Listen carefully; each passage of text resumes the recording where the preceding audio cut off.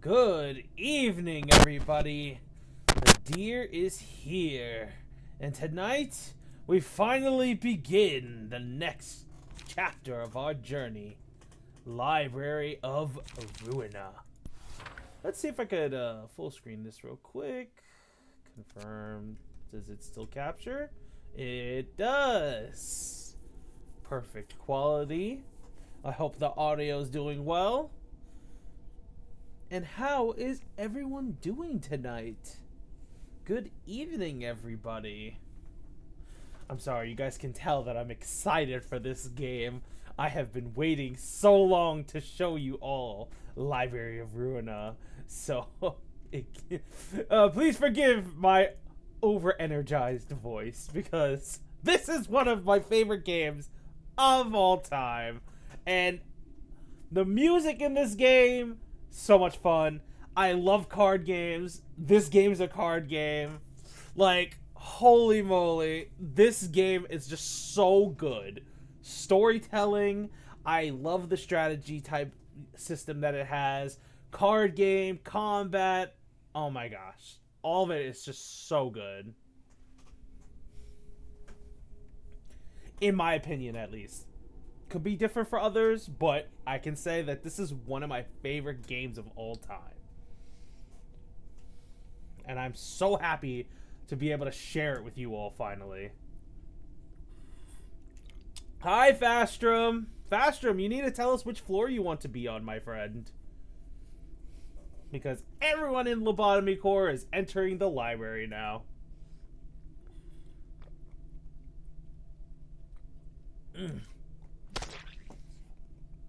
Is that delicious? I love ice cream. Hi, Lupin, welcome. Bastrom, welcome. Dridge, Ghost, Starla, welcome. We don't even know if we're gonna be able to get natural sciences tonight. We'll see, we'll see. Welcome in, everybody. As always, we're going to wait till the 6-minute mark. We're going to wait till the 6-minute mark on the live stream for us to begin the actual game. That way people have time to come on in and get comfortable and all that jazz. While we are waiting, how was everyone's day today?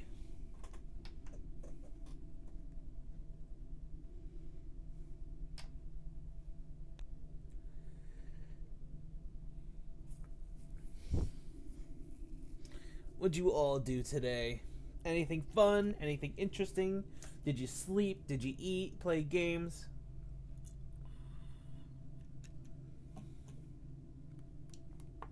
Hello, Pokey. Hello. Welcome. Welcome.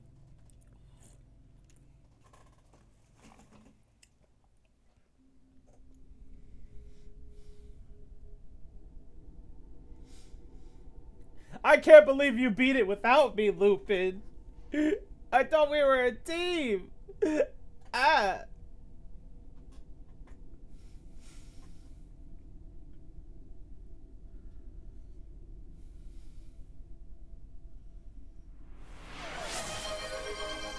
Was your day full of ice cream?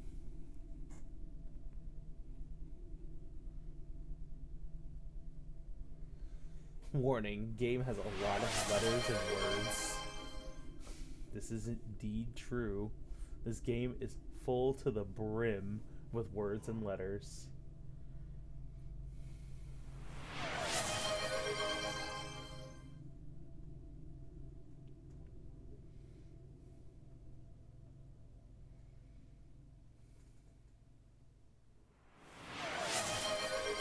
Now, I have a question for everybody. This game has actual voice acting, but it is Korean dubbed. Would you guys like me to not voice act this game and simply allow you guys to read the text on the screen? Or, I already defaulted the voices being off, I can voice act for you guys.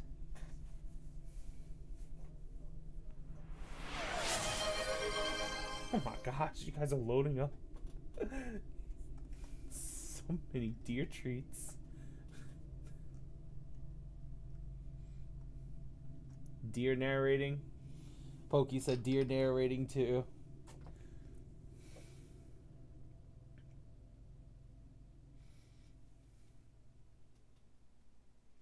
Okay. Then I shall have the voices off, and I shall do the reading for us. And, oh boy! There will be a lot of reading. Okay. Oh, we have to wake the Boogie! Boogie! Boogie! No! Someone wake the Boogie up!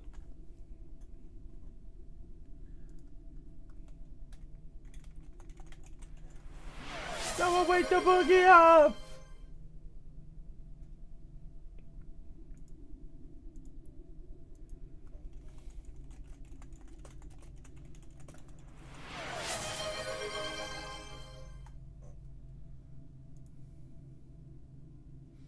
Aw, I appreciate that, guys. I do my best. Honestly, I wish my voice mod had actual voices I could use for the characters lined up, so that you guys actually had different voices to entertain yourselves on. So I will do my best. Alright guys, we've hit the 6-minute mark. We need to begin now. So, let us get started. Yes. Scene 1. Canard. I go out to the street, my hands in my pockets. I still cannot leave this place. Even at the end of all this, I cannot be free. Am I not allowed to have a dream that is beyond my means? Damn it. The purple tear. Can't believe this is how she handled it. What the hell happened? What's with all this smoke? Guess I'll have to trust her. I'll only say this once. I despise verbose and roundabout speech that doesn't get straight to the point. So don't try to get wordy. Just answer my questions. You don't get to question me either. Where did you come from? How did you enter this place? And for what purpose? Well, who are you two? Oh boy, I'm suddenly getting all nauseous. Suddenly getting all nauseous. Ah! My leg! I warned you. You crossed the line. Let me ask you one more time. Where did you come from? How did you enter this place? And for what purpose? I was just walking around and ended up here before I even realized it. I have no idea how I got here. Damn it. Blood's gushing out of my right leg. I swear I wasn't trying to trespass. I don't even know where this is. I woke up around 1 p.m. and started walking around the streets of District 13. Since I was just out and about, I figured I'd go wherever I wanted. So I decided to drop by Ham Pang Pang. Heard they served a weekly special sandwich. Anyway, I had bills to pay. Got no jobs. Had to make a living somehow as a one-man off. Ah! You dragged on too long. I'll be taking your left arm and left leg next. You have no purpose, and you don't even know how you got here. Just who are you? Just an ordinary fixer who's hit rock bottom. What the hell is this place? And who are you? Ah! Come on! Taking 2 limbs at once is cheating. I'm the one asking the questions. Your name? Roland. Good. Welcome to the library. We've yet to serve any guests, and then suddenly you appeared out of nowhere. It took me quite a bit of effort designing this library to ensure that no uninvited guests could enter, you see. Damn it. These limbs are all I had. I don't have any cash or mortgages to get new ones anymore. Seems he's fainted. Wake up. My legs. My arms. Wait, they're all intact? You should be able to swing your arms and walk again. And I made a few readjustments to your body to make it a bit easier to use. Although you did trespass on my library, I also took your limbs away without your consent, so I'm giving you these as an apology. I'm quite patient and generous, you see. Patient, my ass. Am I really supposed to be thankful for this? And, your warning isn't in effect anymore, right? Nope, not anymore. I had a few thoughts while you were knocked out. And here's my conclusion. You'll help me out here. What? Huh? Do syndicates these days kidnap people this way too? Or is this one of the wings? I heard rumors that they abduct test subjects from here and there for singularity research. An acquaintance of mine apparently began jumping between dimensions as a side effect of one of those experiments. My life really is an unlucky mess. This is the library. I don't know the syndicates you're talking about, but this place isn't a wing at least. It doesn't really matter. Whatever the case, I'm trapped here, and you'll exploit me, right? Yes, I'm letting you live for 2 reasons. First, I need an analysis of how you could enter this place uninvited. Sending you back or neglecting you without knowing the reason could pose a significant threat to the library. Well, it's not like you can leave without my permission anymore. Second, from now on, I will be collecting books about the city in search of the one absolute book. And I want you to help me with this process. Since you are a resident of the city, I expect you to be helpful in various ways. I knew this would happen to me someday. People would disappear without a trace, only to be found as chunks of flesh much later. I used to laugh at those poor folks for being helpless and unlucky. But now I see it has nothing to do with carelessness or anything, huh? Just happens without a moment's notice. Don't be too concerned about your life. You are not allowed to die here unless I permit you to. Damn it. So this was a crazy laboratory sort of deal. Do you, like, shove random stuff like corn kernels and clockwork into people's stomachs and turn them into walking popcorn-spewing popcorn machine men or something? This has got to be the worst.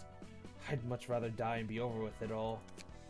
If you keep spouting such nonsense one more time, I'll gladly turn you into a human popcorn machine as you so wish.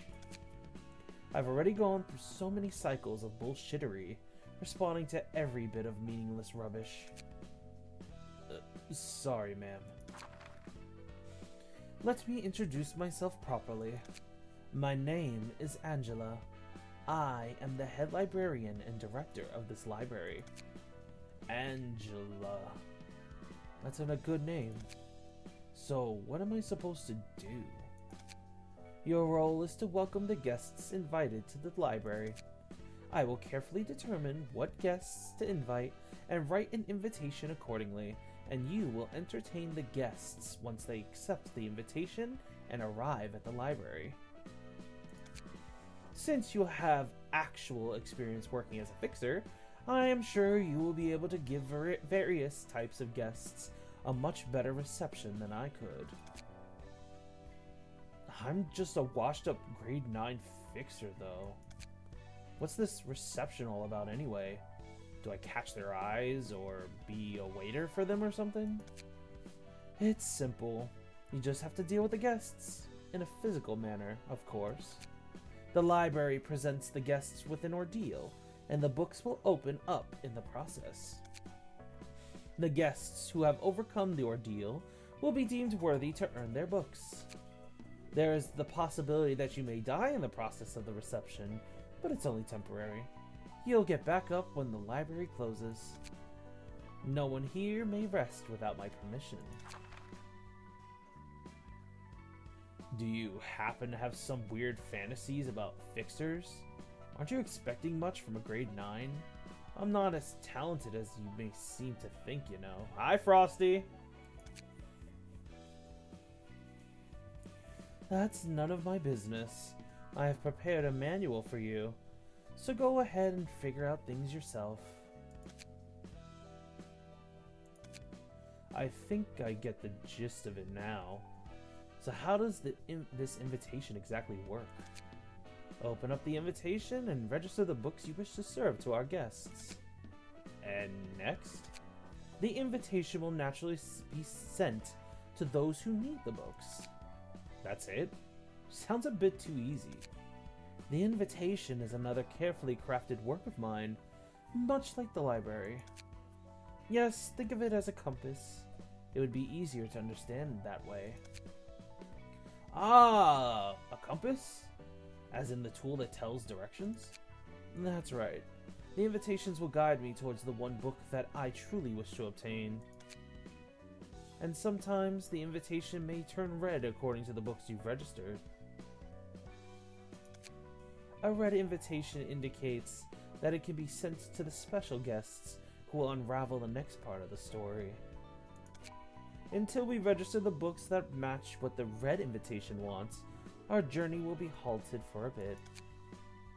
But there's no guarantee that the guests will always respond to the invitation, right? In fact, there is.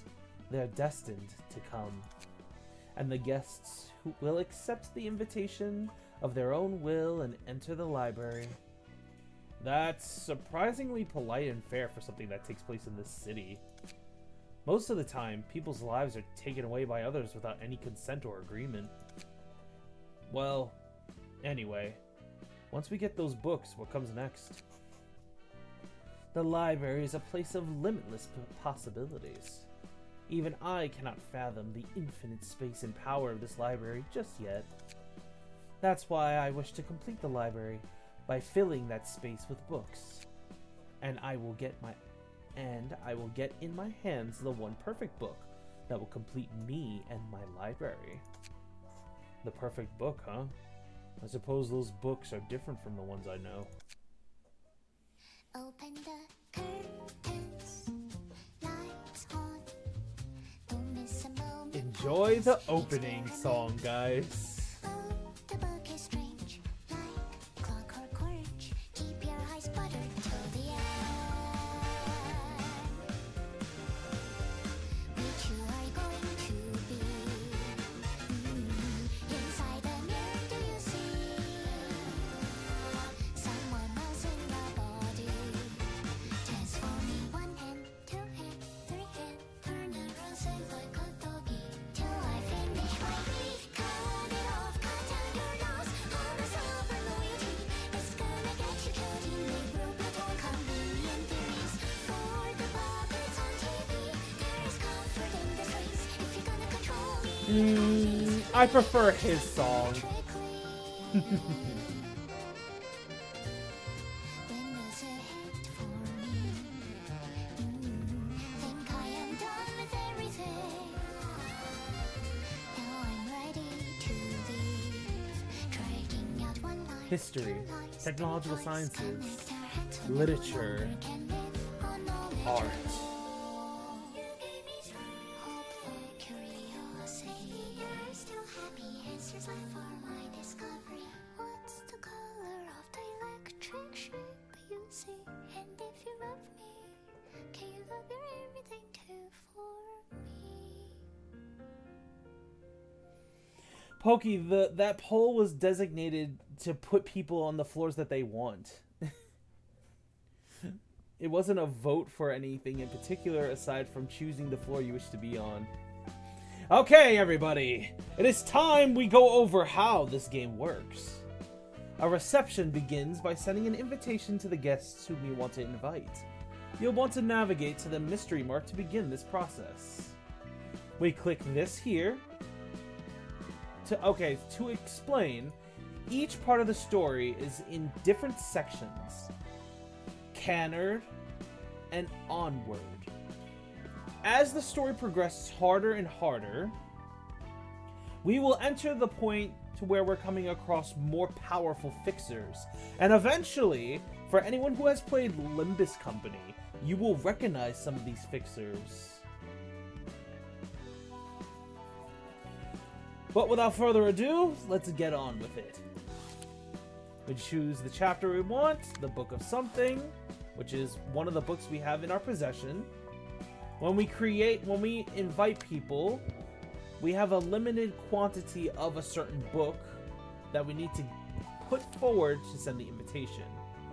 Just like any roguelite, if we lose the books that we had to summon them in the first place, and we have to do fights again and again.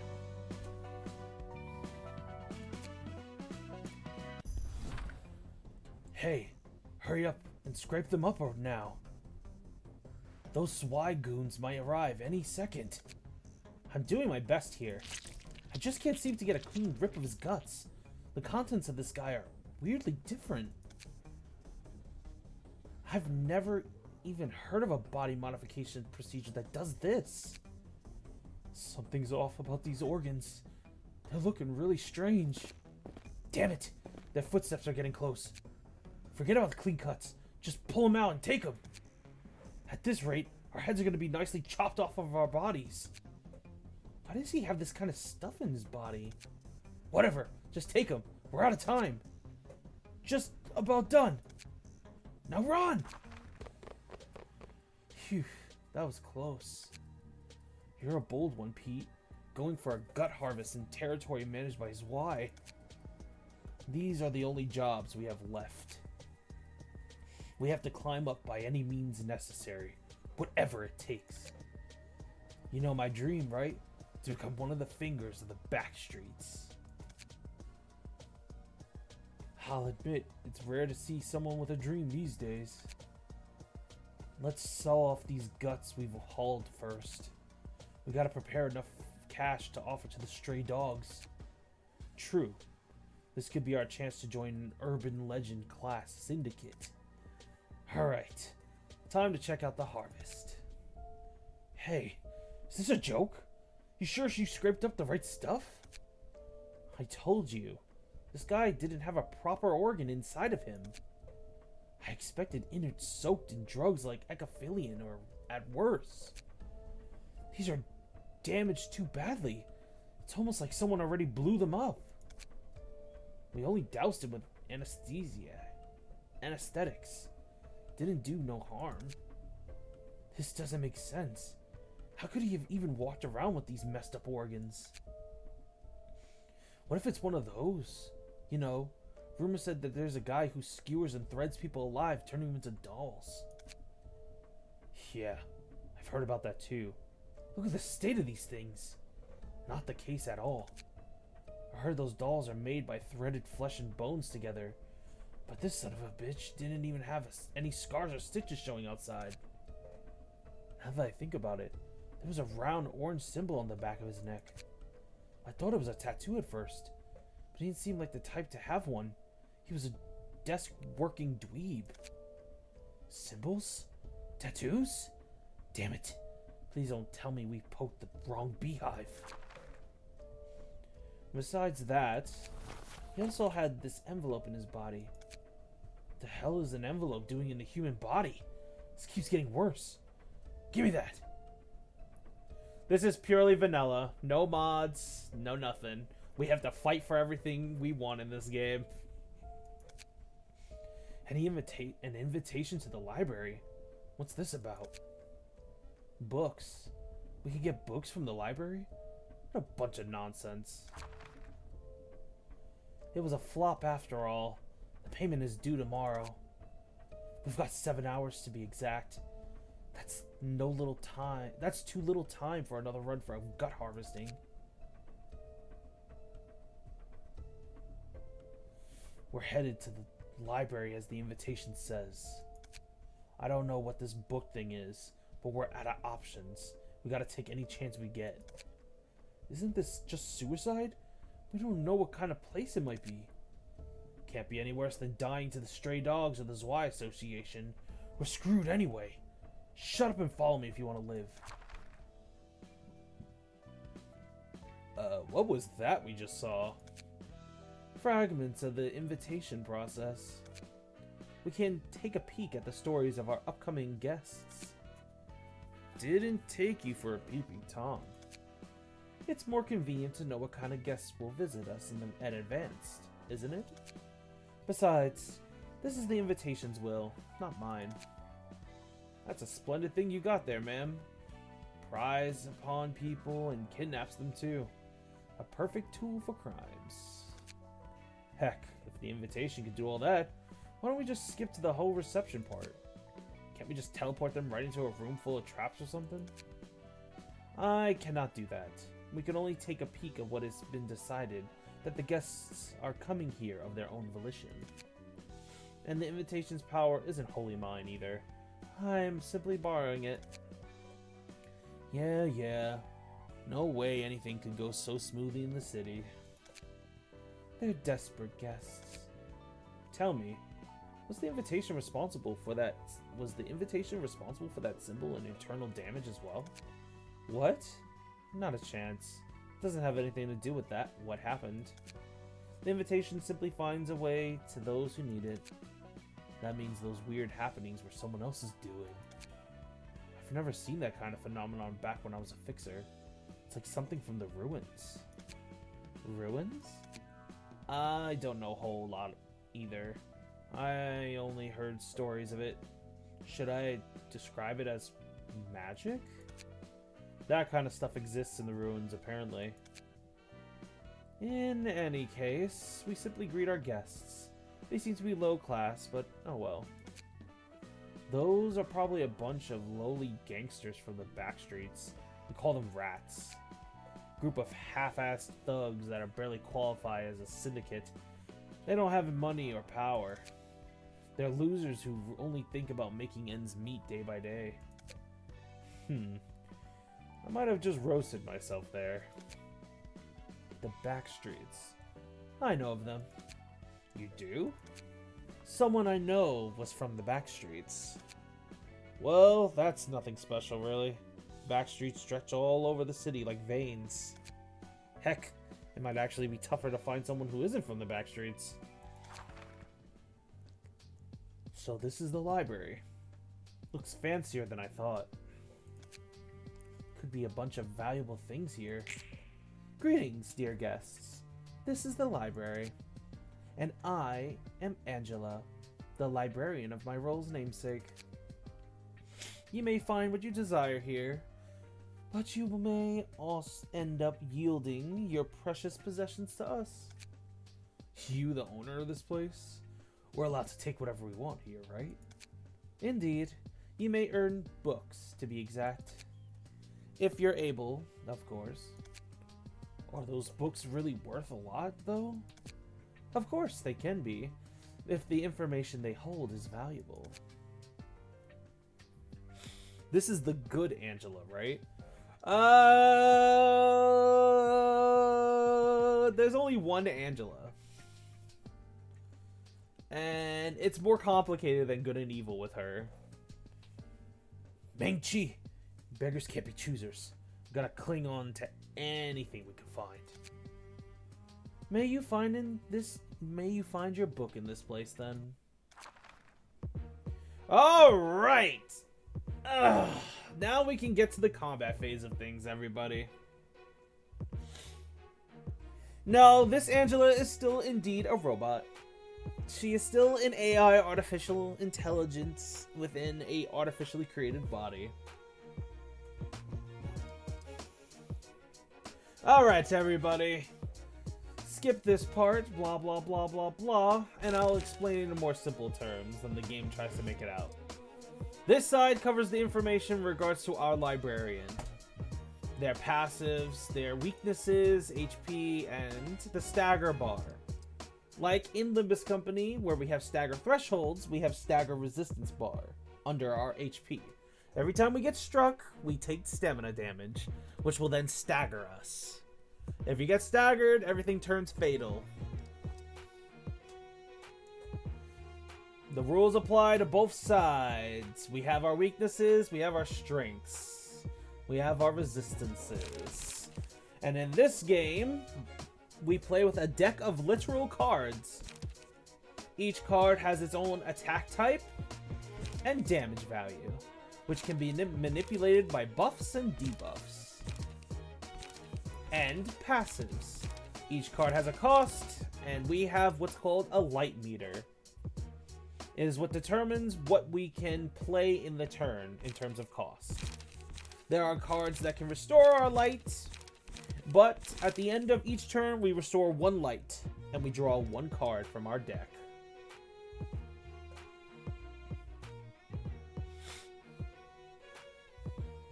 Estridge, what's up?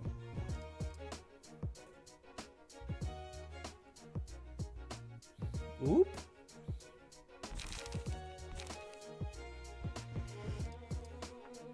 Oh boy. Give me 1 second, guys. I will try to remedy this.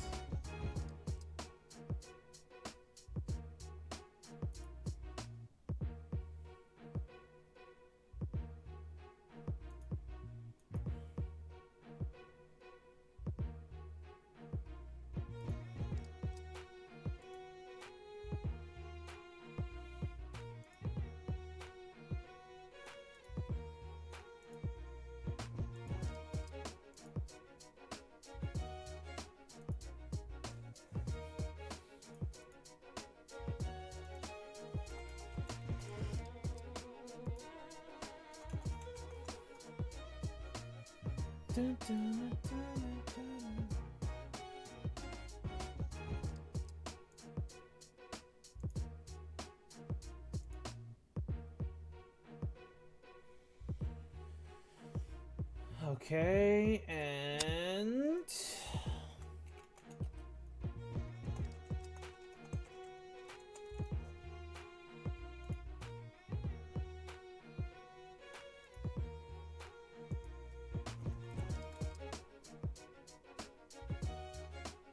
alright, so the Pokemon Mon has been uninstalled and reinstalled. Outside of that, there's nothing I can do.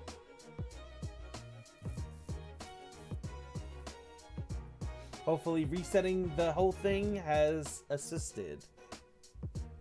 Anywho, it's time for combat, everybody.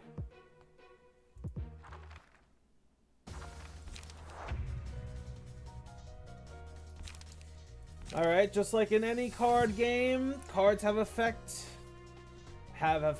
that will tell you what they do on hit, on use, etc., etc. Self-explanatory.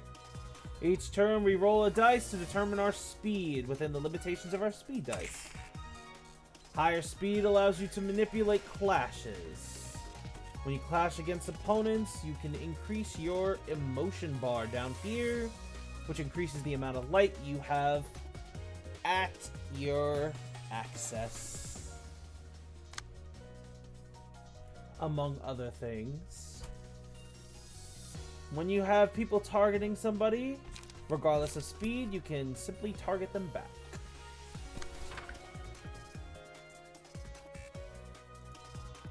When we clash with our opponents, they have also the ability to obtain emotion coins. The team's emotional level will determine based on how many people have reached a higher emotion level, which will change the music of the game. It's pretty much a way to show who has the advantage in the moment. And now, to explain actual cards. So, whenever you play a card, each card will swing with the power shown on the card, plus any buffs that you may have. So, that means, since it says 3 out of 5, the dice will roll between 3 and 5 to determine each strike's power. If our card is stronger than their card's roll, we will actually be able to beat them out, clashing properly and dealing damage to them. Like so. Each strike's damage is determined by weaknesses, etc., etc. Defensive dice, even if they lose, they reduce the amount of damage dealt to you. And evade will actually allow you to dodge an attack outright.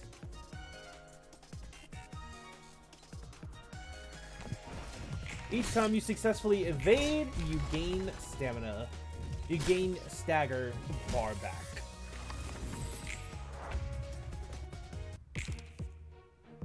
Alright, Frosty. See you in a bit.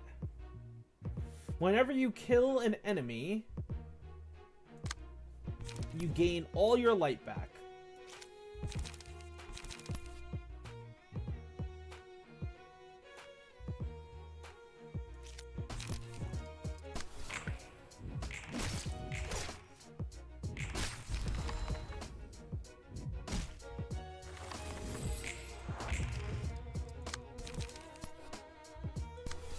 Here's the example of defense. When a defensive dice wins against another defensive dice, it simply cancels out. Dodge does nothing against dodge. Shield against shield, however, will actually do quite a bit of stagger damage.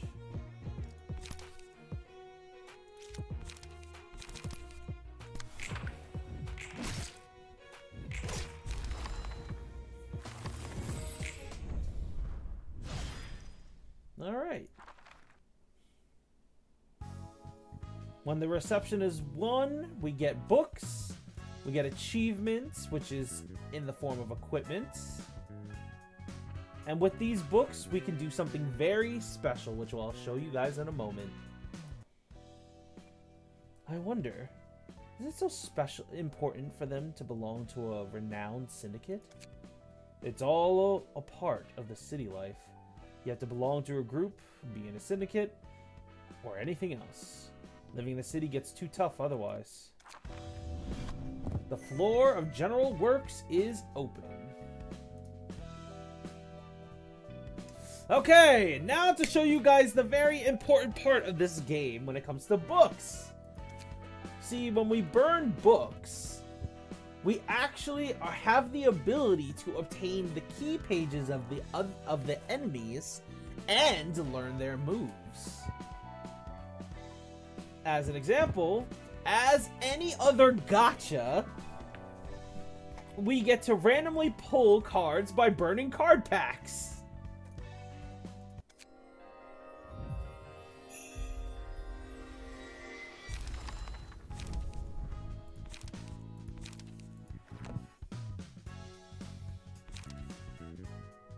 On Clash Win, inflict 2 bleed. Next scene, bleed.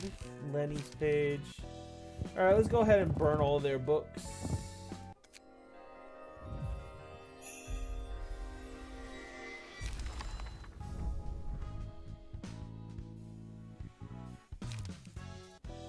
So the thing about this game, however, there's a specific limitation on key pages. Unlike the cards that infinitely respawn as we get all the cards, key pages are a different story. We can only get a certain amount of key pages of a character. But when we equip the different key pages, we get to change our outfits and our decks. Now we can do a custom job. And as any other player of Limbus Company knows, you bleed. Bleed, yes, bleed. We like bleed in this household.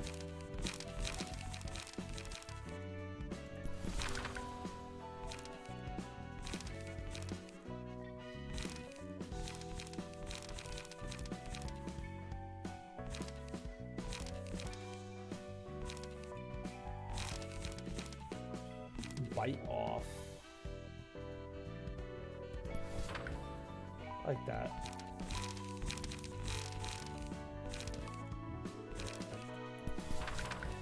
Dun, dun. Yep, you can dress up while doing it too. And when we get future pages, you can actually change your appearance to the page that you want, regardless of the key page you have.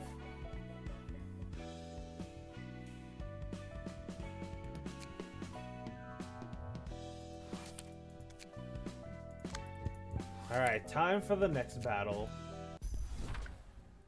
Foiled again. I didn't go through all this trouble becoming a fixer just to do mundane chores like this. You know how it is. Only a select few get to rise up the ranks. But still, we might see the light one day, if we start with a smaller task, don't you think? I envy your optimism, Finn. But a request like, please find my lost cat before night falls, is seriously not it. Garbage offices get garbage requests. Yeah, Finn. You probably had better things in mind when you became a fixer. You know, a bigger field to play on. I'm sure I'll move to a nicer office and become an associate fixer someday if I keep working hard. Then I might... That's odd. There's this envelope in my pocket. It says the invitation. Smells fishy. Can't overlook something like this. Besides, if what's written on the invitation is true, those books would be an interest to several associations. It is interesting, but you don't exactly know what's in the library, right? We should report this to the office first and take care of it formally. I ain't about to feed a garbage office that won't feed me. We're going first if you don't wanna. They call themselves fixers. Do you happen to be friends with them? What? Look, assuming all fixers know each other is... It's like picking two random pedestrians and hoping they know each other. Your question is basically asking these two strangers, you're both humans. You must know each other, right? You get what I mean? I should expect to see many different kinds of fixers if what you're saying is true. Pretty much. Okay, let's get to work.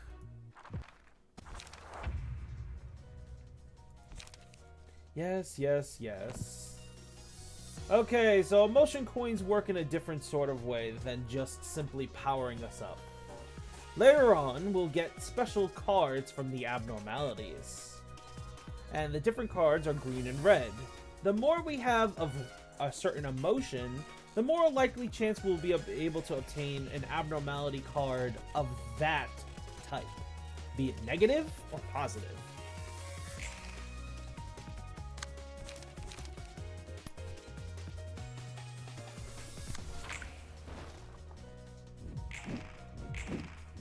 Oh, what the frick? Ah!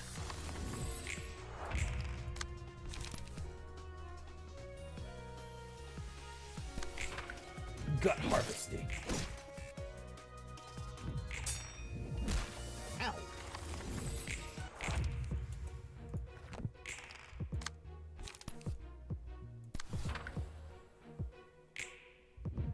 Dirty blow.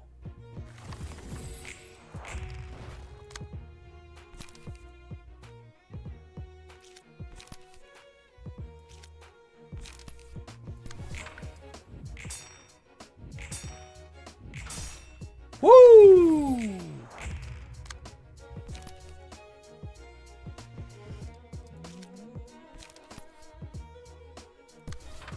Dirty blow.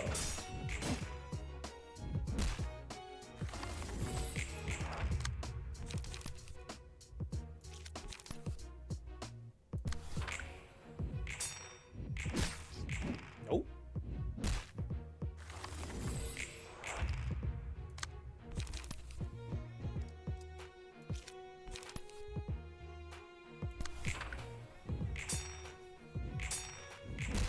Oh my god.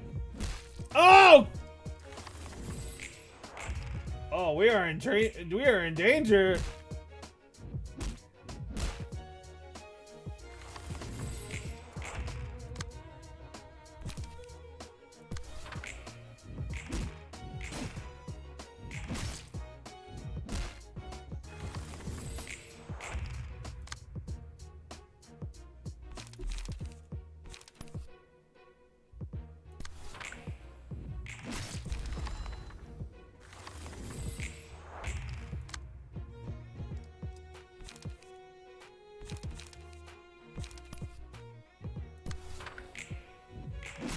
Boom. Victory. Oh my gosh, RNG, please. You're scaring us.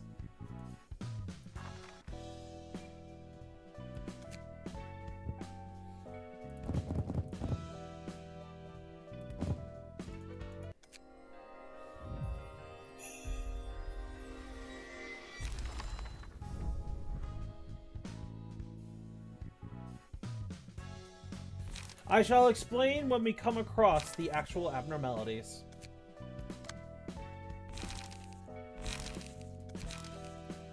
Ditch this. We want better pages.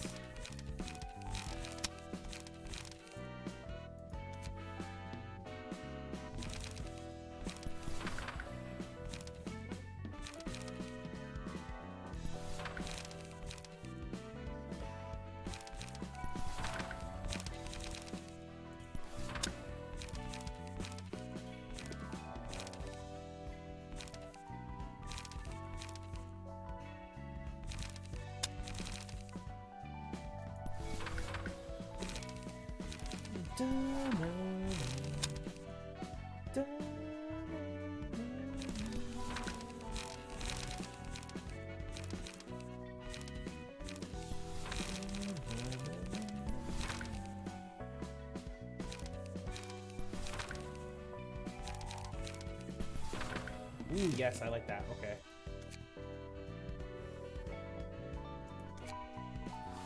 Moving on to Chapter 2.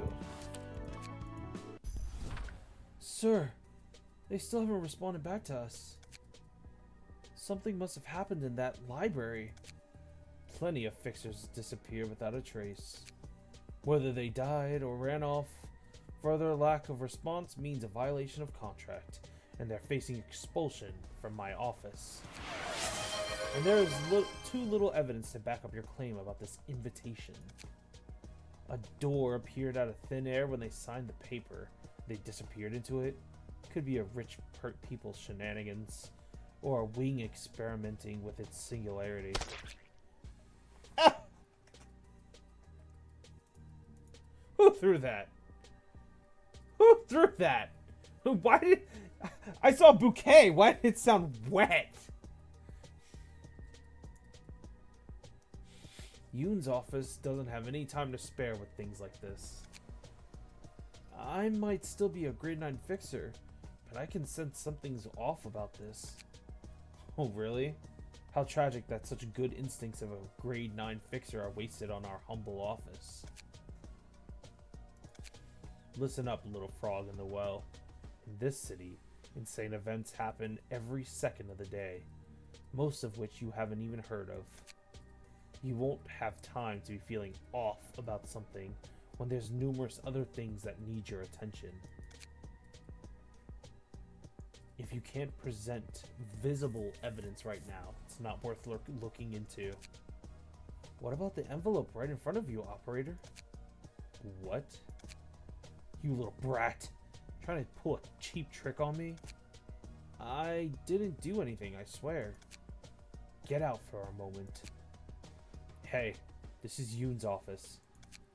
Got a good lead this time. Lend me some cash so I can hire a few. No, seriously, I have a good feeling about this. True, it can end up failing like you said. I can check just one more time if you want. Not exactly fond of this method, but... Yep, I have one guy fit for the job. It seems like fixers must report to their office before they even begin working. Well, that's formally the case. I could bypass that since I ran a one-man office, though. Fixers aren't any better than syndicates when it comes to greed. And it looks like this guy's trying to exploit a naive kid, too. So this is the library. Oh my gosh, Yoon. That's right, he sacrifices this poor boy. Yeah, Yoon said we might even get a sponsorship from an association if I succeed. I'll do my best. Greetings, Fixer. I am Angela, the librarian of my role's namesake. Hello, I'm Finn, a fixer at Yoon's office. Is it true that I can find books containing lots of information in this place? Yes, of course. You were given the invitation for that exact reason. May you find your book in this place. Poor Finn.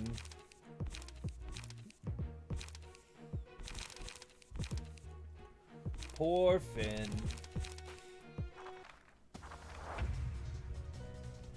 This little dude only has 18 HP.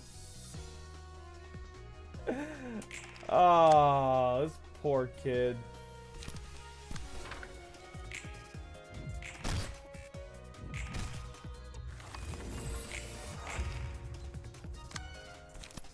I'm sorry, Finn, but goodbye.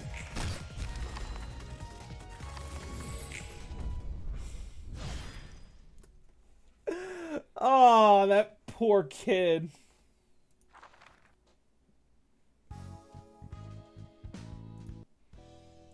Oh boy, it's not all that delightful to see such a young rookie fall like that, all things considered.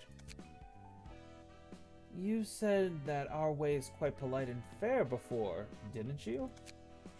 That most of the time people's lives are taken away by others without any consent or agreement.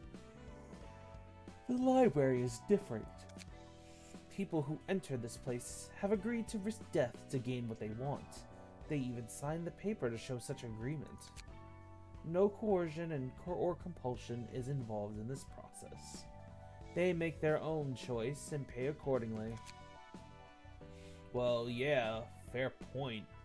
But still, it kind of feels dirty in a way.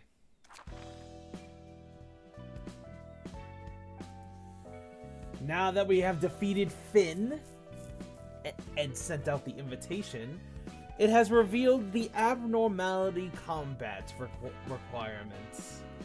Each time we ascend to a new floor or enter a new area or finish a new battle, requirements for an abnormality combat situation come up, to where we face an abnormality to obtain a bit of its power for ourselves.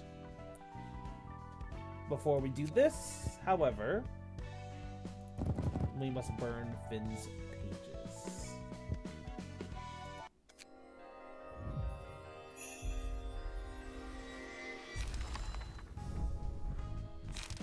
We got his key pages, but unfortunately, poor Finn. Poor Finn.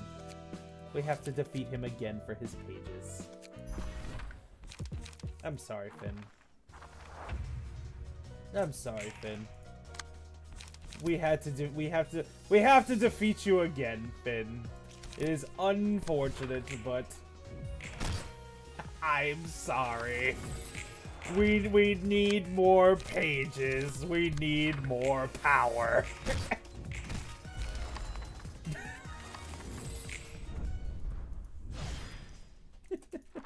We had no choice. We need the pages.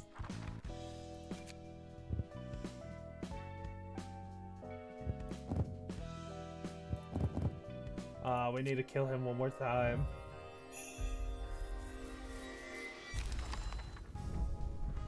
We need to kill the boy one more time.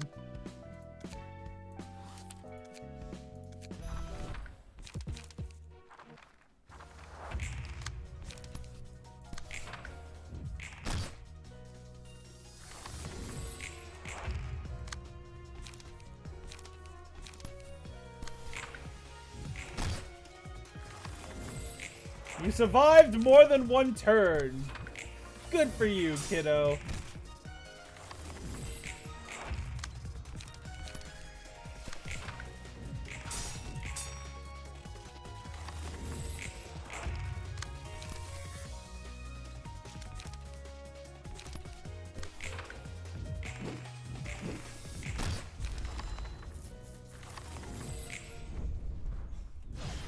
He's not a child. He is at least 20.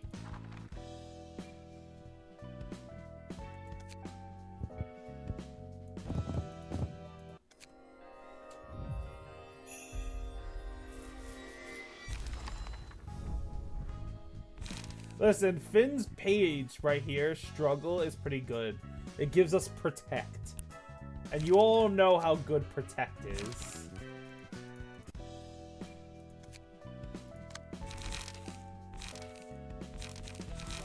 Okay, empty this. Switching pages.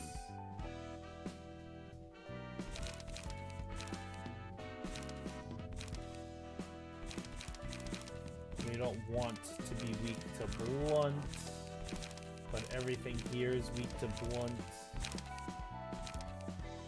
Switch to this. Alright. Let's cook. The entity we're about to fight is resistant to slash. So we need to focus on blunt-related damage.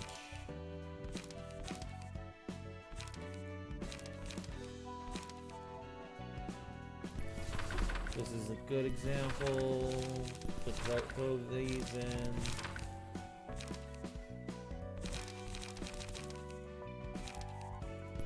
Throw one of these in.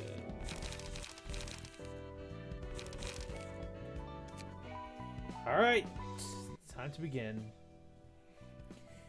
You seem to be doing your job meekly and well for someone who complains so much. What else did you expect after greeting me in such a violent manner? Heck, I'm shocked hard. I find myself in the middle of nowhere and the first person I meet blows off my limbs. I was lost at first, but I get the gist of receiving guests now that I've tried it a few times. Though I do still have a complaint. Complaint? Sheesh, man, again with that stare. Can't say a thing. Just tell me what you mean. I mean, well, it's kind of tough to receive all the guests alone. Guests arriving one by one I can deal with, but when a whole group enters, the first thing that comes to mind is how the hell am I supposed to fight all of them? There's gotta be a point where one person is no longer enough, right? It's only working right now because all we've been facing were mere minor syndicates and stuff. The whole fuss about heightening emotions? He said I can't just kill the guests outright because of that. What's that odd face hinting at? There is a way, technically speaking. Although I'm not certain if it's for the best. You're gonna join the fights in? You're gonna join in the fight yourself? No. There are entities that could be of help. However, and those entities are the beings that used to wield tremendous strength and power, but are now too transient to maintain a physical form, hardly holding on to existence. I don't remember seeing any living beings in this library other than you and me. They're asleep inside books, where the perfect environment for them is simulated, along with the librarians who will be assistants of you. Librarians? Entities inside books? That's all you need to know about them for now. What matters more is that they can be useful for the library's growth. Alright, let's say that's the case. How are those sleeping entities supposed to help us exactly? You have to enter their books and free the librarians trapped within. I believe they're under the influence of the abnormality's power, for various reasons. Since they're highly unstable, they won't easily trust us. You're basically saying they'll take us for invaders. Correct. If you can overcome all the ordeals presented by them, they will come to accept you. Instructions still unclear, ma'am. You said they're as mighty as wet paper now. You sure they can give any help? We're not making the abnormalities receive guests for us. If they can be understood and accepted, they will empower the librarians directly or indirectly. Still too ambiguous, I've gotta say. Anyhow, what you're saying is that they'll present us with ordeals, basically. We have to overcome them to earn their recognition and borrow their powers. Entering books. Sounds like something out of a fairy tale. We'll need their power to heighten the emotions of our guests to the peak, after all. I wish you success in there. Sure. Anything you say, ma'am. Enter the Book of Bloodbath. The first abnormality we fight is Bloodbath. The tub where Carmen tried to end it all.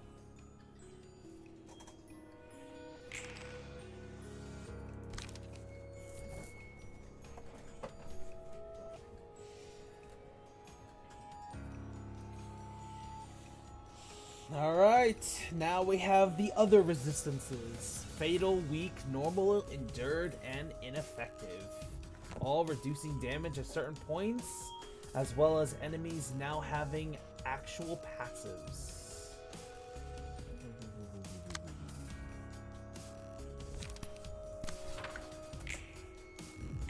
Bonk.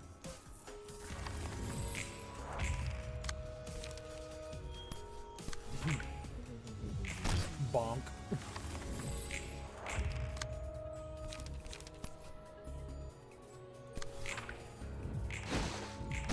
Bonk.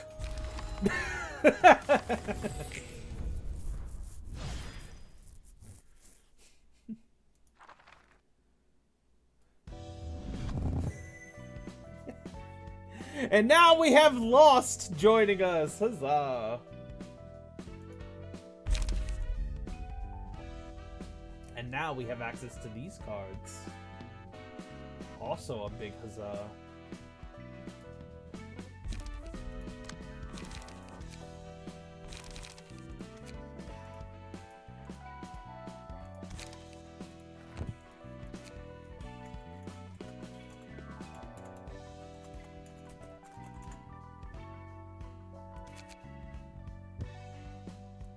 Let's see if I remember it correctly.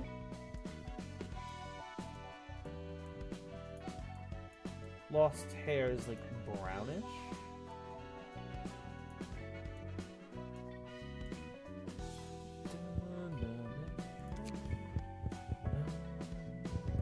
The customization in this game is a lot better than Lobotomy Corp.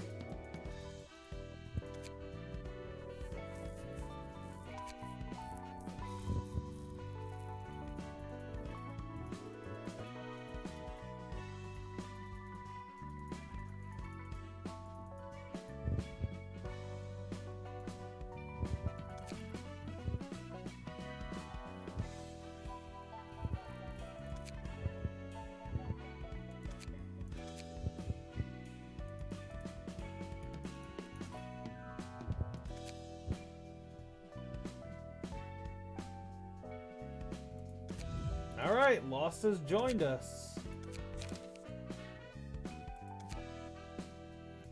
Now I need to give him an actual page.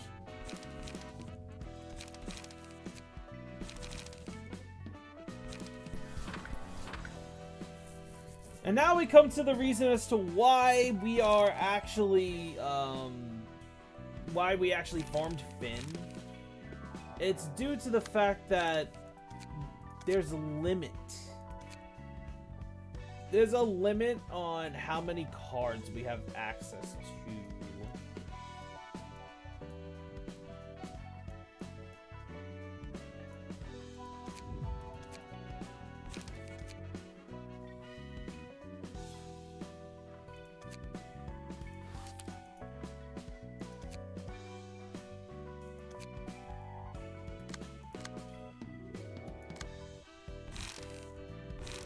Save this setup. No, leave it alone. Empty this bookshelf. And slap on. Stations. No! We need to go into an actual deck. What am I doing? This three. These three.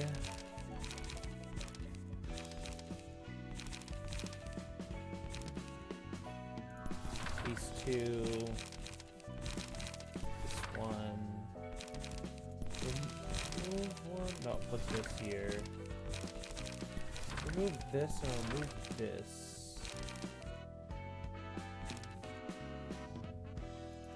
Put two of these. Hell yeah. Save that deck. Load it up. Huzzah.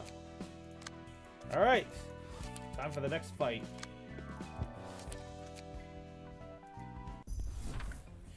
Finn has failed as expected. He wasn't gonna last too long anyway. What's up, Dredge?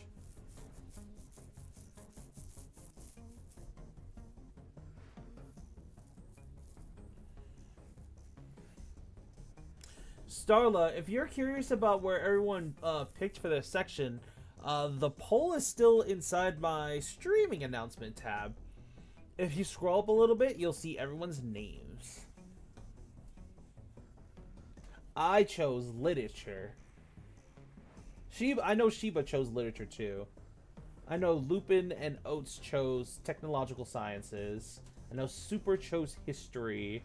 And I know the Boogeyman... The Boogeyman chose art. I think Pokey chose art too.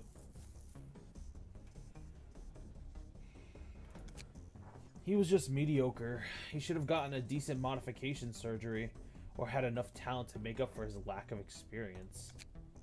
But he didn't have any of that. He was nothing more than an overconfident brat. Too bad. I kinda liked his affable and cutesy attitude. Though I agree, he was bound to die sooner or later. Congratulations, by the way. You must have more options now that you're a grade 8 fixer. Yep. So you better be careful. If you don't pay me well enough, I might move to another office.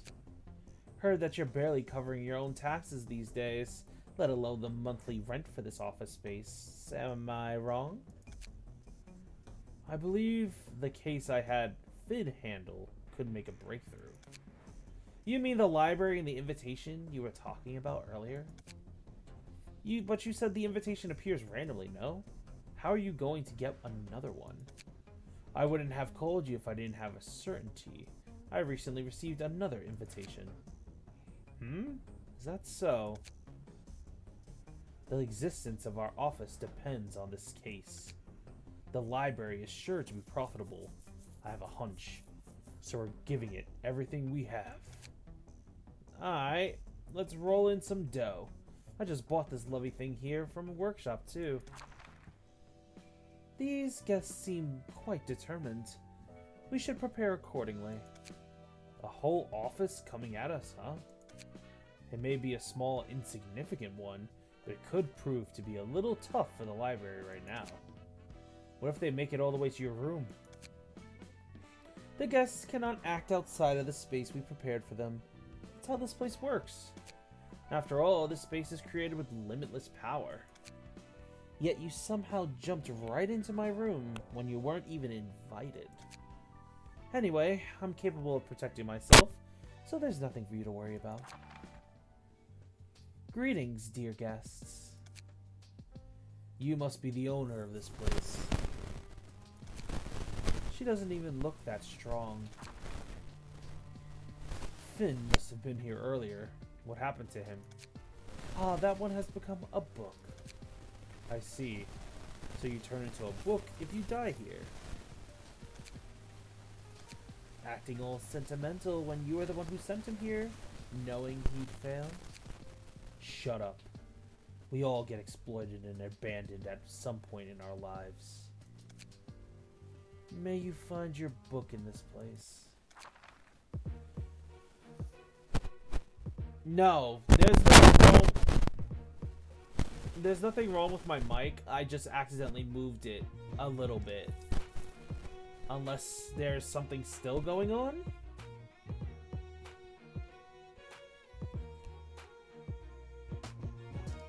That's just me moving my head, no? Yeah, that's just me moving my head. My headset's a little uncomfortable because it's a little hot. I apologize.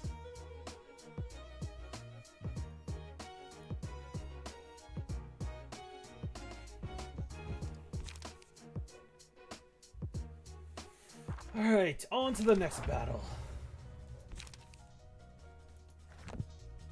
I already explained that emotion coins determine what abnormality pages we get. Now that we have two individuals here,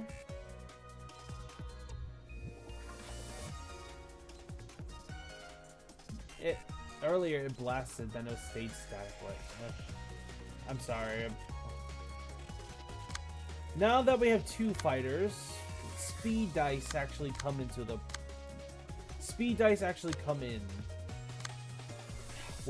Sorry. Speed dice actually come into actual judgment decisions. In other words, we can change where someone is trying to attack if we have faster dice, forcing them to change their target. Words are hard.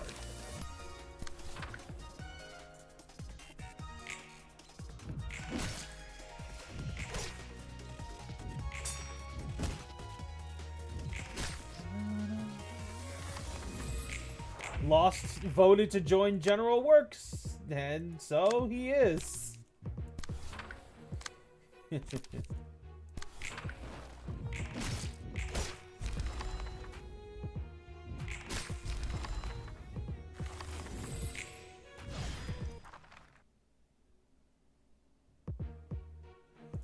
Alright, now we have been introduced to different acts.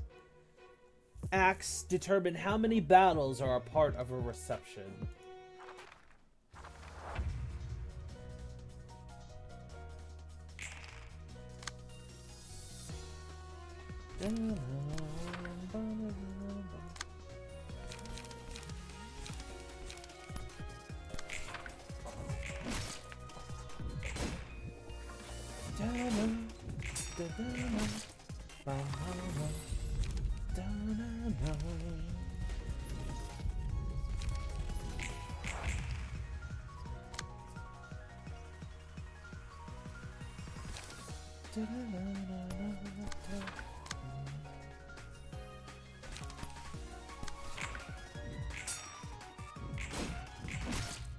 Ha.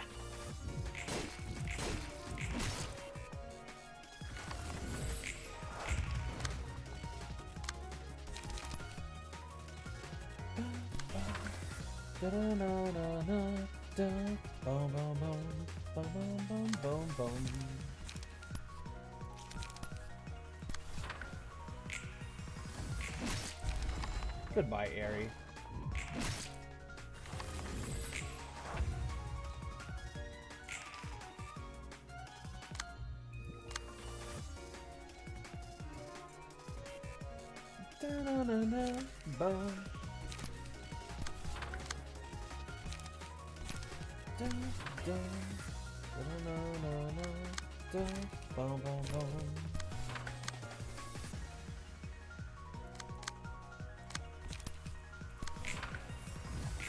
Oop.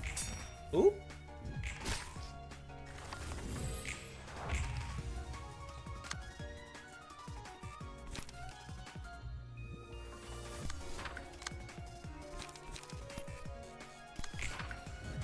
Block.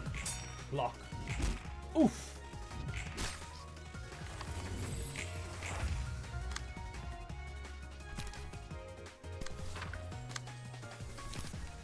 Gut harvesting. So I'm turning into a book as well. This isn't what I expected.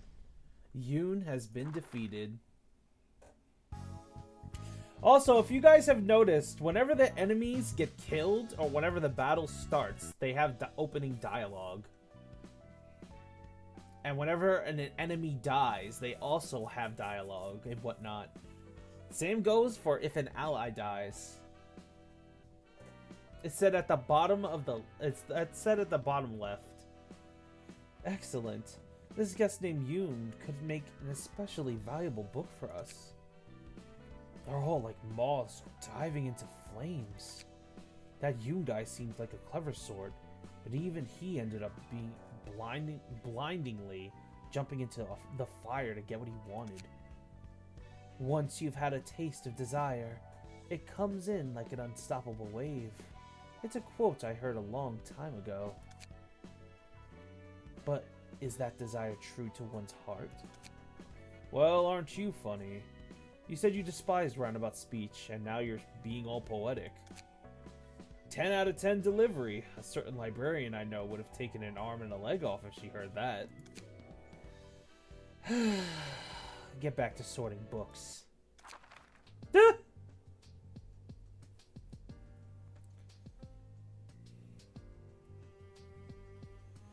It's just as Angela said.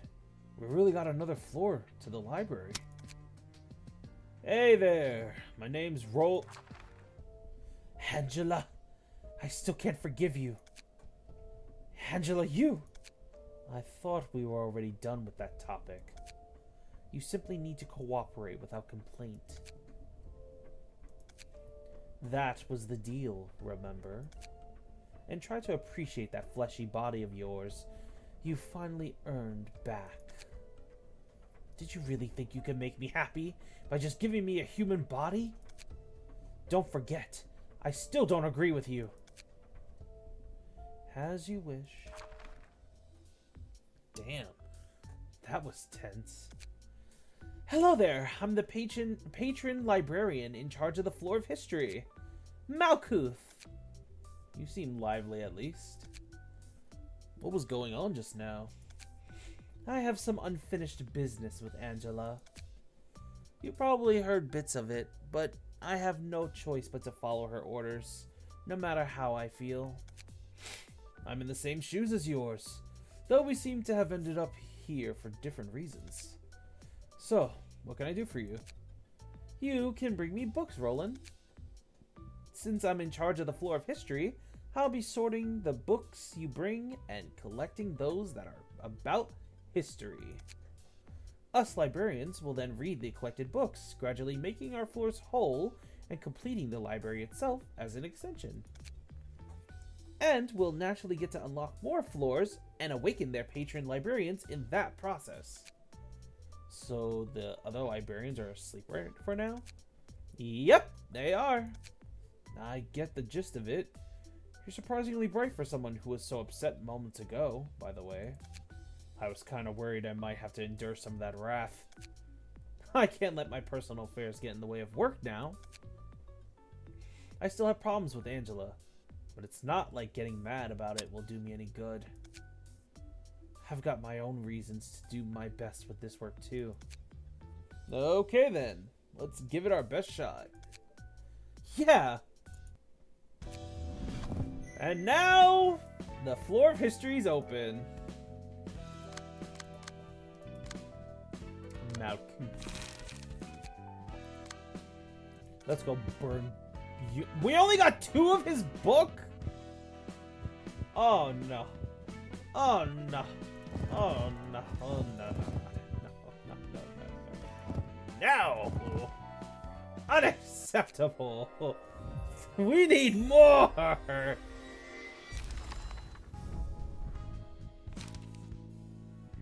Hey. Quickness. Feeling good. Inflict fragile. You're too slow. Inflict fragile. Commandeering.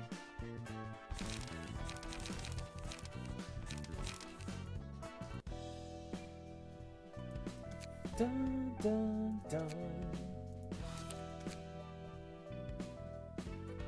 Itchy. Then go get some sleep, mister. Rest well.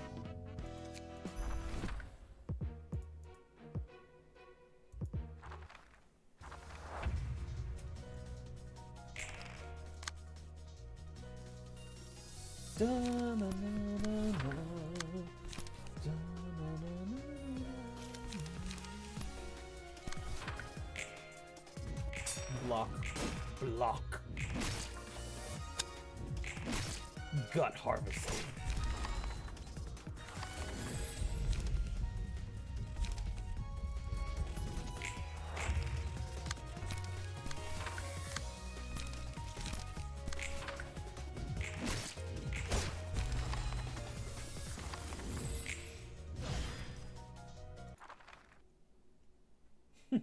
Everyone probably forgot about Finn.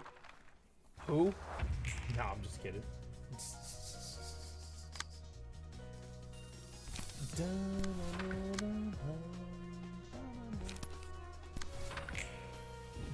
Blocker. Blocker. Gut harvesting.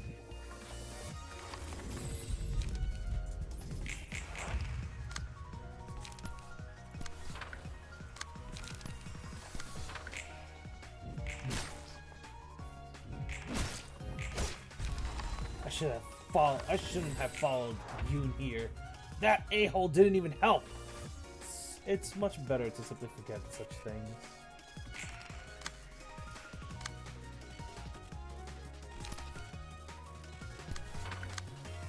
Oh my gosh. Block. Block. Gut harvesting. So I'm turning into a book as well. This isn't what I expected. I did tell you guys you would enjoy the music.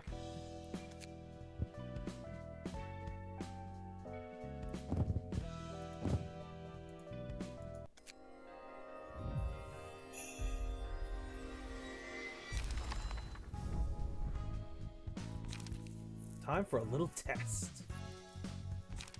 Feeling good.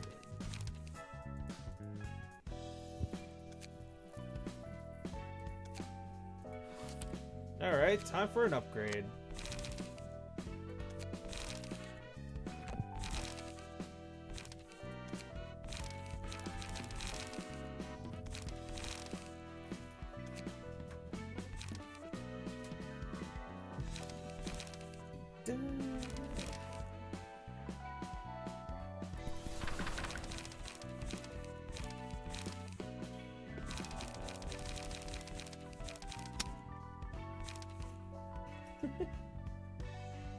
Giving me head pats. Head pats.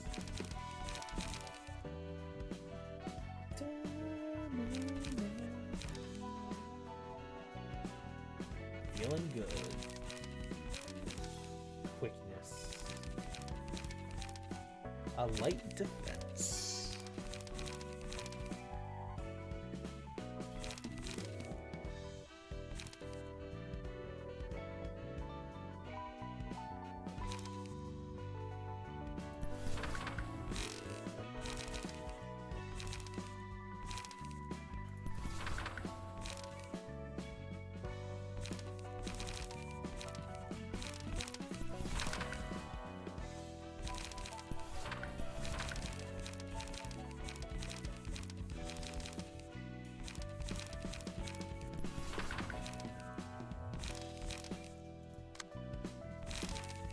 This.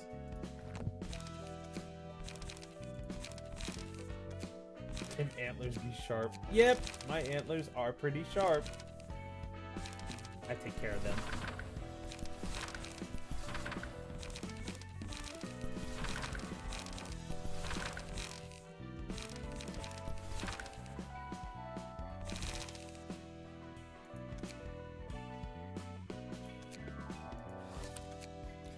Next phase.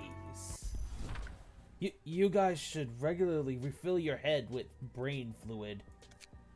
A dry brain dulls your thoughts. I knew I've been feeling so hazy these days. Where are we going to rob this time? I think we should go for a workshop. Workshops are rich, and they have useful components too. How about an office? We should earn some infamy if we take down an office or two. I don't think we'll get anything valuable from the offices we can take on right now. A restaurant then. I like delicious stuff. You moron. Did you already forget why we got our new bodies? But because we wanted to focus on earning rather than having to worry about food and sickness. That's right. We're enduring like crazy. These bodies just need brain fluid, fuel, and some repairs from time to time. We can make money without feeling hungry or thirsty. That's true. It costs a fortune to get ourselves whole body replacements. But it's still uncomfortable. I know I don't have to eat anymore. But I keep thinking about all the tasty things I had before, and it makes me want to taste them again. That's because we got cheap bodies from a cheap workshop. We just have to earn more. Then we can replace our bodies with better ones.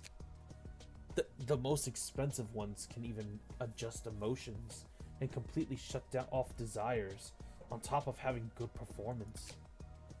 But those are almost as expensive as a Nest household. We can worry about that later. Let's focus on money making right now. It's all about money in the end. So don't bring up restaurants. You're making me want to eat stuff too. Mo, there's a piece of paper stuck in your body. I like how this body doesn't have any sensory systems, but it's annoying to be unable to feel things like this. Let's have a look at that piece first. I don't think it was in your body until just now. But maybe we got too infamous and someone sent us a calling card or something. Or maybe a coupon for yummy new food. Are all syndicates composed of such half-witted individuals? I was expecting someone more refined. It all depends on the syndicate. The city's crowded with them.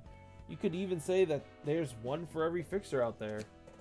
A number of thugs gather up and do things under a name, and you get a syndicate. They're involved in all sorts of different businesses, so it's hard to give a general description beyond that. They seem sloppy. Are those machines? They aren't machines or AI, despite their appearances. Pure machines carrying their own emotions and desires have long since disappeared from the city. These guys are just using whole body replacements, and low quality ones from a shoddy workshop at that. I see. Alright, shall we prepare for the reception? So we can find valuable stuff here, right? We just have to chop up, mount some monsters, and take some books. This body has strength, if nothing else. We came here for loot. But what if the piece of paper was all a lie? Maybe we were too naive. There's no need to worry, dear guests. In this place, we strictly play by the rules written on the invitation. Yikes! Welcome, dear guests. This is the library. And I am Angela, the director and librarian of my role's namesake. In this library, you may obtain books listed on the invitation, if you overcome the ordeal, that is. Must be one of those ploys by rich folks. It's all entertainment to them. I heard of that. They kidnap people from the back streets, trap them in the labyrinth no one can escape, and make them wander in there, fighting for eternity. Until they die, never to see the light again. We've already come this far. We have to do this. Don't be so gloomy. May you find your book in this place, then.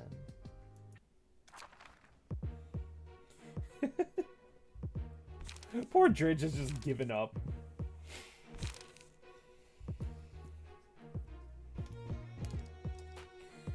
Dridge, how are you trying to catch the Pokemon? Are you doing this?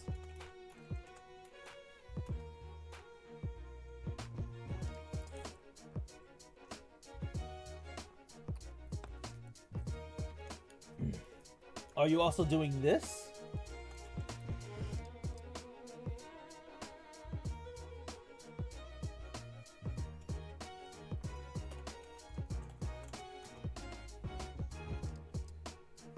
Sometimes writing out the name of the Pokeball also helps as well.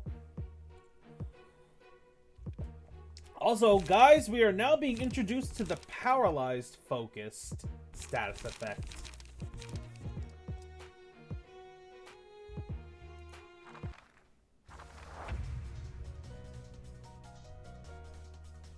Don't think our metallic bodies are stronger than your soft flesh. Money! Money! Money! It must be nice having lots of riches. Maybe I'll like restaurant coupons more than books. Dang! Why are you all jumping rolling? What the flip?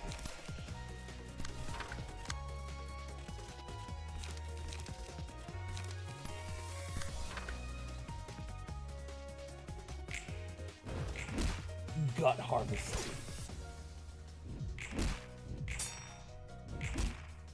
Back up.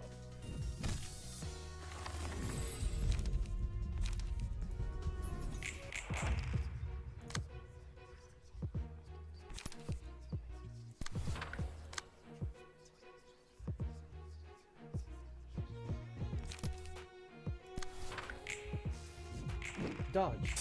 Dodge. You're too slow. Gut harvesting.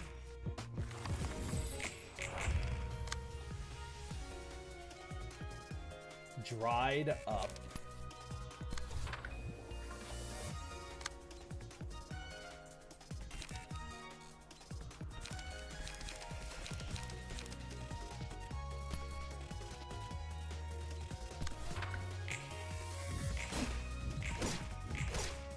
Hey. And you're down.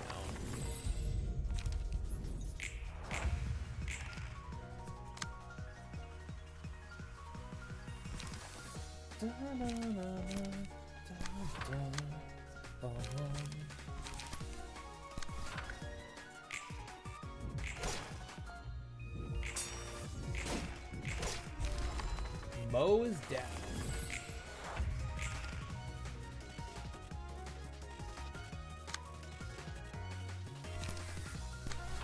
Too slow. Nope. Nope. Nope. It's cold. This feels lonely.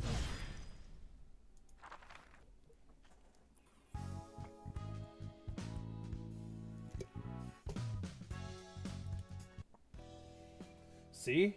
It's not a good idea to keep your brain inside a hunk of scrap metal. Isn't it still better than a frail human body, though? There are plenty of ways to enhance your body without replacing it for another.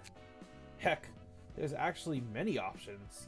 Tattoos, prosthetic limbs, medications, and drugs, you name it. It's all possible as long as you have the cash. Replacing your body with a machine, on the other hand, is a one-way ticket you can't ever go back on. Robotic bodies cannot resemble humans too closely, even if it's for someone swapping out their flesh. Your life goes down the drain right away. When does one put their brain in the machine then? 1, when you urgently need a huge amount of money. You can sell off your old body and organs for a good chunk of cash. 2, when you need to do repetitive work for a long time. I heard mechanical bodies like that aren't bad for that kind of labor. Broken parts can be quickly replaced and desires can be kept under control, so it has its merits. Repetitive work for a long time. What? Interested in getting a new body? No, I was just reminded of my past for a moment.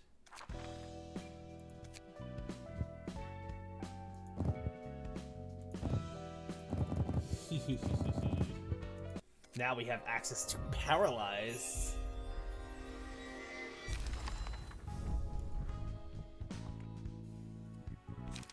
But more importantly, we have access to this card.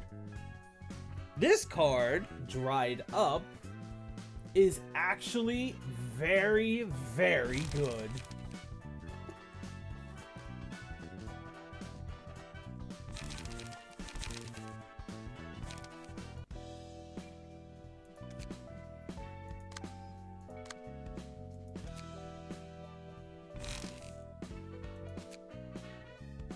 The menu where it shows the characters is what I mean, by the way. Hey dear, could you stay on the menu and real quick? I want to try something. The menu where it shows the characters is what I mean. Where you are right now. Okay.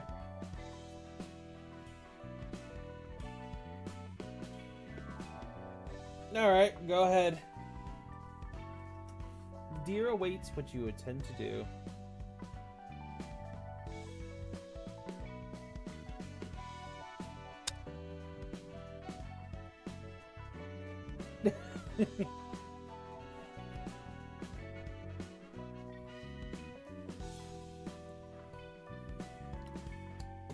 Lamau?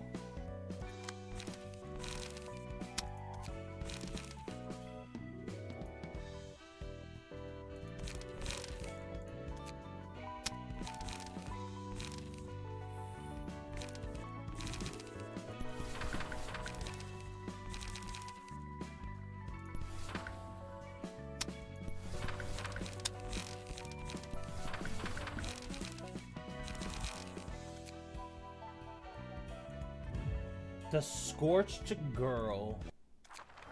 The fourth matched flame. It's grasping onto that charged matchstick like that's its only hope.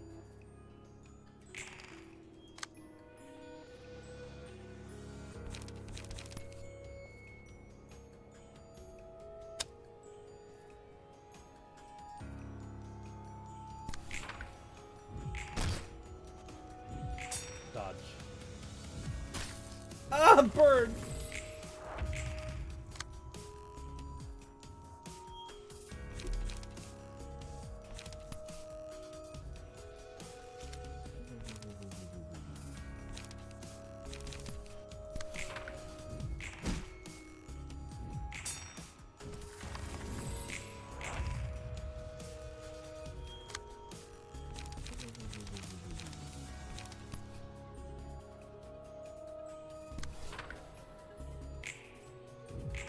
No!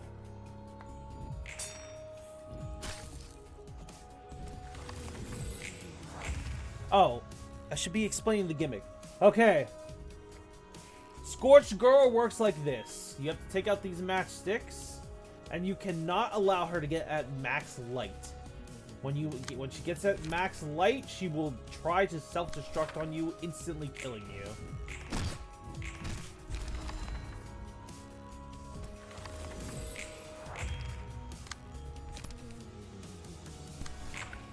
That's why you see me staggering her. It's also in order for us to actually gain this. The Strengthen.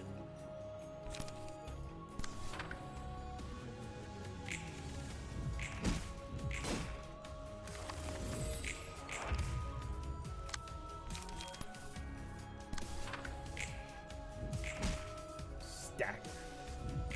Blocker.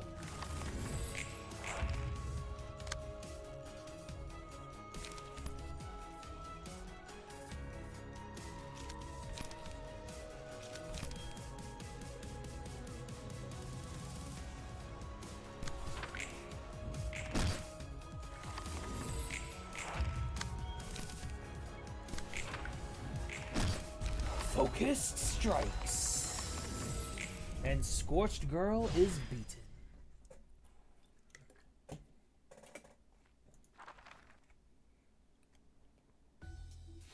So, have the books helped? Yep. I'm sorting them all somehow.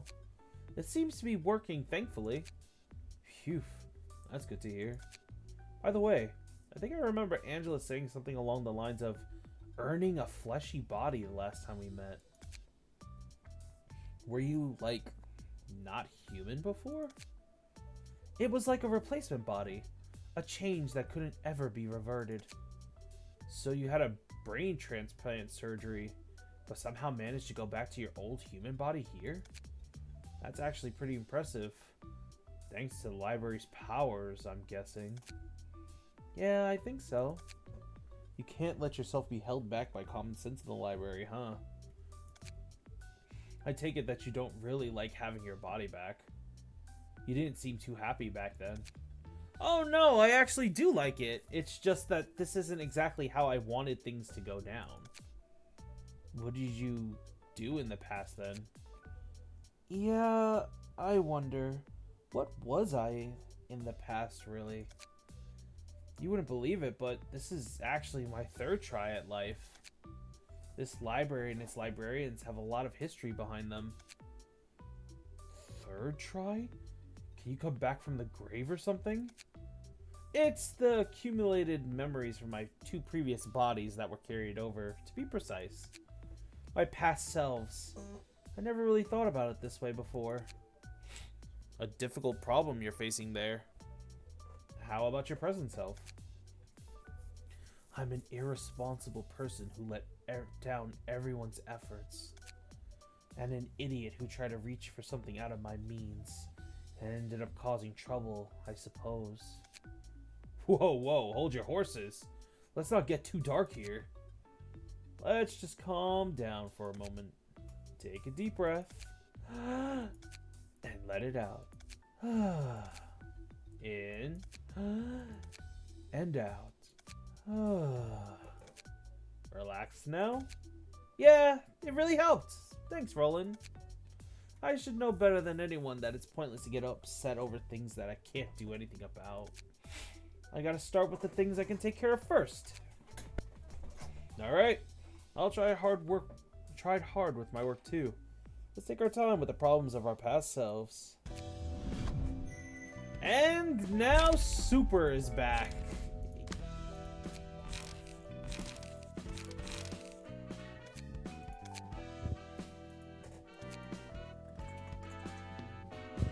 For she has chosen history.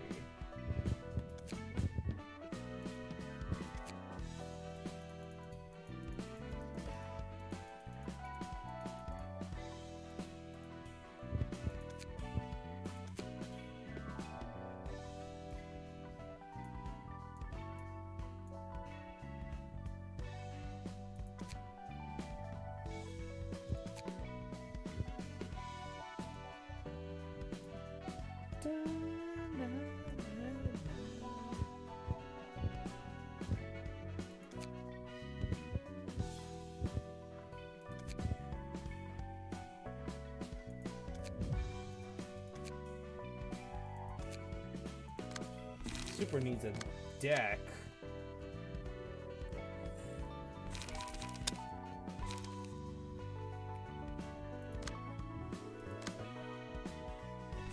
Save this one. This is the rushdown deck.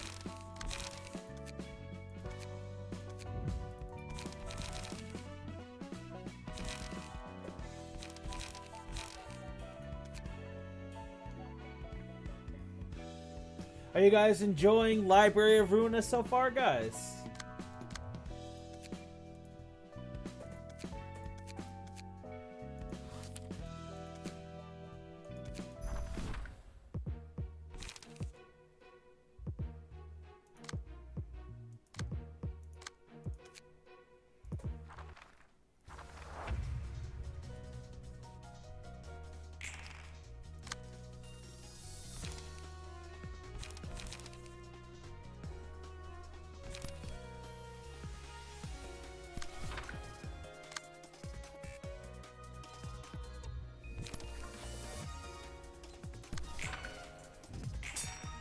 Time for a little test.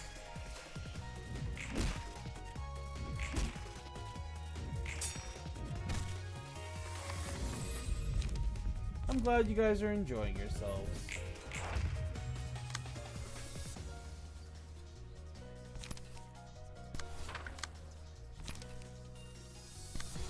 Gut harvesting.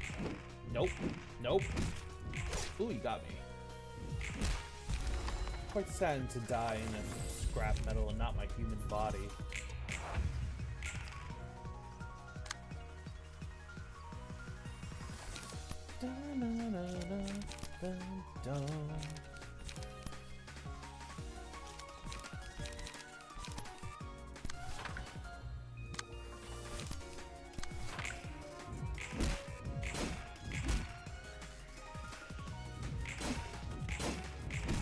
Oof.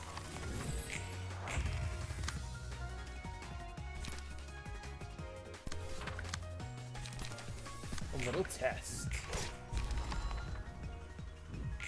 Nope. Nope. Staggered.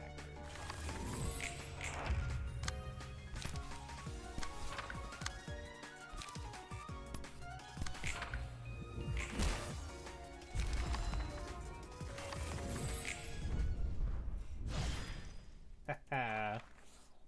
Lost and Roland are really dominating out there.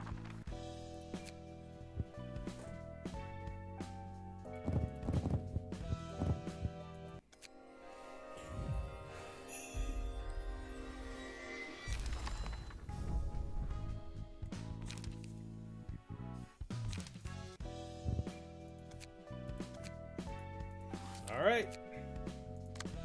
The Brotherhood. Okay, so it just needs the Brotherhood of Iron. Got it. So we can actually burn the rest of these. More cards. Hell yeah. Next match. Oh, it's the Hook Office! You guys recognize this character, right? With Hong Lu?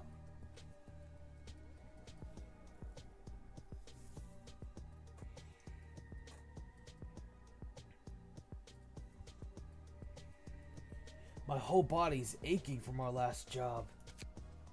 That's lasting longer than I thought. Still, yesterday was wild, wasn't it? Yep, the new weapon you got from the workshop was a real killer, that's for sure. You don't say. You got way too excited with it and things spiraled out of control. We had to kill 20 more people than planned thanks to you. Since it was a mistake on our part, we couldn't even get paid for the extra kills. Come on, don't be such a killjoy. You're the one who went on the biggest rampage in the end. Maka's muscles are all sore because he had to try hard to calm you down. Well, I said I'm sorry about it. No need to sweat it. I owe you guys a few things too. I hate to admit it, but TN has a point. We all should try to cool down our temper a little. As long as we're working as fixers, it's not good to raise more trouble than necessary. Former members of a killer syndicate now registered to an office and doing fixer work. Life really is full of surprises, isn't it? This office is a weird one too. Can't believe people like us are accepted. Remember what the boss said. There are so many offices and fixers these days, so standing out from the others is the best way to survive in this industry. Our outfits are quite radical compared to what other offices have. That's why it's filled with maniacs like us. All we gotta do is kill the targets in the most gruesome way possible and hang their bodies out in the open. No wonder everyone's excited to join. It's no different from what we've always been doing. At first, I thought it was crazy that an office would do this kind of work. But I guess threatening targets and sending them a warning makes enough sense. Seems to be working well too. Though we've only been getting requests from no-name syndicates and poor people, this office has a long way to go. It does feel more like a pack of rats than a proper office. Got a message from the boss. Says we should drop by to get new work. Even rascals like those can join offices these days, huh? The whole market's a red ocean. Everyone wants to be a fixer. And that doesn't count as raking yourself over the coals because... Listen, I may not look like it, but I used to be hot stuff, you know. But then things happened and I fell to rock bottom. So, what did you do for a living? I did all kinds of stuff, really. Doing things within my ability. Is that so? That means you didn't get to do any proper work then. Wow. Oh, we really did teleport in a blink of an eye. Is this one of those singularities? Lots of surprises these days. Greetings, dear guests. Hi there? Ooh, she hit Angela! She jumped and hit Angela!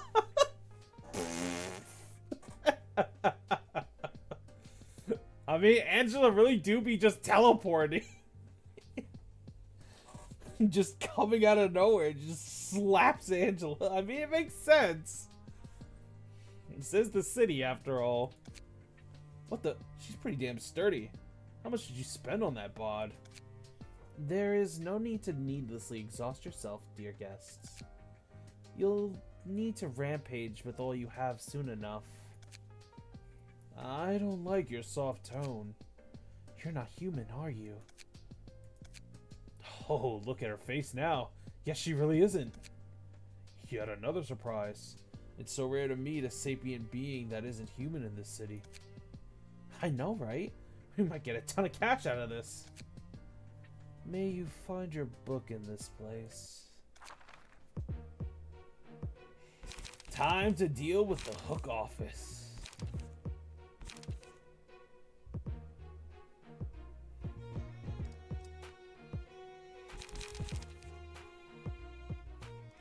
Rampage. Don't worry, Lupin. When we get to lobotomy... lobotomy. Don't worry, Lupin. The moment we get to Limbus Company, you'll get to see all the cool stuff as well.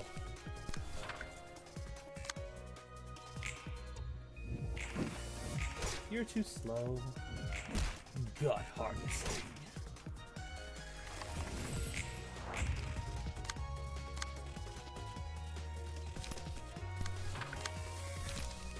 Time for a little test.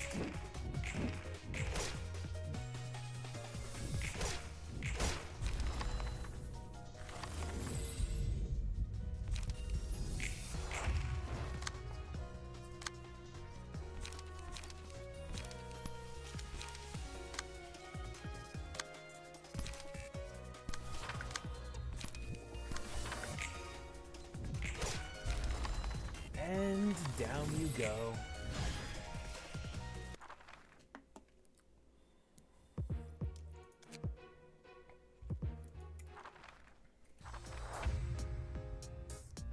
I get to show you guys the new floor's music.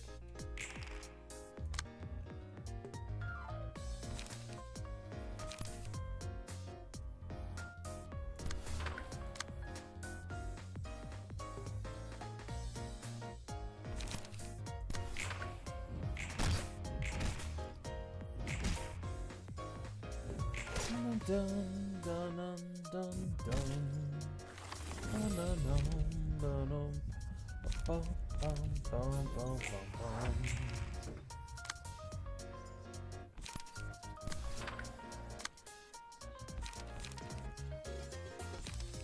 Ooh.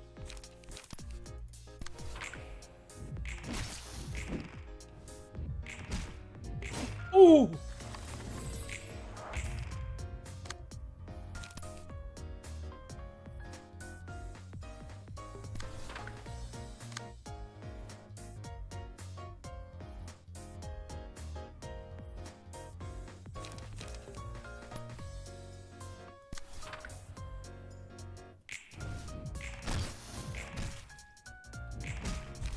Oh! Super just insta-killed her!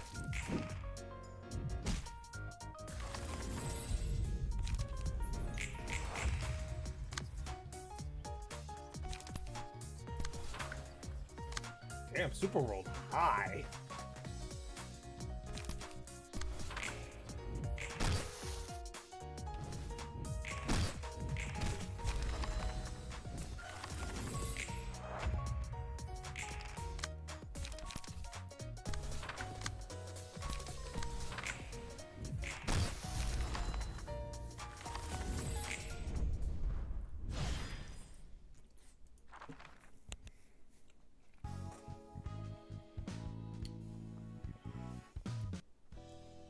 Great work, as always. I could learn more about the offices thanks to these guests. I, don't get too bothered by what they said about you, alright? Are you trying to console me? Maybe, maybe not. I don't really care if you're actually human or not, you see. That's a relief to hear. It's been a while since I heard such words of comfort. From even one person, too. Well, we're in the age of humanity, after all. Age of humanity? What does that mean exactly? Don't stare at me too hard now. I don't know all the details either. At some point, intelligent or sapient beings that weren't human were actively driven out of the city into the outskirts. I'm not too sure why it took place, but the Artificial Intelligence Ethics Amendment was introduced as part of that movement. It was already possible to create machines capable of feeling emotions and desires, actually. Those that are pretty much human, in other words. I guess that was the problem. Thanks to the AI Ethics Amendment, no machines could ever be made to resemble humans, including replacement bodies. Though there seems to have been a few exceptions. It's as I said, I'm no human. I'm a machine, an artificial being. To be precise, I was designed using a human as a template. Only a fraction of her brain was used in my creation. So it's not even a human brain resting in a robotic body? Not at all. I'm purely machine. What about the fraction of human brain you mentioned? It was only an electronic copy of the map of her brain. My body is entirely composed of mechanical components. I had a feeling, and it looks like you've been living under a rock your whole life, seeing how you're oblivious to the workings of the world. You gotta be extra careful then, especially if you're planning to leave here someday. You're a sapient android with emotions and desires. Your existence is most likely a complete violation of the AI Ethics Amendment. The head's scarily good at spotting anomalies like you. Oh right, in case you don't know, the head is basically a bunch of shady creeps that rule over the entire city. Though we probably won't ever get to face them. Anyways, this whole library is a huge risk in the first place. The librarians over here also seem like they're humans, but not really human at the same time. It's just as you said. I was designed to feel emotions, and I spent what felt like an eternity on stage, repeatedly performing a play that never seemed to end. And when I thought it was finally over, turns out it never really ended. I gotta say, whoever created you must have been really something else too. I don't know what motivated them, but breaking the rules designated by the head itself takes more than just guts. No one can escape the head's enforcement. They did all eventually die, but the library will be safe. It has to be safe. It's like a birdcage. No one is free to enter, and no one is free to leave. Again with that dreamy speech you despise so much. What do you even mean by that? I will leave this place one day, take revenge on all things that made me into what I am, and earn true freedom. I don't care too much either way. That's that, and this is this. Let's see. This guy's Yazad from Floor 2, Patron Librarian of Technological Sciences. Hey there, name's Roland, Angela's servant. I am Yazad, Patron Librarian of the Floor of Technological Sciences. Is it just me? Or is this a cold, piercing stare I'm sensing? Feels kind of different from Angela's, I gotta say.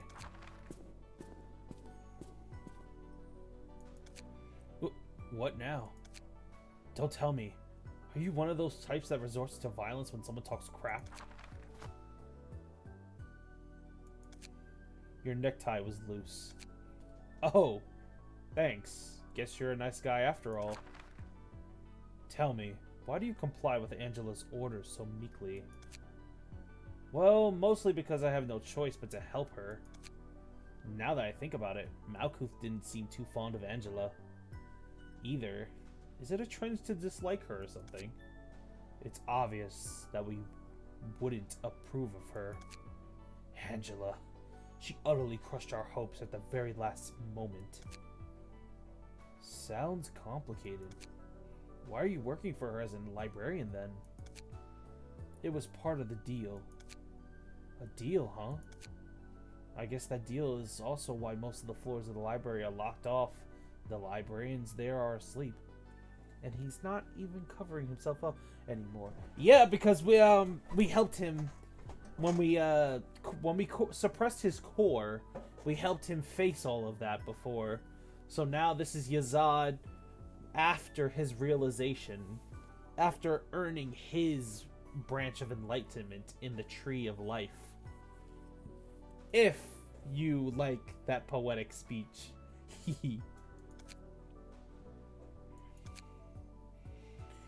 Boy, I am not a fan of convoluted stories, especially if it involves sentimental stuff.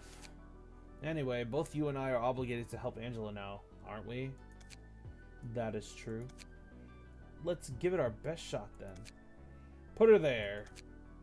What is the meaning of this? Handshake, duh. Never tried it before? You know, the I look forward to working with you kind? Come on, lighten up a little. If we can't avoid it, we might as well enjoy it. I'm supposed to get you books like I do with Malkuth, right? Indeed.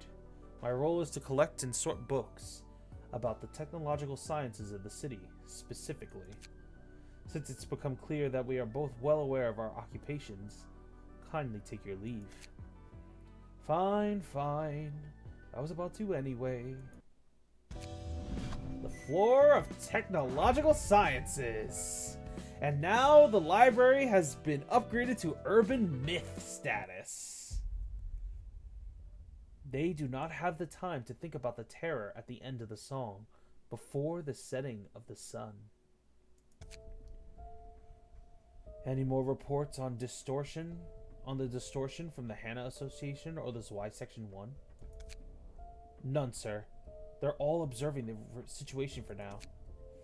They did nominate a number of likely suspects, however. So far, we have 2 urban plagues, Laundry of Dreams, and Yesterday's Promise, and 1 urban legend, the Church of Gears. The investigation hasn't been going too well, is it? Oh, and the library, a recently appointed urban myth, is also on the list of possible sources. Ha! So even the higher-ups are clueless, aren't they? Seeing as they're throwing out random guesses now. I'm starting to get used to sorting out books now. Tell me, why are you helping me so submissively? What? Remember what you said? Remember when you said you'll kill me if I don't cooperate? Because I sure do. And I can't leave here by myself either. No, you don't appear to be motivated by fear? I've seen quite a lot of people crawl along the floor, stricken with fear and terror. Judging from my past observations, I doubt you're helping me simply because you're afraid of dying. What the hell were you doing in the past? To be honest, I have a few things I want to know about this place too. Such as? You said you want to get to the one perfect book as you gather books about the city, right? I figured I could run into some fun experiences if I joined you on that journey. I don't have a whole lot to do out there anyway. I'd go back to being a washed up fixer, scraping at the bottom of the barrel again. And there is one thing I've been meaning to figure out more than anything else. I'm hoping I could maybe find an answer here one day if I stick around and help you out. We have a coincidence of interests, I see. Sure, as much as I exploit you, you're free to make use of me. Try to be careful about it, though. A careless attempt could seriously get you killed. Sheesh. You're being way too vicious with words. Just what made you so sharp? You'd better not pry into my past any further. I already feel like slowly melting your limbs this time. Fine. Jeez. I have a question, ma'am. Do you take questions, ma'am? What is it now? Make sure it's an appropriate question. I did warn you already. What's up with the librarians here? They don't really feel like real humans. But they don't seem to have machines or... They don't seem to be machines or artificial creatures either. Entities called abnormalities and employees, both of which were thoroughly exploited by the facility that once stood upon where we are. They're just like me in that sense. Originated from humans, taken advantage of, and abandoned, once grown out of use. I don't know what you're doing with them now, still looks like exploitation. They were broken. They couldn't even sustain a stable form, and their existence was so fragile they could fade away at any moment. They're barely kept together as if I bound them into a physical body in a book. All I can do for them now is to find the book that will free me and the librarians. Welcome back, Dredge. You're going to release the librarians? That's the only way for any of us to leave, you know. I use the same kind of power to reconstruct your body. Huh. Just remember this. As we collect numerous books from our guests, we will eventually reach the one absolute book that contains everything. Yazad.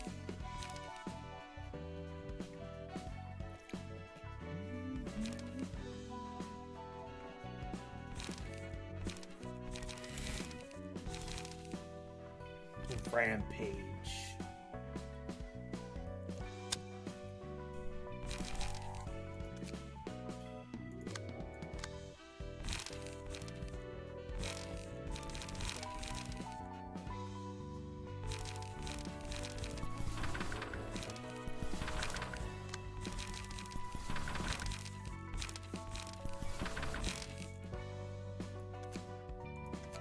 Alright, time for the next fight.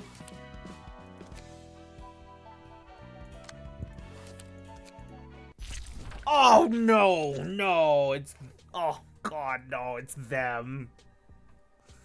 Oh no. It's Pierre and Jack.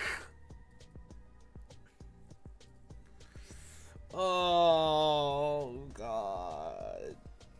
Oh. The cannibal cooks of Pierre's Bistro.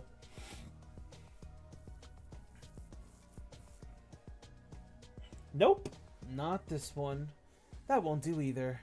I can't seem to find the one that strikes me with inspiration. Hey there, Pierre. Brought you some fresh ones this time. They got bruised a bit too hard, but they're still breathing. What? Busy developing a new dish?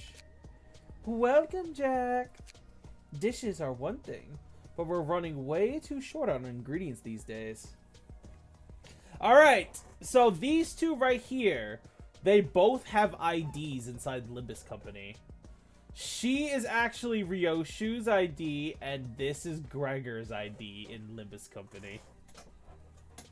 Gosh.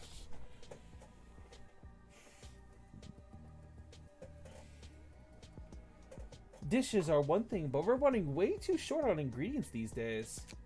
Luckily, I have my reliable friend Jack here, so I won't have to worry about that for a while. What happened? The musicians of Bremen said they're no longer selling ingredients to us. Those freaks were always unpredictable. What about little piggies then? Same deal, stop trading with us. We'll have to do this the old way, you and I, together. I'd love to, but we can't go to our usual spot anymore. The Supply Association is safeguarding that area now. Then we should pioneer new supply chains.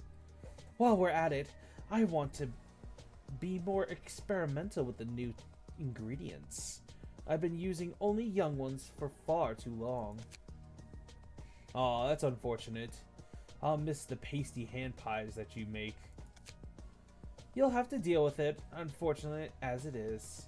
Since we've lost several vendors that used to provide quality meat for us, sticking to the conventional dishes won't cut it. Gourmets will surely notice the drop in quality in our ingredients. You were aiming to become one of the 8 chefs, right, Pierre? That's right. The 8 chefs are the brightest of the stars of the city that shine over us. They never fail to present us with stunning and sensational flavors. What kind of new ingredients are you looking for? Aged ones should be easier to get, though their meat tends to be squishy. It's not everyone's favorite, but some like it. I'm not looking for compromise. I want a taste that differentiates us from other restaurants. Ever heard of the library? I heard monsters live there. It may still be an urban myth, but monster meat is usually hard to get unless we travel all the way to the outskirts. Oh-ho! Now that's promising. Isn't it? I got an invitation from the library some time ago. See? I'll surprise the gourmets with a dish that's so stimulating and novel, it could even rival the 8 chefs themselves. So, Jack, you can just count on me and follow my lead. Understand? What are we gonna do with the ingredients I brought today, then? Let's turn them into jam. We're bottling them alive, so put them on drips of anesthetics and respirators and store them in the kneader. Meat jam's nice. I knew you'd love it. Oh, and as I said before, you have to put them legs first, not head first. We gotta keep them alive as long as possible, you know. Ugh, oh my gosh. These two disgust me so greatly. I can't even. It's not as flavorful if they die too quickly. Cannibalism is a thing in the backstreets, it seems? There are quite a few perverted maniacs who are into that, yeah. But it's kind of a taboo even in the backstreets. You certainly can't go around saying how tasty human meat is. It's actually the wealthy folk who consume human meat the most. However, the backstreets of District 23 are an exception. People there only care about pursuing the ultimate flavor and will do anything for it. Each part of the backstreet seems to have its own set of characteristics. It mostly depends on the policy set by the nest and the wing. Though most of the backstreets are being neglected anyway. Is human meat particularly delicious or anything? Heck if I know. Never tried, never wanna. Those guys are kidnapping ordinary people and cooking them right after. Gourmets seem to think that such cruelty only adds to the flavor. Even worse, they believe cooking people alive and making them suffer as much as possible is the key to perfecting the taste. Oh god. Humans eating humans. What a sight to behold. This is a brand new smell. I don't think I like this scent. Now, Jack, it's unfamiliarity like this that brings forth new ideas, you see. If you say so. Greetings, dear guests. I am Angela, the director and librarian of my role's namesake. Wow! What a wonderful looking ingredient! With such a glossy appearance. She certainly looks like a fresh top grade ingredient on the outside. But Pierre? Yes, I know. She's certainly not. She is unfortunately not a human. But that's why I'm even more excited. How do you taste? I'm afraid you cannot do any harm to me. We never know until we try. Stay calm, Jack. We should keep our manners. She's the wonderful individual who invited us here, you see. Oh yeah. I apologize for my rudeness, ma'am. Now then, Miss Angela, may we enter now? May you find your books in this place. Oh gosh, Dread! Why? Ugh! Why do you know this?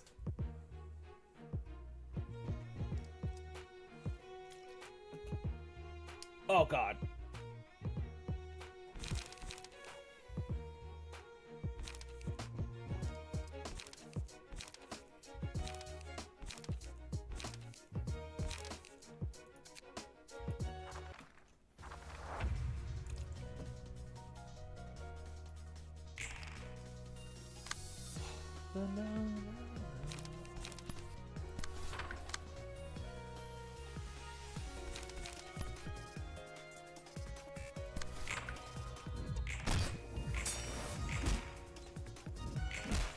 Blood harvest.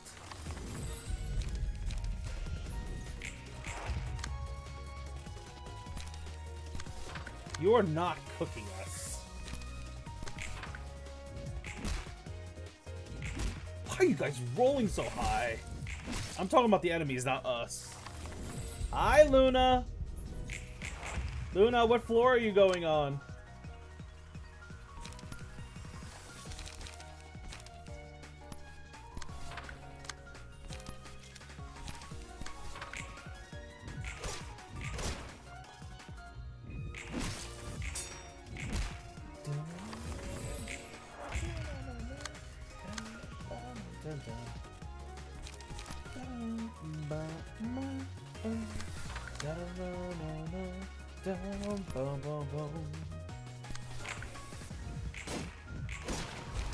And Jack is gone.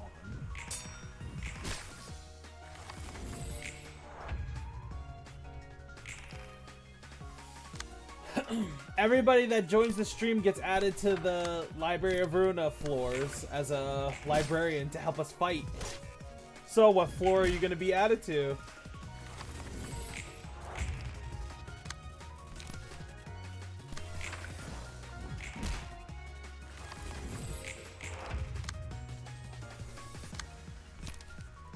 gut harvest.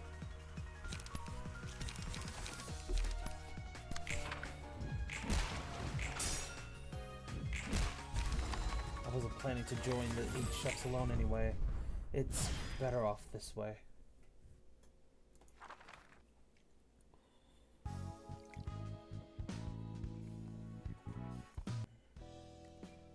Ugh, what a bunch of nutcases. There are quite a handful of floors. Check my stream announcement tab in the Discord. Scroll up a bit and you're gonna see a poll. There, all the floors are listed on that poll, and then just let me know which one you want to join here in the chat, so we can add you. The same goes for you, Fastrum. I want to make sure that you're added to the floors. You joined us for lobotomy. I'd love for you to join us here in library too. Ugh, what a bunch of nutcases. It's best not to interact with the likes of them. At least they were more well-mannered than you.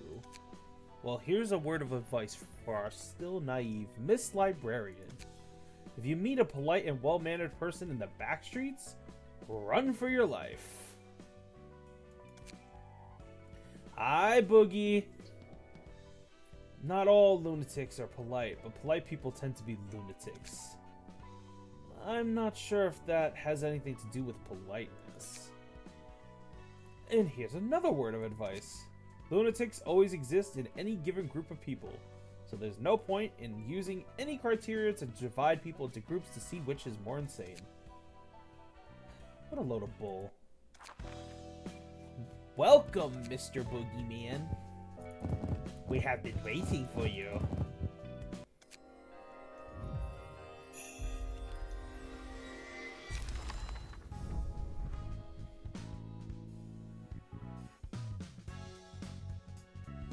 Emergency rations. Keep it fresh. Alright, we need to fight Pierre again. But first, before we do all that, the boogie is on the art floor. Appetite.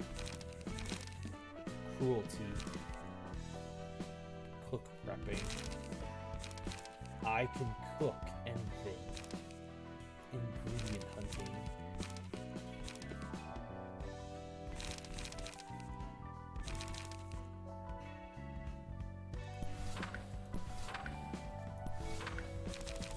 Okay, Luna. Philosophy it is.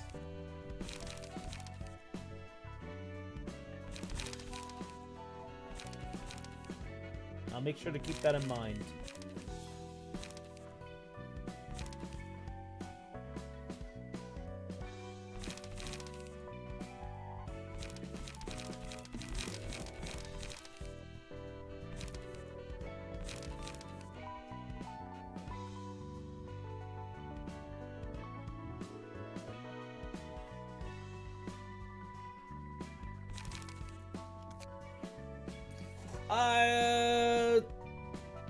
Unfortunately, this is one of those games you have to watch from the beginning.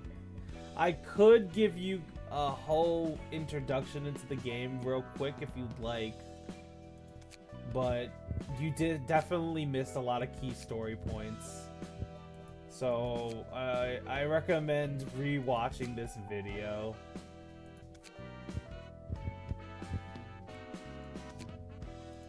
I would love for you to stay amongst us, but it's up to you, Boogie. I'd love for you to stay though, if you're willing, because we enjoy having you here with us.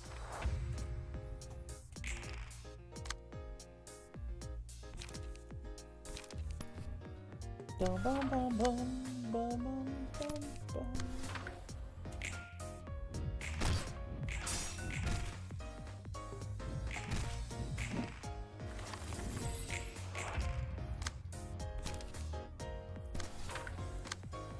Dun dun dun dun dun dun bum. Dun dun dun dun dun. Bum, bum, bum, bum, bum.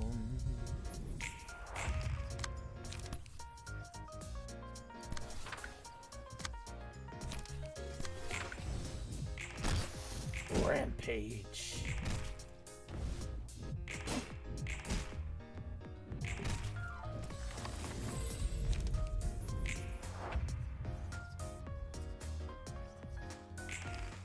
I was putting my punk stickers in middle of the night yesterday, so yeah, I was kind of busy.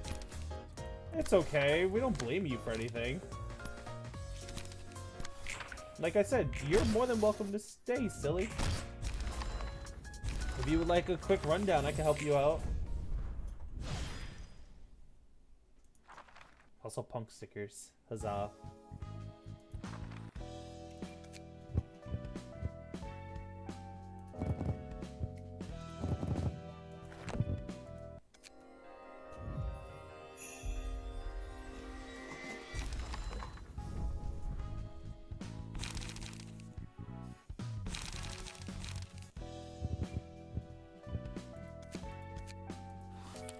Next book requires Jack and Pierre. Let's just fight them one more time.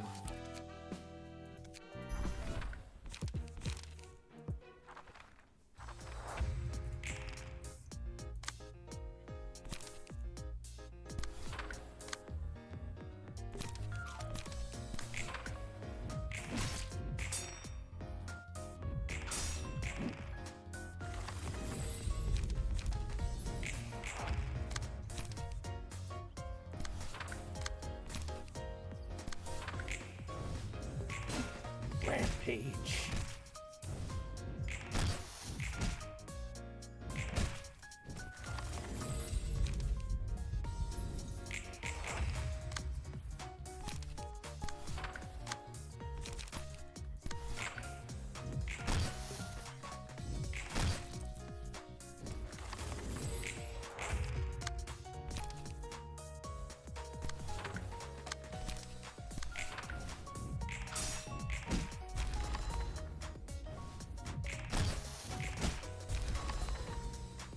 Farewell.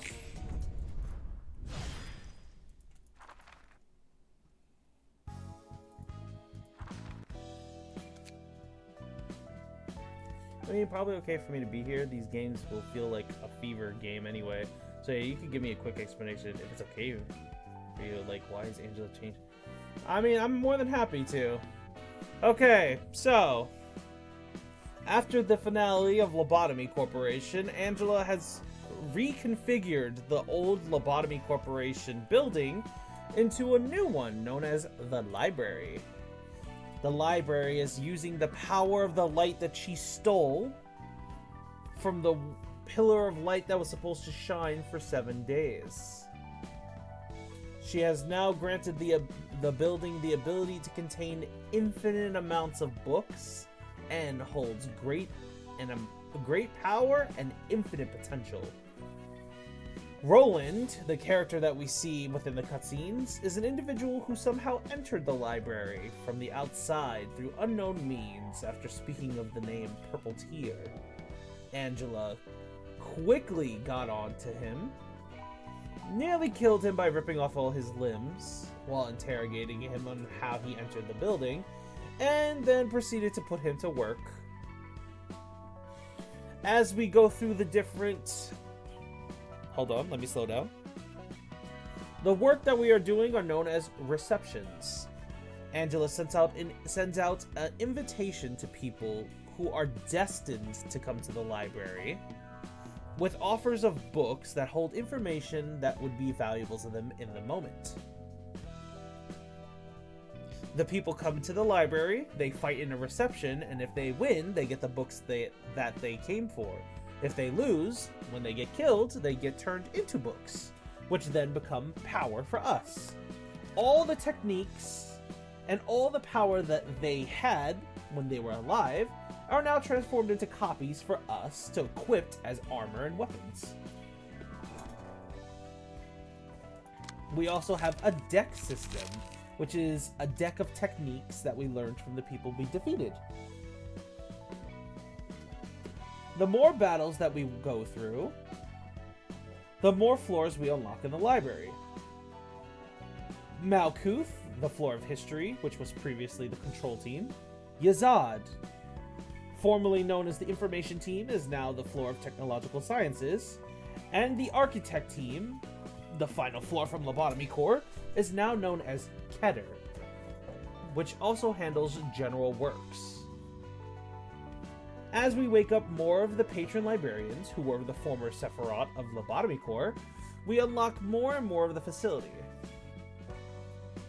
We have also the ability to challenge abnormalities in order to obtain power from them as secondary cards. And we fight against what? Library itself? No.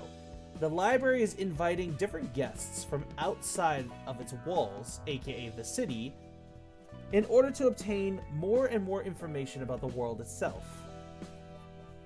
The way we get this information is by killing guests, who then turn into books, and then we have access to as actual books we can read.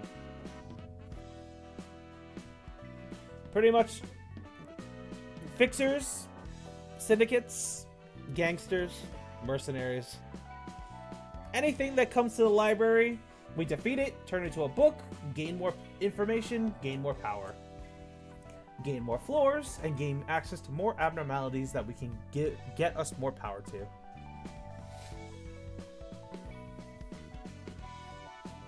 And, of course, as we go through the floors and we defeat abnormalities, we will be unlocking you guys, who will then be assisting the patron librarians in the library, and Angela, in her search for the perfect book.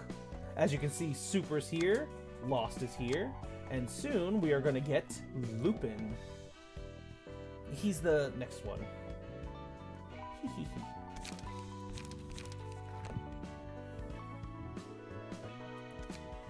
So we take Gaslight, Gatekeep, Girl Boss too serious.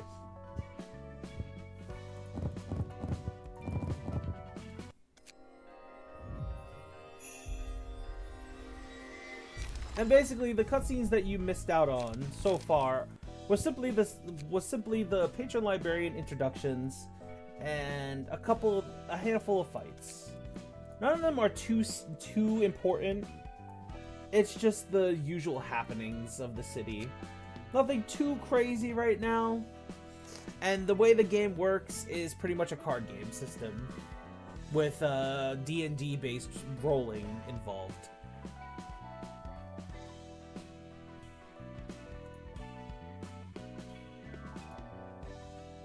Of course, Boogie. Since you already know about how abnormalities work, I'm pretty sure I don't have to explain them. And through the story, we're learning more and more about the city. Right now, we've pretty much learned, which I can describe for you right now. Okay, so rats. Rats are pretty much just ordinary gangsters that are running around the streets with no actual management. They pretty much hurt and steal whoever they want, and we've learned that they're a constant presence in the back streets. Okay. The Yoon office. The Yoon office, we learned that low offices, do usually like small-time jobs. They're where most fixers start their work with before they become big. This is pretty much the low offices are pretty much low-ranking fixers trying to get into the line of work of fixers. And we also learned that certain offices like that are shady as heck, because this office sacrificed, I believe he's a 20-year-old kid with no enhancement surgeries at all, just to see how the library worked. So yeah, bad. The Brotherhood of Iron. Okay, so in this battle, we've learned that people can replace their bodies with mechanical ones. Pretty much giving themselves artificial bodies for combat, repetitive work, and the like. Pretty simple. We also learned in this one that what syndicates are, which are pretty much a gathering of individuals under a certain name that do crime together for the sake of getting ahead. The Hook Office. Okay, so the Hook Office introduces the idea of the fact that some offices will go to extremes in order to put themselves out there. You know, like setting latest trend or doing something that could get a lot of attention and make people want to work with the office more. And in this case, the Hook Office was all about killing people in the most dramatic way possible when they were hired to do so. We also learned that the hit jobs are common for offices.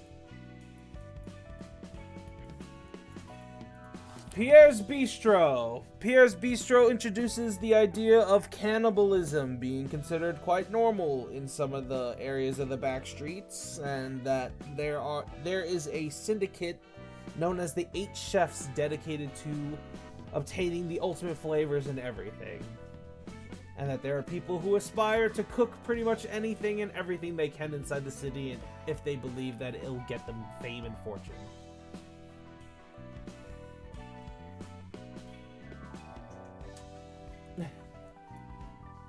I have no idea. And that's pretty much it so far. Outside of that's pretty much everything that has happened. I've pretty much caught you up to speed, really. Nothing serious has really happened inside the story, so...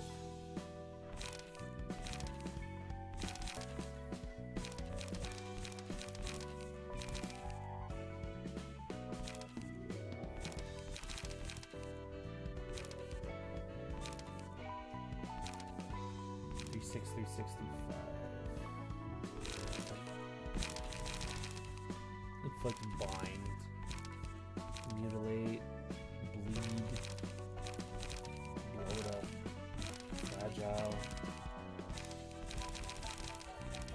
keep it fresh, appetite.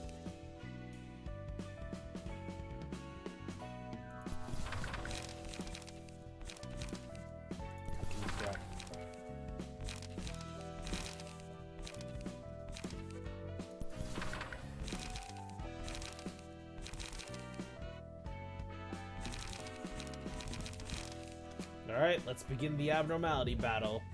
The Forsaken Murderer. Alright, the abnormalities that you've missed, Boogie. You have missed Bloodbath. And you have missed the 4th March Flame. The Scorched Girl. And now we fight the Forsaken Murderer.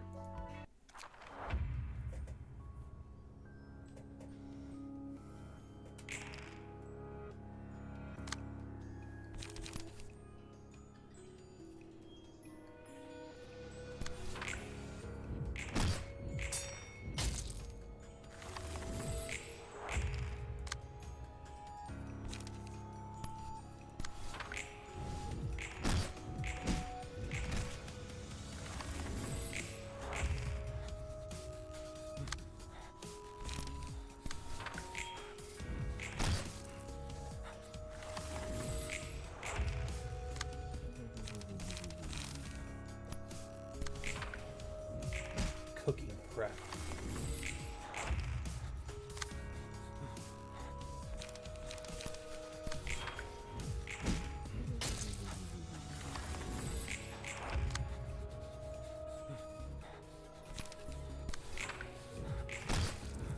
Nope.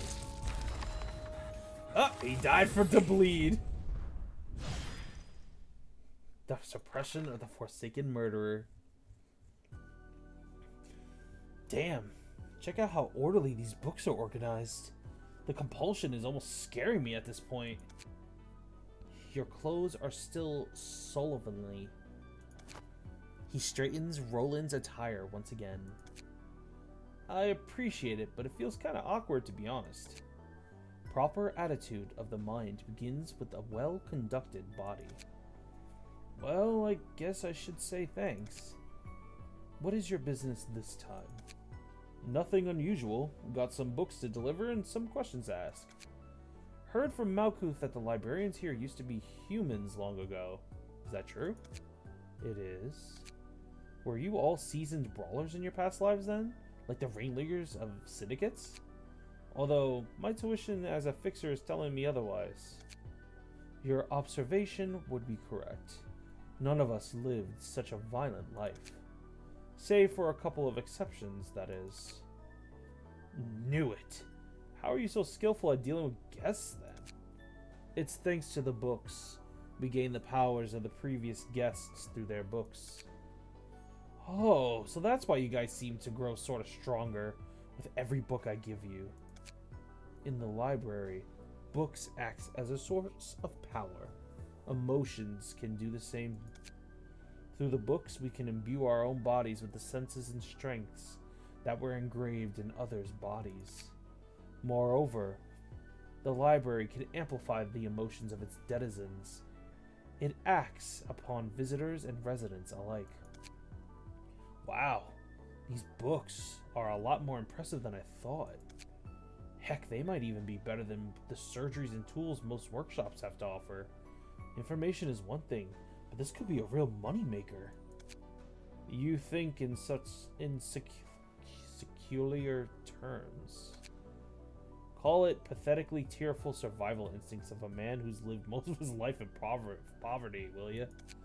Anyways, that's all for my questions. Thanks for your kind answers. Don't mistake this for kindness. I do not particularly think highly of you. You're nothing more than Angela's little lapdog. His title actually turns into lapdog. Secular. Oh, thank you, Lupin. What? Hey, that's rude. You know I didn't take this job of my choice. Does that necessarily exempt you from guiltiness, however? Now, if you're done with your errands, kindly take your leave now. That little piece of... Oh my gosh. Guys, I didn't sign into my other job.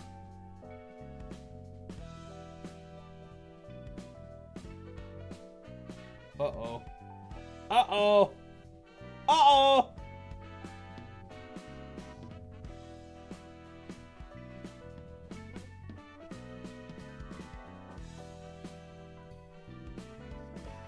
Uh-oh.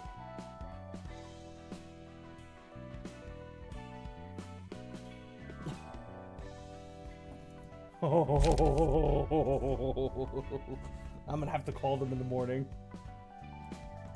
Alright, we have the power of the Forsaken Murderer available to us. And we have to put Lupin in the game now.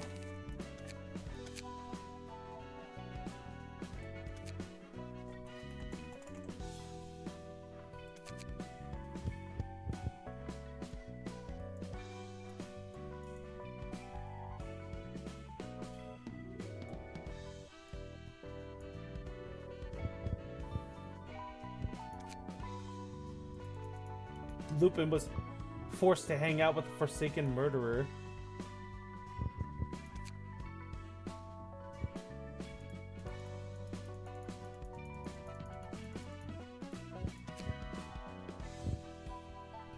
Nah. We're gonna give Lupin different hair. There we go. That's the hair I gave Lupin from back in Lobotomy Corp.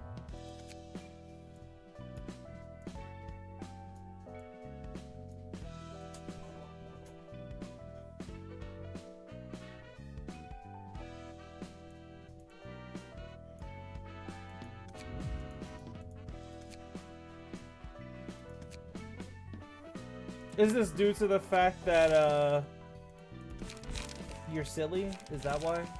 Is that why you thought that?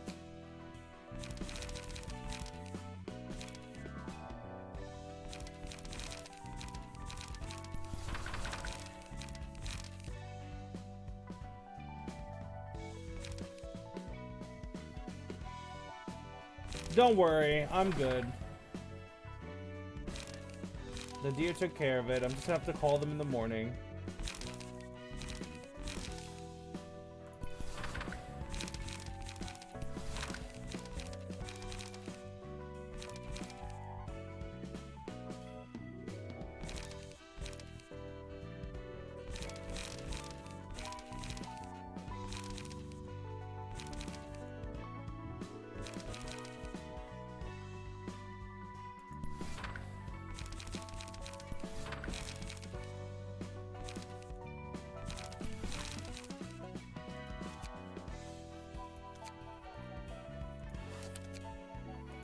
The Book of Jack and the Book of Pierre.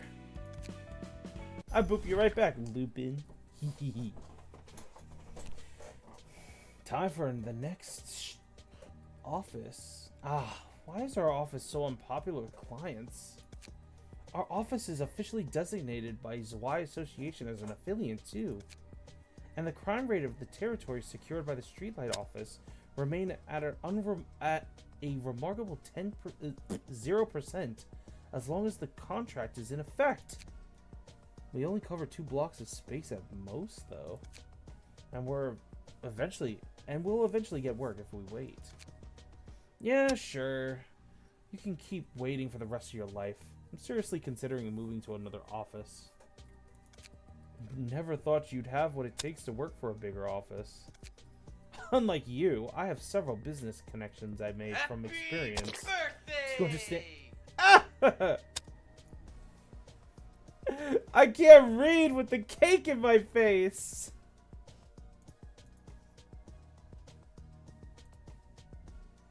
You guys are goobers. All of you are goobers.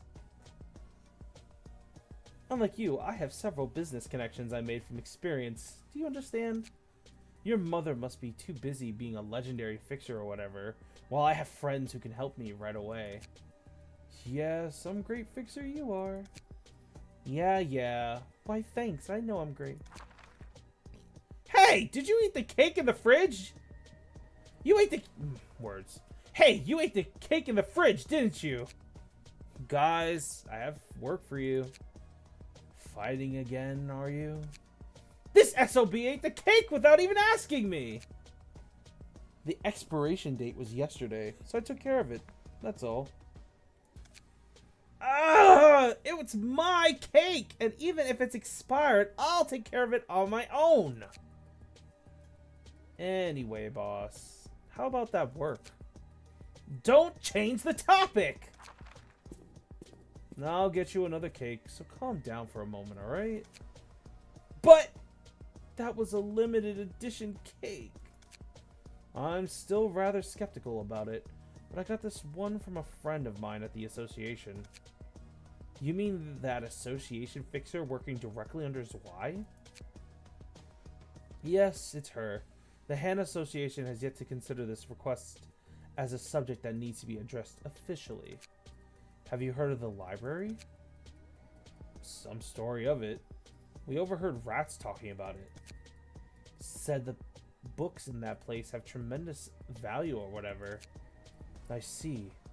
I retrieved an invitation to that library from a friend I just mentioned.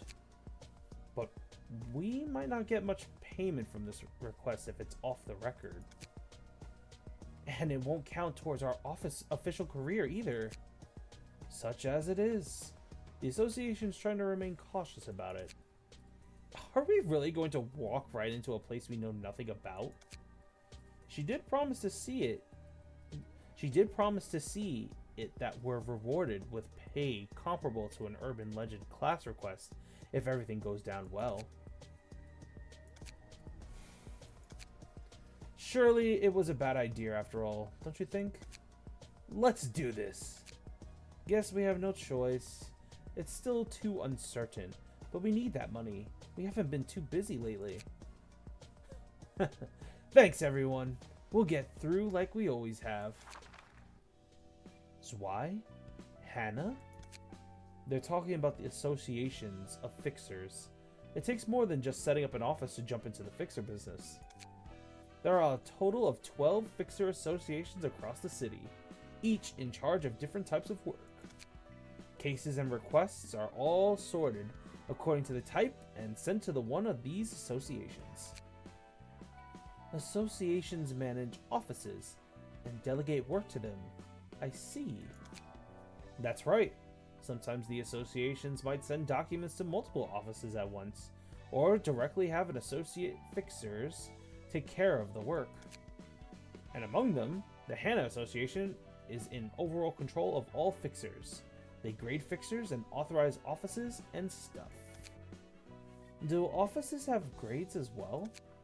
Essentially, the requests sent out by the associations are graded too. They really love to grade things, don't they? It's easier to know that way. Know what?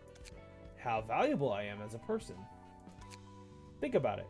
Who in the city could claim, "This is my worth," with confidence? Everyone's busy minding their own business. No one's going to lounge around having deep conversations with us about each other's values. Knowing each other's grades and affiliations, on the other hand, can save a ton of words. You can tell if you're above or below the person you're talking to right away. Sounds like people stopped trying to learn or think about it at some point. Bet you won't say the same once you experience the city life for a bit. You have to interact with so many people out there, whether you want to or not. People have been looking for ways to adapt to the city, and this is just one of them. Yes, we really are desperate. To think we'd take on a job like this. Stop complaining. We should be glad to have work at all. I know. Do you really have to point out the obvious? Now, cool it down, guys. Can't tell if you're best friends or worst enemies. Excuse me? Please don't associate me with this goof. I certainly don't want that either. Alright. Let's have a feast at Julie's restaurant once this is over. The tab's on me. Yeah! Greetings, dear guests. You seem to be well acquainted with each other. Who are you? Prepare yourselves. There is no need to be so wary. Your ordeal hasn't started yet. I am Angela, the director of the librarian of my role's namesake. Nice to meet you. I'm San from the Streetlight office. We were brought here by the invitation. There's something I'd like to ask about. What is it? I actually retrieved this invitation from another person, not directly from you. Are we still eligible? Yes, indeed. The invitation eventually reached you, dear guest, and you signed your name with your own will. Everything has worked as intended. I see. May you find your book in this place.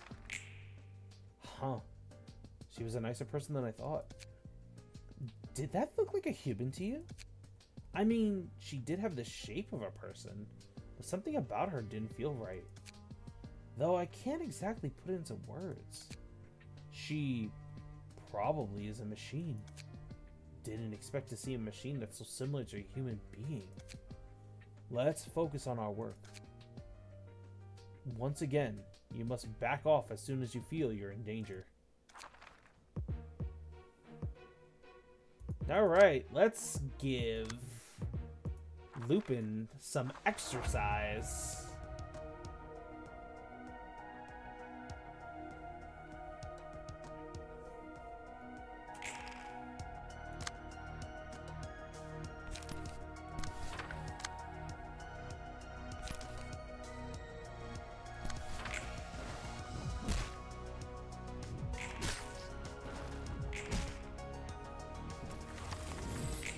Well, that turn didn't go very well.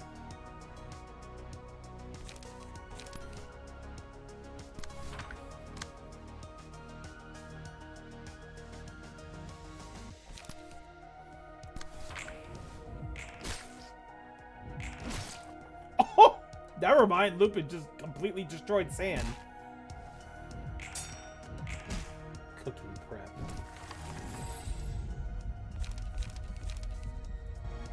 Violence.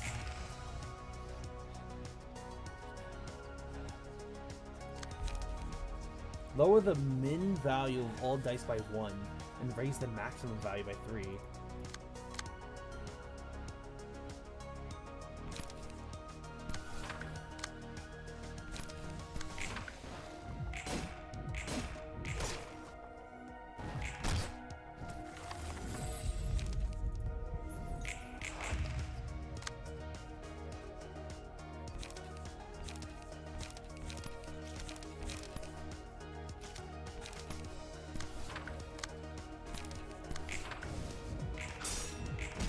Ooh.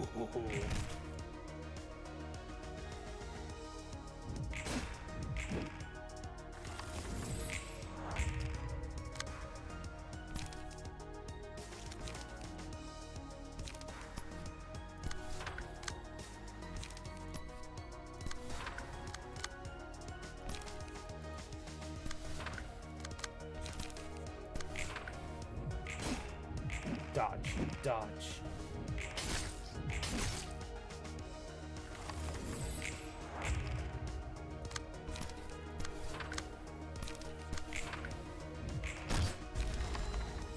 I thought I could make it if I tried a little harder. San is dead. The other two escaped.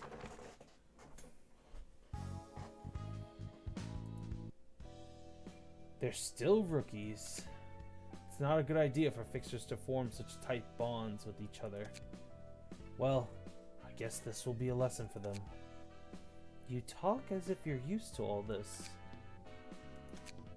Oh, I've already grown past that phase. And some more, too. They escaped, they can do that. Yes! If you do not die in the library, you are free to run away. Anybody who stays to fight and die is doing it on their own accord, because you are allowed to run away at any time.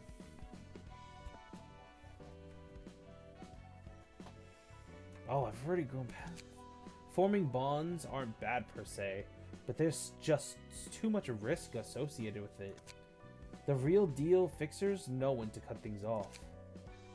You mean to keep enough distance from people so you won't feel hurt from their losses? Yep, it's just ironic that people who aren't even mentally prepared to face death are applying for a job that involves killing in the first place.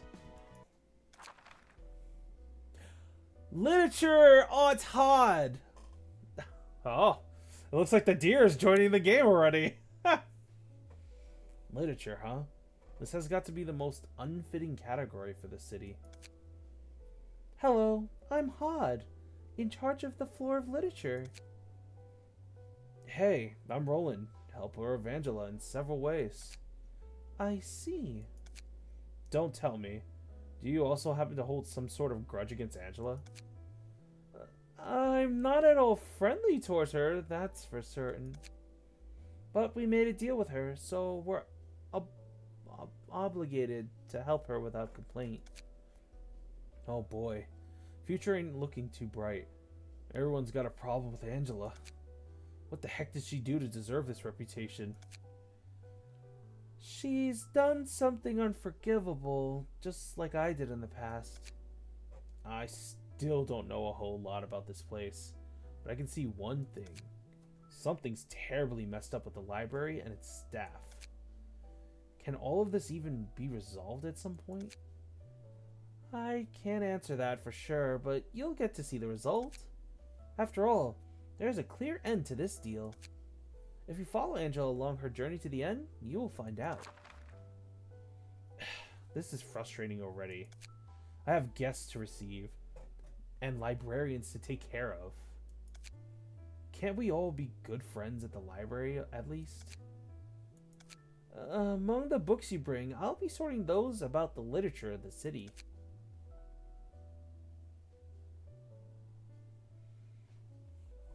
Yes, the Sephiroth, who were the AI managers of Lobotomy Corp, are back in their original, well, not original, in new human bodies. They are the patron librarians of each floor. Malkuth, Yazad, and now Hod is back. As we collect more books, you might be able to find answers to your questions, whether you like it or not. Gah! I'm finally starting to get why Angela hates roundabout speech so much. Alright, fine. I'm gonna dig into the bottom of this mystery now that I've gotten myself into this mess. Good luck, Mr. Roland. Why, thanks for your supportive words, Miss Hod. The floor of literature.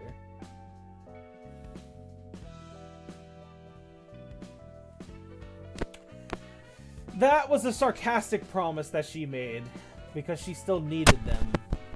Do not worry, however. This game covers what happens after Angela shuts down the light. We just haven't reached the point where the game talks about all that. But you guys shall see the additional ending part of Lobotomy Corp through this game.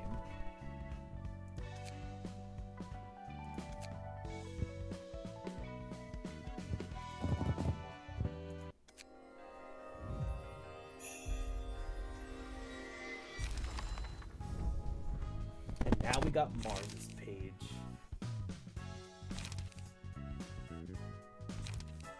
Gather intel. Fleet footwork. Deflect. Non-stop assault. Yay, defense cards.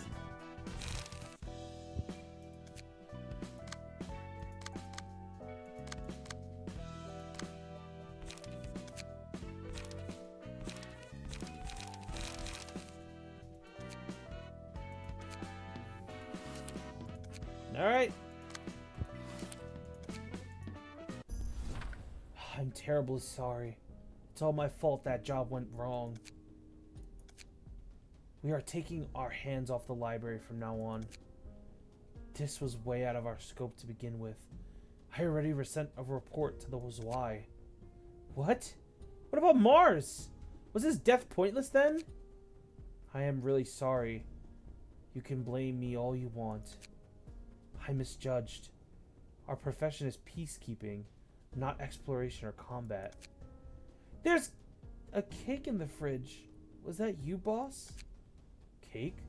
No, I didn't buy any cake yet. I'll go outside for a bit. Wah! You stupid idiot!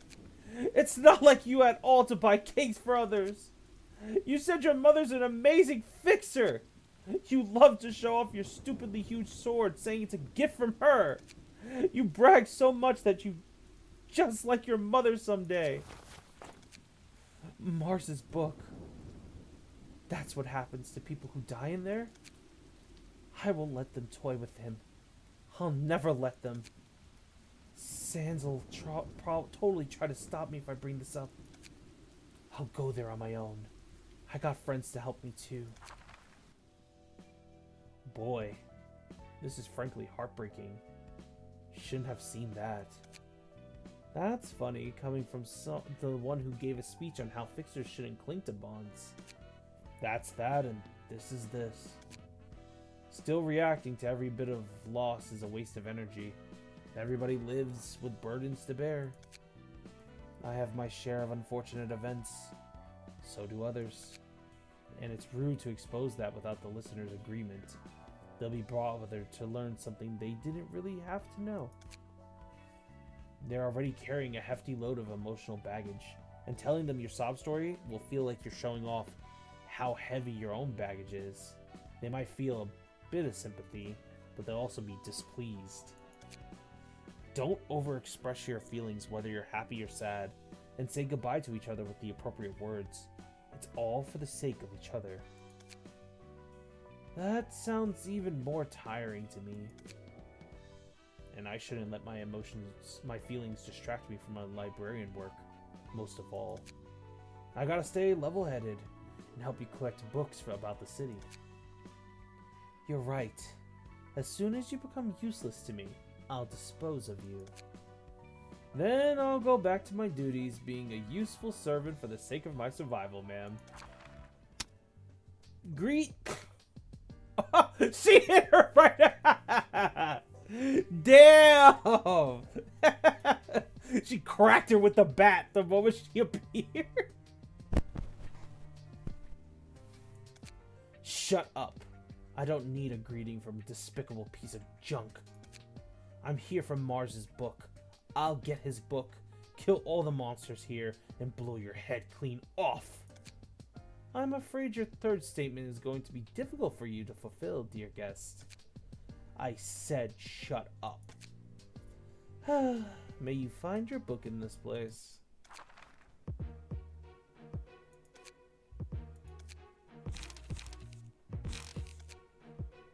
Oh boy.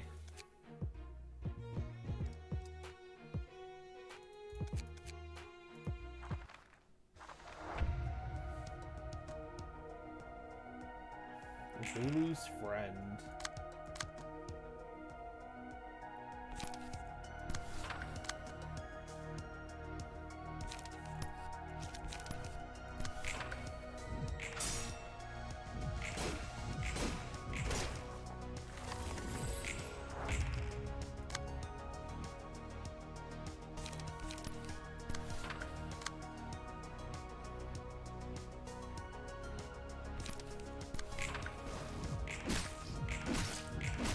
Oh!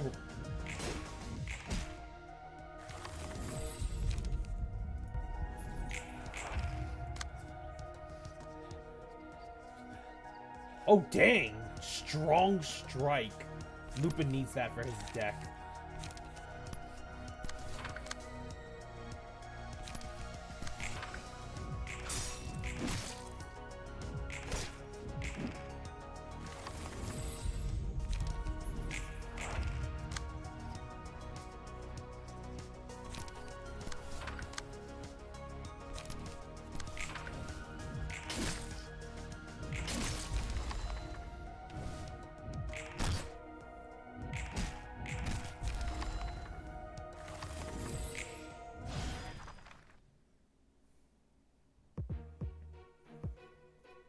Dun dun dun dun dun dun.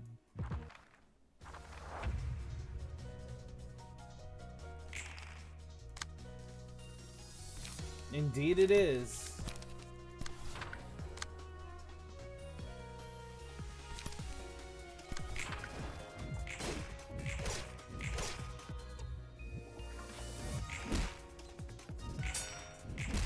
Oof.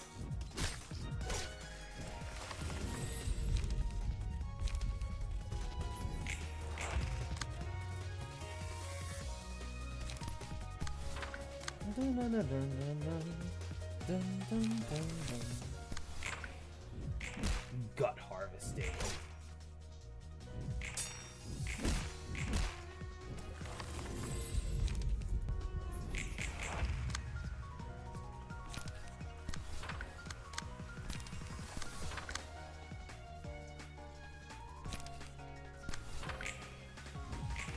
Oof. Time for a little test.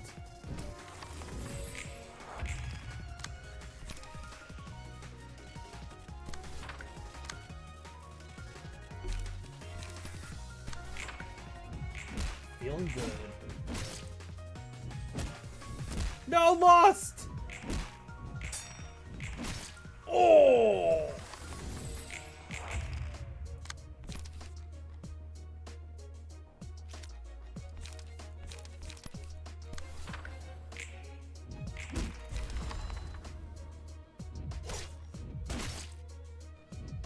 Ooh!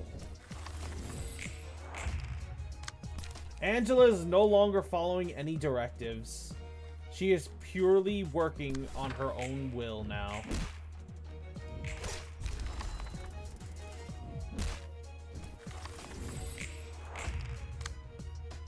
Feeling good. Why are you spamming that page? Ah! Lost!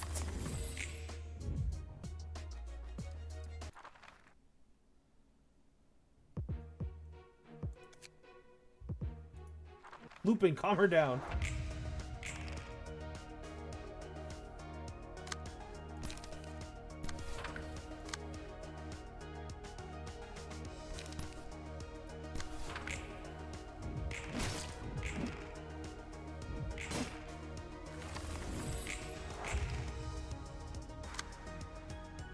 Don't worry, loss will come back. Unlike in the previous game, death is not forever. And Lulu's dead.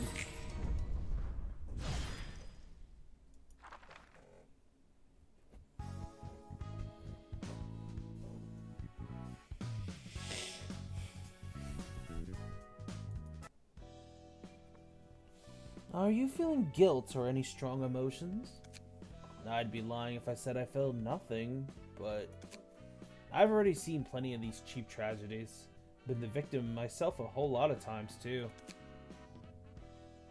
You sound like a seasoned veteran for someone who introduced himself as a washed-up fixer. I have my reasons. What, are you curious? You said it's a rude thing to do, didn't you? Besides, I could simply turn you into a book and read your story if I really wanted to. Whoa, now. Let's not go there yet. Well, how about you? I'm curious to know what our head librarian thinks. Me? Indifferent. I've also seen relationships and scripted deaths too many times and repeat. So I've been trying to run a system where people are free to choose their own destiny this time around. Free of any corrosion. Wait, dear, I know we could revive people in the past game. What about here? Okay, so the difference of this game and Lobotomy Corp are the moment the battle is closed, that means the day is over, and anyone who died is automatically revived. We don't have to go through the whole resurrection thing in this game. Instead, you guys just simply come back. Though the pain of your previous battles is not forgotten, you guys did indeed die. So keep that in mind. There's no forgetting memories here.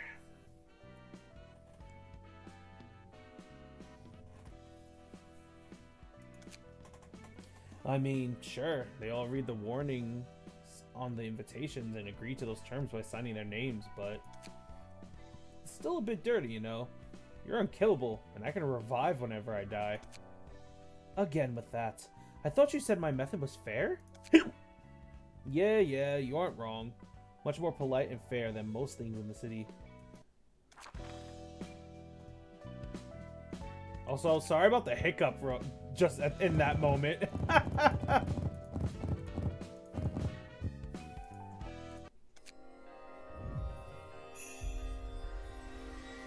I had a deer hiccup.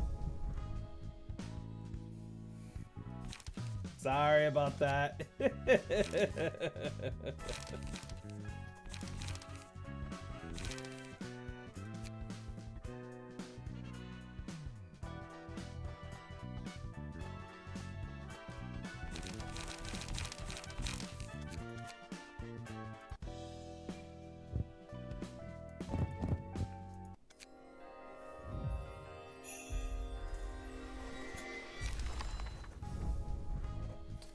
We didn't get Lulu's book at all. We actually need Lulu's book.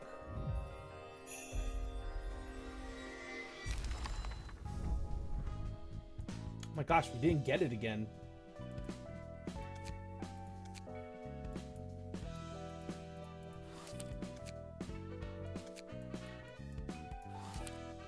We must fight them once more. Whoa, hold up. Actually,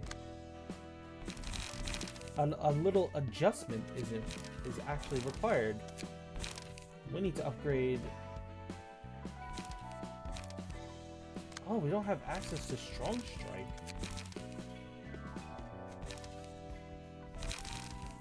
Oh, I see. I know why.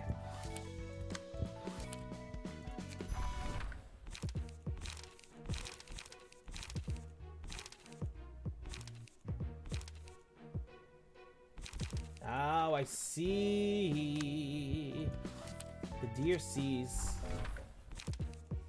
We're missing a few pages because we need to do general stuff as well.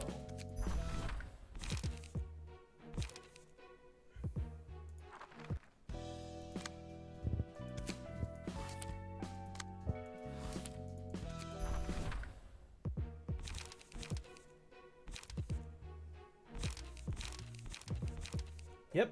Okay, this is an example.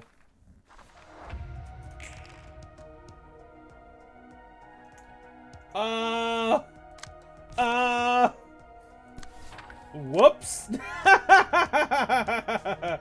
Lupin, the deer may have accidentally not given you an attack. So you're fighting with just, beginner level techniques. Whoops. Sorry, Lupin.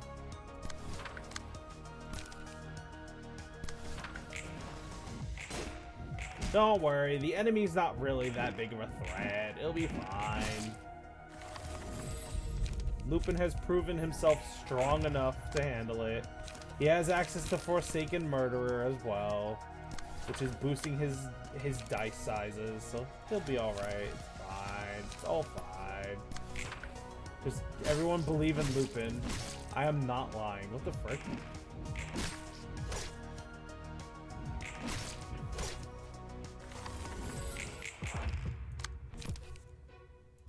Just dodge everything, Lupin. Just dodge everything.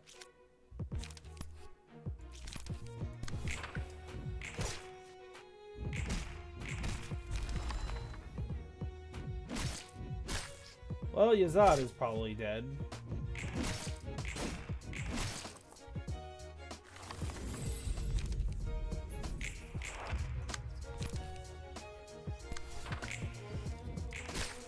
Ooh!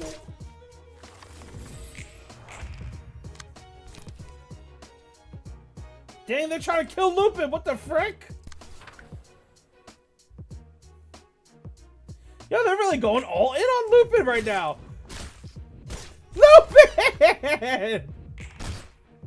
Okay, that wasn't even a Lupin deck problem there. They just chose to jump Lupin.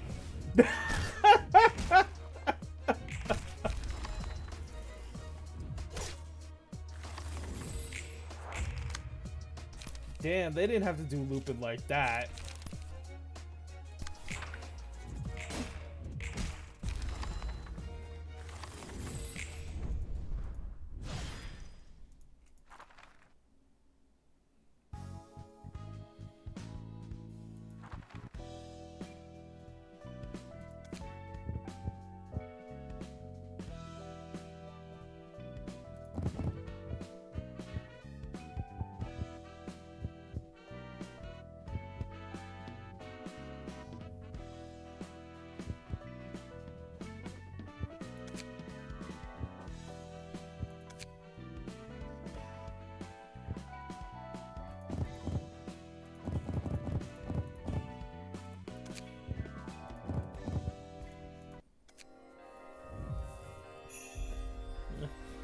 Poor Lupin.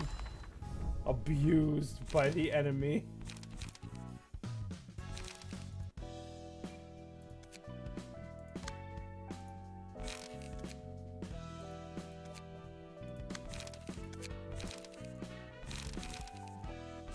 Okay, he has strong strike now.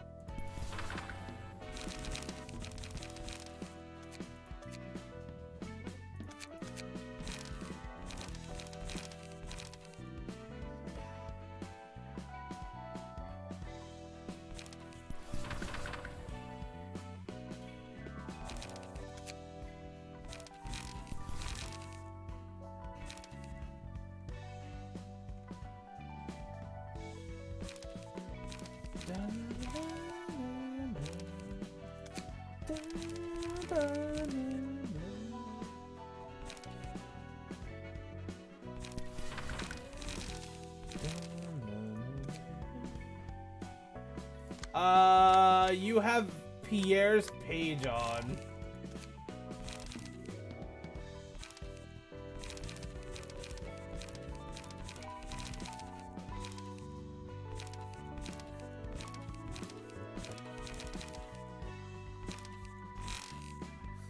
You have Pierre's page on because it heals you.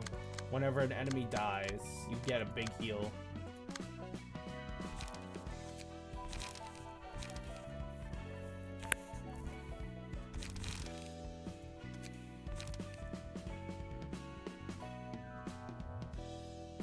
Dear, what do you think of pick up a pencil?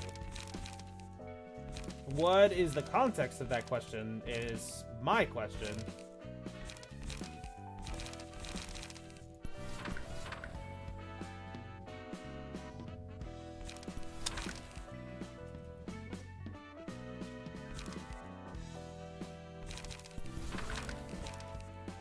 The deer needs context on that one.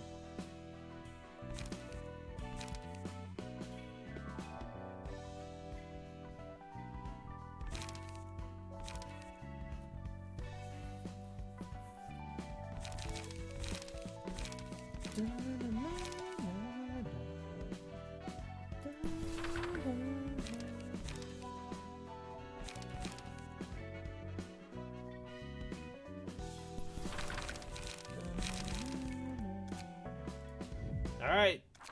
Today's shy look.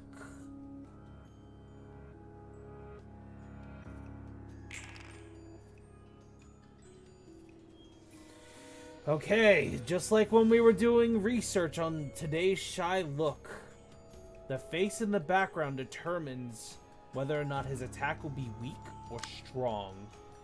If we have him land on angry, he will strike us with 16 damage.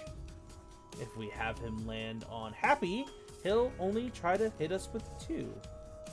And which faces definitely vary. So we have to start combat the moment he lands here.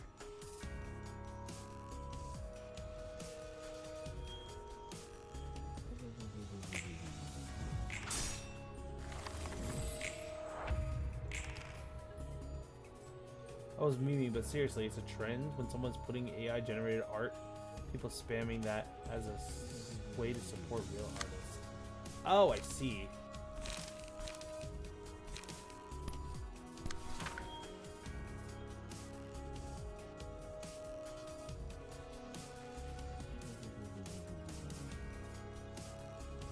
Oh, today's shy look is making me nervous.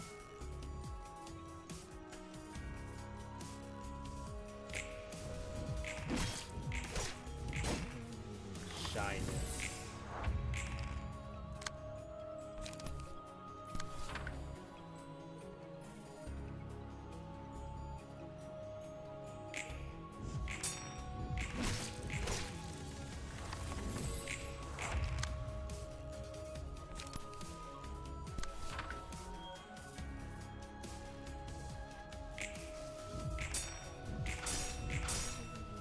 Oh my gosh, Hod.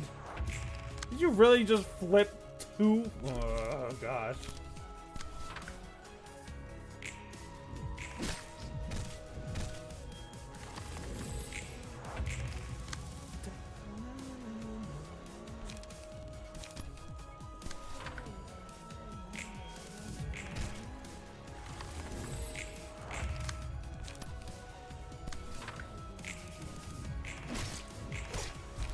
Oh, you are beaten.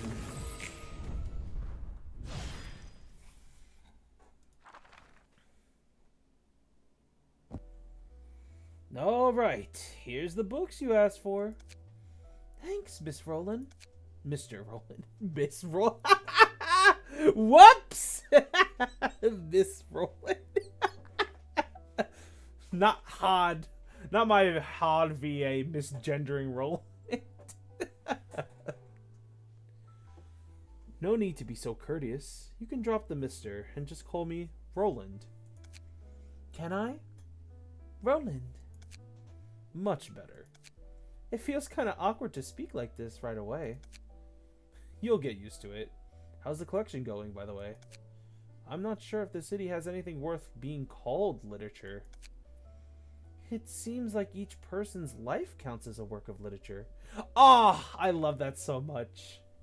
Which it is indeed true. Everyone's life is worth a book. Keep that in mind, everybody. The story of one's life is written out like a book of its own. And in that story, comedy and tragedy intertwine in a complex way. It's hard to define anyone as pure evil or pure good for that matter. Everyone has their own personal affairs. That's why I'm wondering if it's really okay to blindly hate somebody.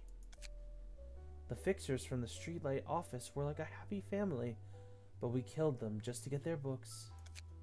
I understand that it was their choice to come here. And we have our own goal to achieve, but still. It feels like I'm just making excuses for myself. You see, Hod, taking everyone's personal affairs into consideration is only going to end up giving you a headache. You'd sometimes be just as confused if you hadn't thought about it at all. Thinking about moral standards and fundamental causes and all that only makes everything blurry. All the while, your heart is about to burst from the emotional baggage that won't go away. Fastrum, what floor do you want to be on, by the way?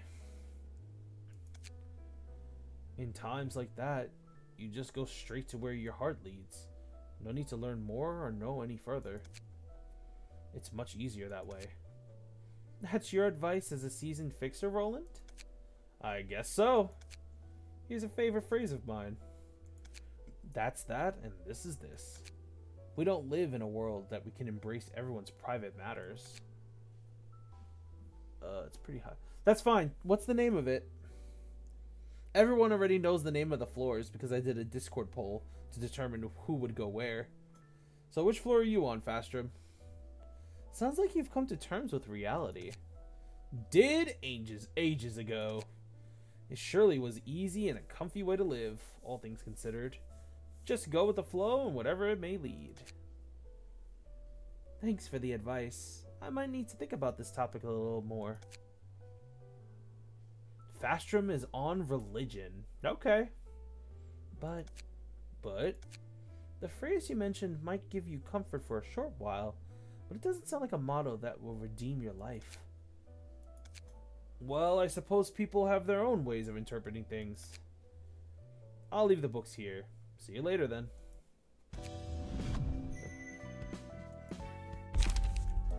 Social distancing, look of the day, and shyness. Urban legend.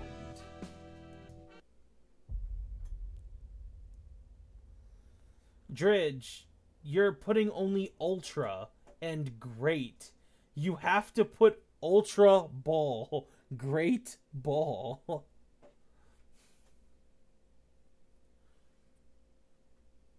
There you go. And I savor the magnificent fragrance of the sacrifice which fills my room. Tell me, who do you think will be the one to get through all this mist and claim the collapsed nest in the end? It's hard for me to predict the outcome of this event, Underboss. It has been a while since we were involved in the bloodshed of this scale. However, it is certain that we should not allow the Index to take over the yoke.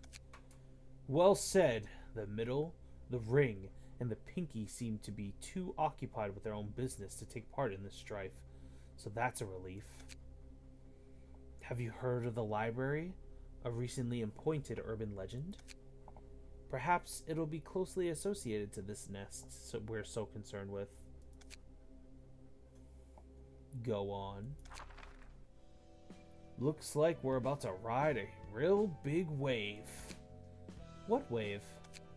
At this rate, the library will soon be exalted to being an urban legend, from its status as an urban myth.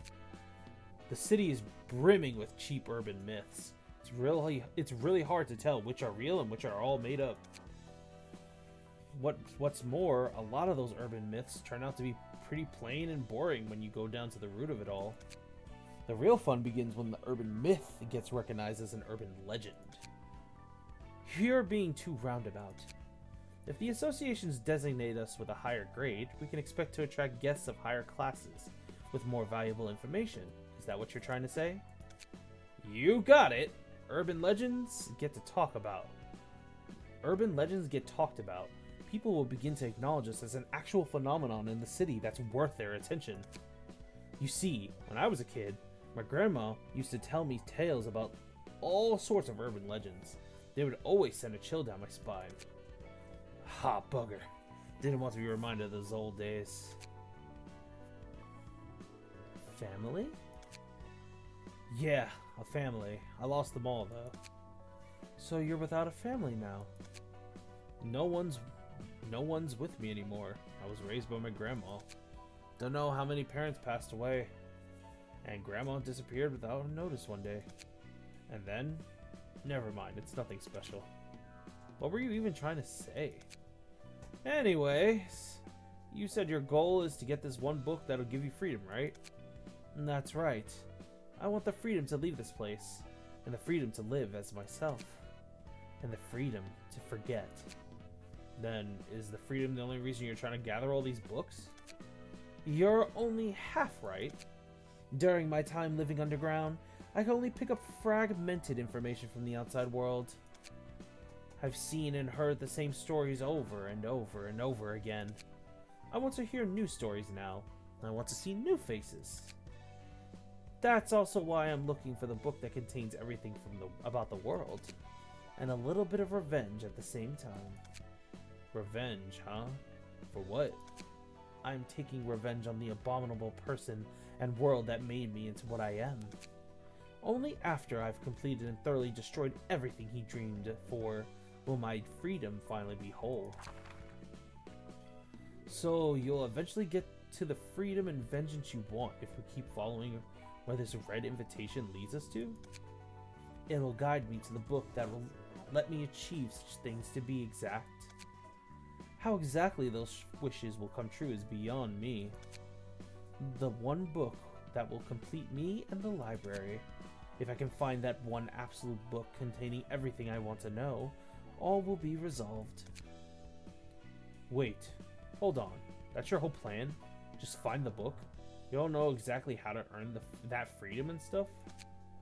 The only thing I know for sure is that I myself will become whole at the end of the journey led by the invitation. The library has infinite space. I could extract infinite books from countless guests and store them all if I wanted to. But simply collecting books that are mostly filled with junk without a clear purpose in mind is rather inefficient, don't you think?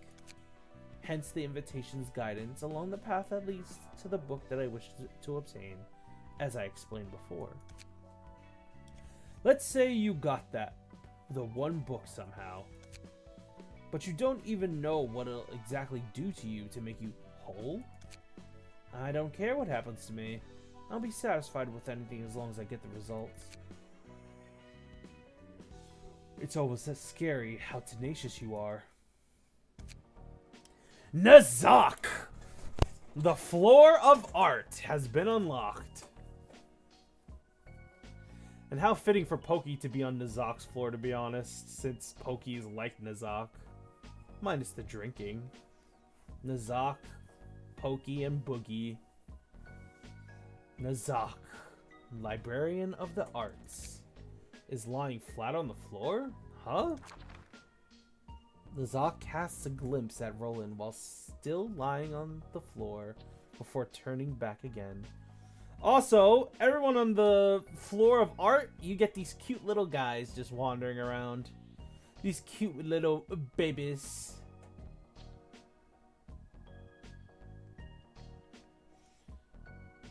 Not gonna lie, I like her. Nazak is a guy.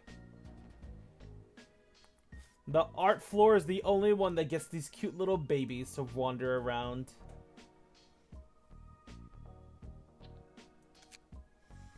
Huh? The books are all over the floor too. I'm sensing zero motivation to work. Hello, Mr. Nazak, patron librarian? Don't worry, Lupin.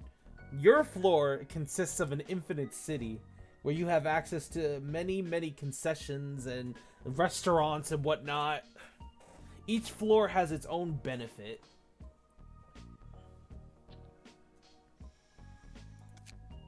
And everybody can go to the different floors. So long as your work is taken care of, each floor is pretty much its own environment. If you keep refusing to cooperate, Angela's gonna raise hell with me. Please, wake up. Know how it feels to give everything you got to make something, only to see it completely break? I tried so hard building a sandcastle, and it got swept away by the waves. And I bet it was Angela who made those waves. I was woken up once again, called on to take charge of the work I don't want yet again. Your floor is a giant foundry for weapons. Leave me alone for a bit. I want to go back to sleep. Boy, oh boy. How could every one of you hate Angela so much? Please, help me out, will ya? We're in the same boat, you know? He barely sits up. You're pitiable, man. How'd you end up in a place like this? I know, right? I think I'm a pretty miserable spot, too. So can you please spare some of that sympathy for us working hard together? You probably know everything. Oh, you know already, but I'm Nazak, librarian on the artsy floor. And a proper introduction for me as well. I'm Roland, Angela's servant and library worker. I gotta wonder, how am I always left with the kind of work that doesn't suit me at all? You tell me. I never thought I'd work in a library of all places either. Anyway, you're gonna be sorting the books related to the arts from the bunch I bring, right? Apparently. Can you go back now, since we're done exchanging names and all? He lies back down on the ground again. Look, you can lie all you want, but you're gonna do your work, right? It's not like I have a choice in that matter. I'm counting on you. Please make sure to work, alright? His shoes rolling away. Okay, so I do have news for those who work on the art floor. Your patron librarian Nazak is kinda lazy. And lore-wise, he doesn't have the motivation to work, so the librarians that work on his floor do most of the work. And canonically, you guys have to force him to work with you guys, which is really funny and really cute, because the boss of you all, who's unmotivated, you guys have to push him to do everything.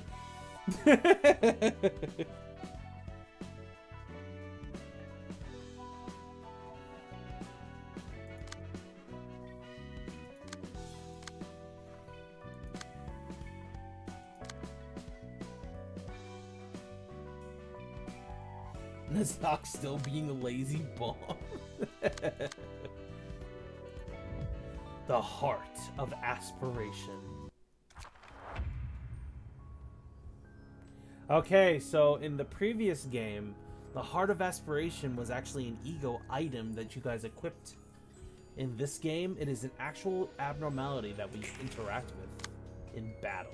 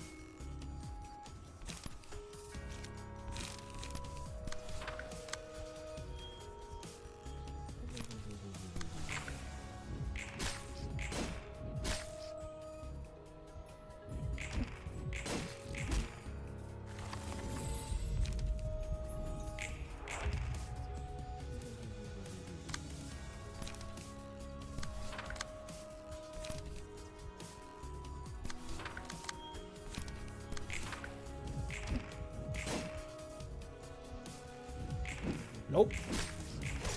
Dang.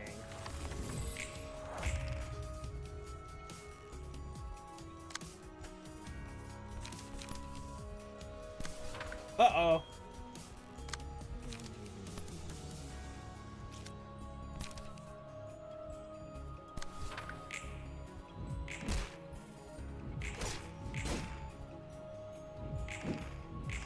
Get out of here. You're not gonna buff your allies.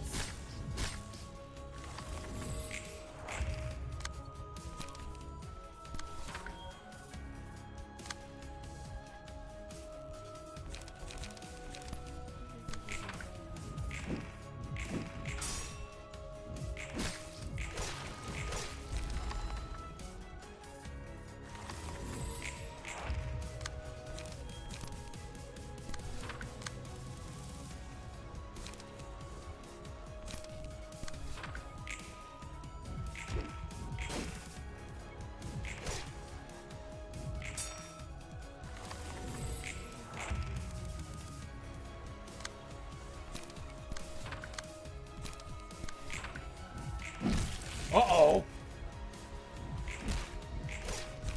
It's fine. We're good.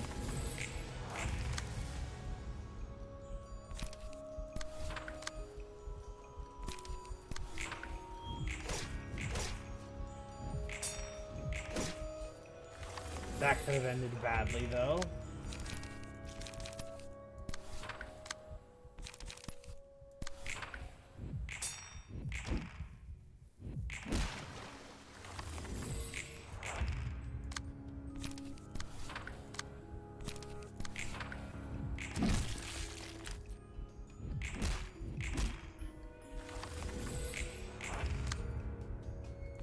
You have no allies to buff. So unfortunately for you, that was a waste of a turn.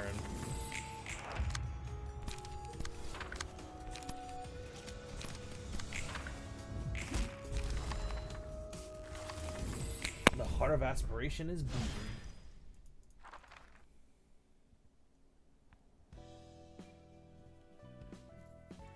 Heyo, Angela. I called them all.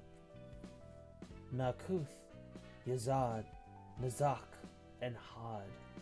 It's been a while since I saw you all gathered in one place. Angela.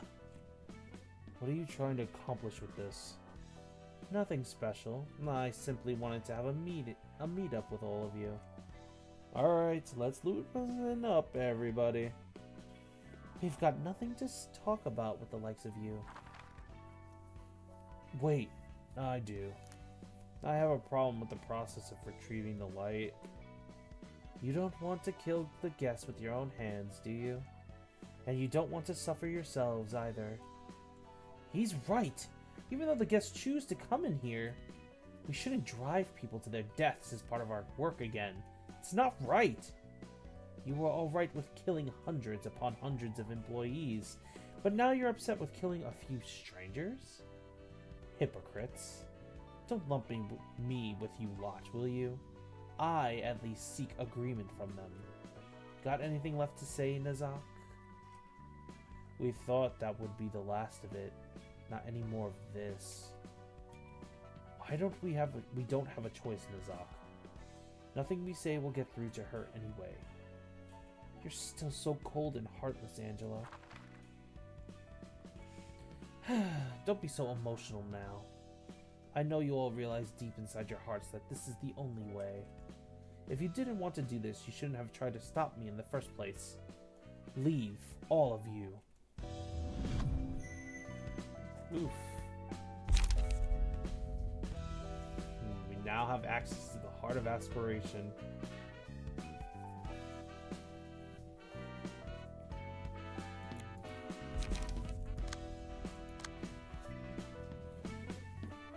And now the deer gets to join the game. Huzzah!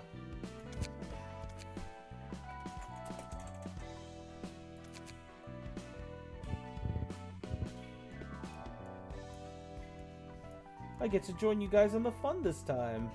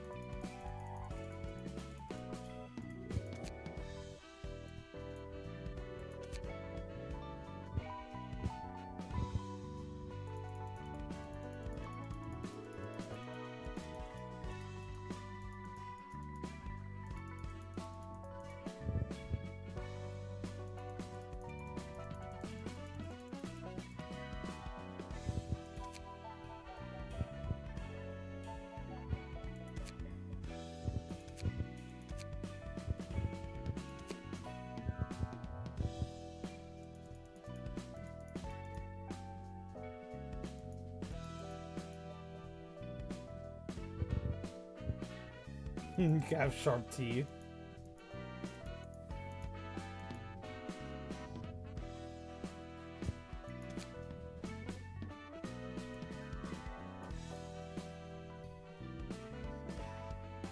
Oh, that's right. I could change eye color in this game.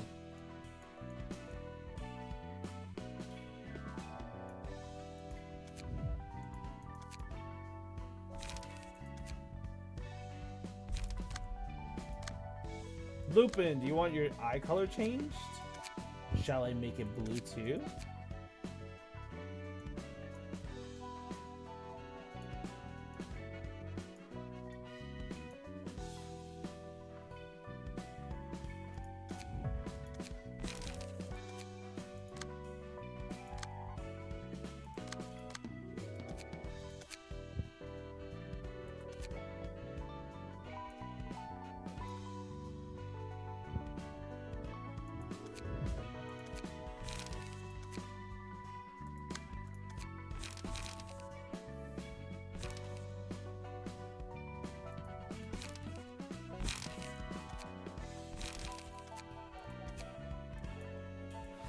Alright, time for the next part.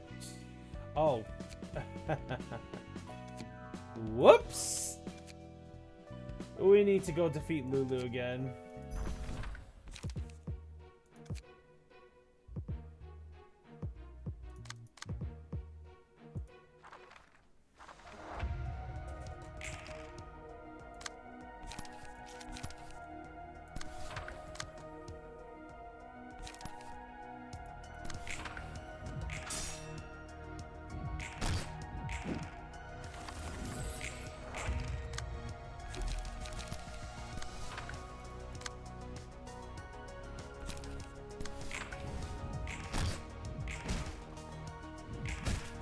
Damn. Oh. Oh my gosh, you guys are so powerful now. I just needed to adjust a few things.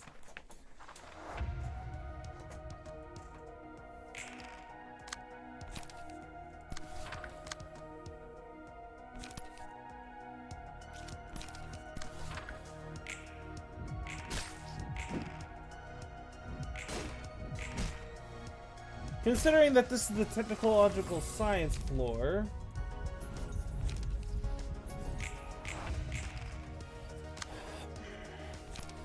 I mean, I wouldn't doubt it. See, this over here is the city, so I'm pretty sure it has whatever they want it to have.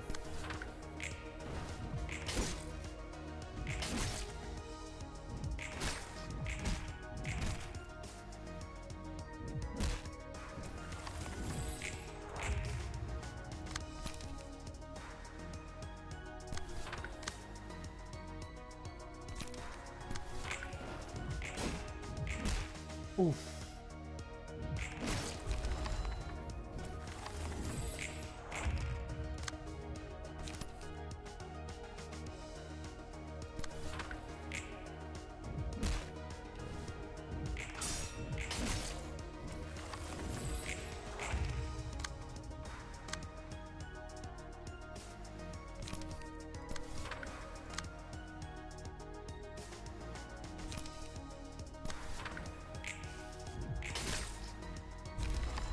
Gosh, even a singular punch from Lupin hurts.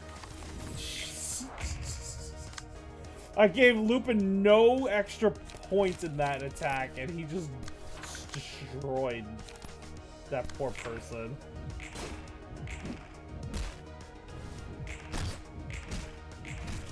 Lupin wants revenge for getting jumped.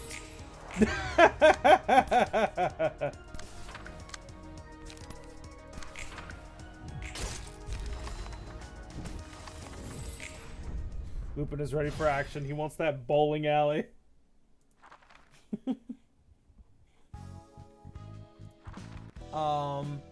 If you think about it, Lupin's floor also has access to all the gaming consoles that were ever made, especially the future ones, since the city is futuristic.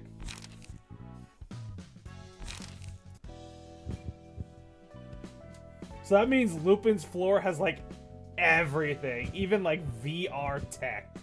VR dive tech and everything. Oh, heck yes. Lupin's floor would be the best place to hang out.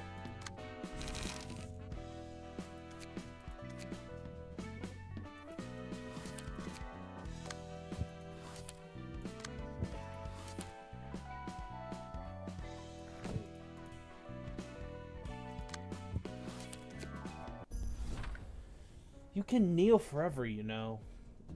You can't kneel forever. I beg you. My juniors. They're all dead.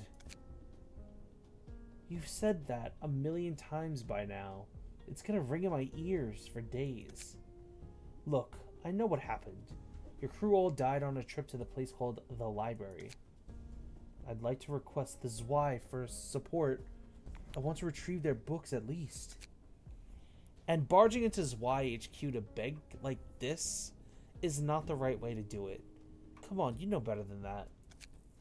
Isadora, please. Let's help him out just once. Could we at least request our superiors for a review of this case? Julia, I know you're friends with this idiot, but even then, we should not act upon friendship or attachment. The whole system could collapse otherwise. The lobby will be filled with all kinds of miserable folks begging and pleading for help. You may be a low-grade pipsqueak, but you're still a wise associate fixer nonetheless. You better remember what you've learned today. But I'm responsible for this case, and the association is responsible for it too. Nowhere in our records does it say that Y is involved in this case, though. I have no idea what you're talking about, miss. So that's how it is. You use us as you please, then you turn your back on us so easily.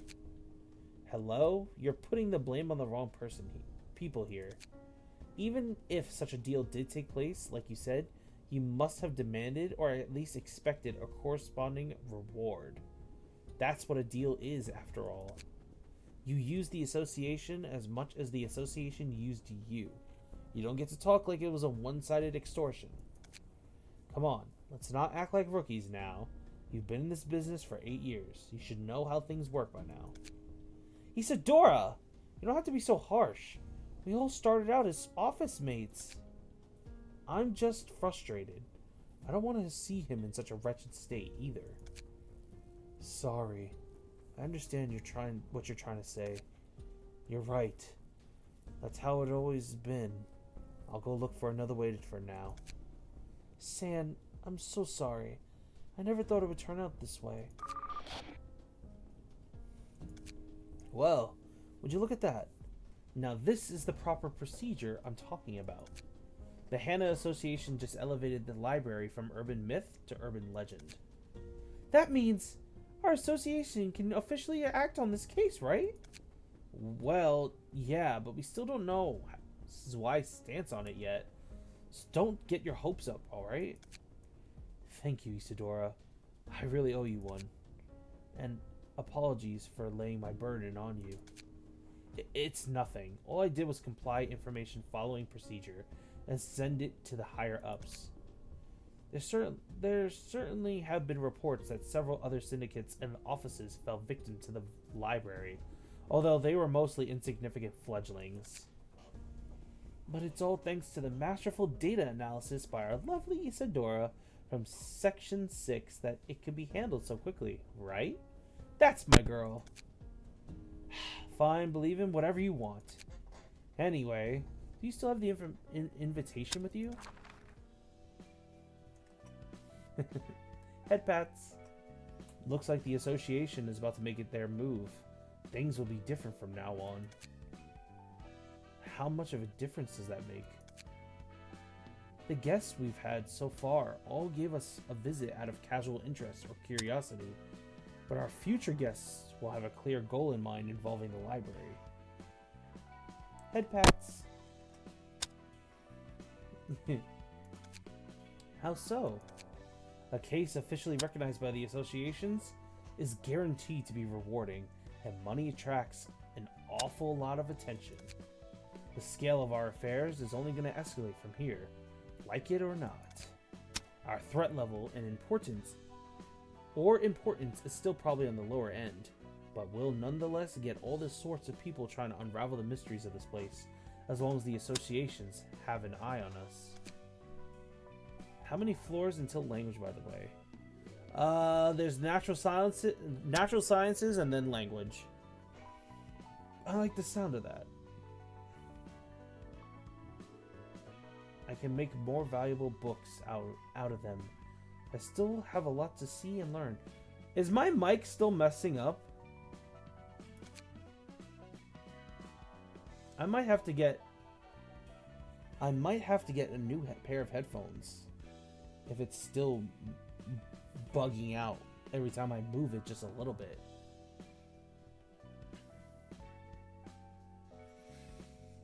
I've been wondering for a while, what's stopping you from leaving here? I am under a curse. A deep, ancient curse. That is what's attached to me. No being that isn't human can walk out of this place. Besides, I don't want to leave this place until I have had my revenge either. It's not too bad so far. Rather, I've been actually quite delighted lately. It has been full of brand new things, unlike the prison that was my past life. New faces, accumulating knowledge, intriguing events. I like this abundance of freshness. I want to know more. I will keep learning and learning, and as I learn, I might finally figure out why I had to be subject to such torment. Guess I gotta work harder then. I can't leave here as long as you can't, you know. Hey, if we get to leave one day, why don't I take you to a place I frequent? You mean a restaurant? Yep. They make some sick meat stew there. One of the secrets of that stew is a giant tin pot they commissioned from T-Core to customize. Boil meat with some water for just 10 seconds in that thing, and you get tenderized meat with a rich broth that you'd normally only get after 3 days straight from boiling. Creating a taste that's so rich in such a short time is what makes the restaurant so hot. The only issue is that the prices are a bit high. I spent half of my last job's payout on a single meal one time, but it was totally worth it. Oh, right. Are you incapable of eating? Sorry for bringing up useless words, ma'am. There are plenty of other places you'd love to visit, so I'll make sure to give you a tour through the city, ma'am. I can eat, but I cannot taste the food. I do wish to try to dining like you people do, if I get a chance, though. In any case, we need to finish the task at hand before anything. And the stew? I'll keep that in mind.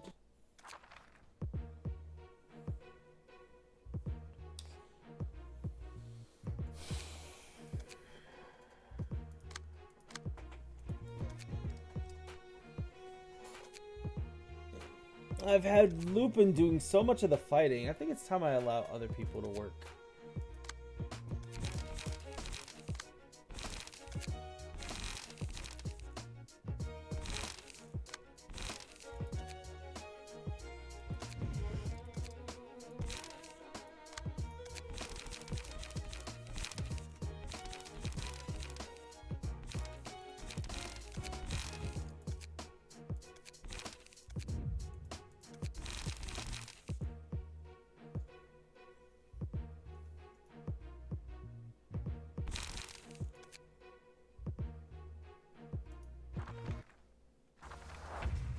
What did you do to your curb, girly pop?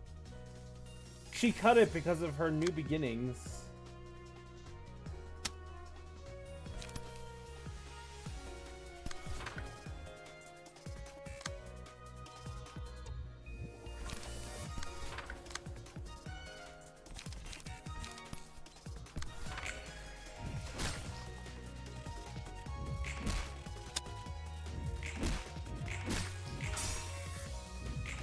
You're too slow.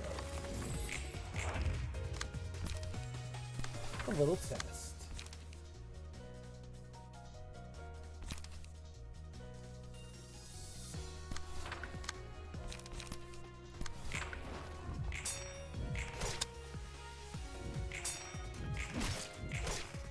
Oh my gosh. This is why it's so strong. Giving Lost more power.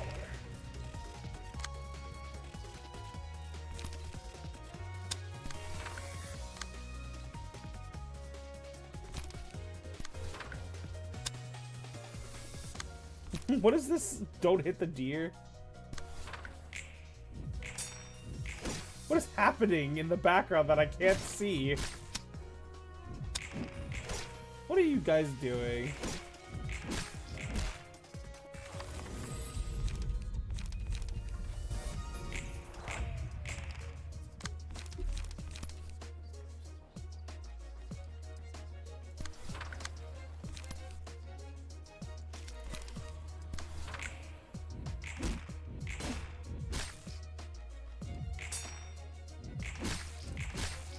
No, rolling! You guys are being silly.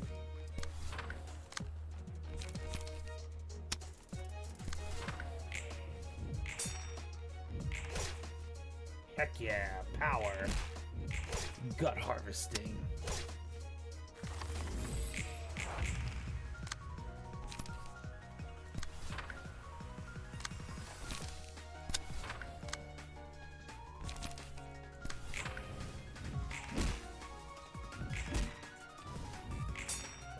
Time for a little test.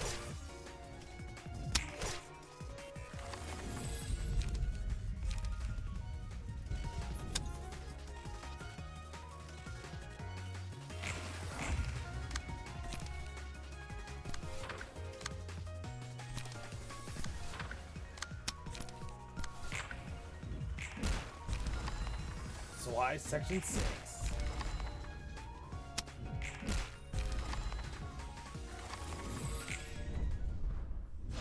Victory at last.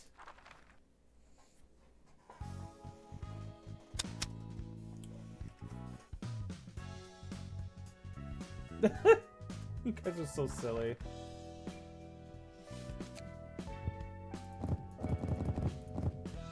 Do my eyes deceive me? Is that the boogeyman ready to be freed of the abnormality book he's trapped in?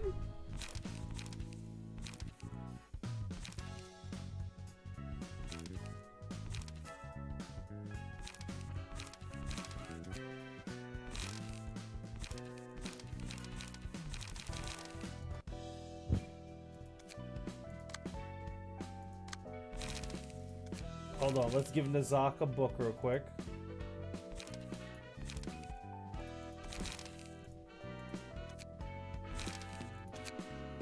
Boogie, we can add you to the game finally once I defeat the abnormality.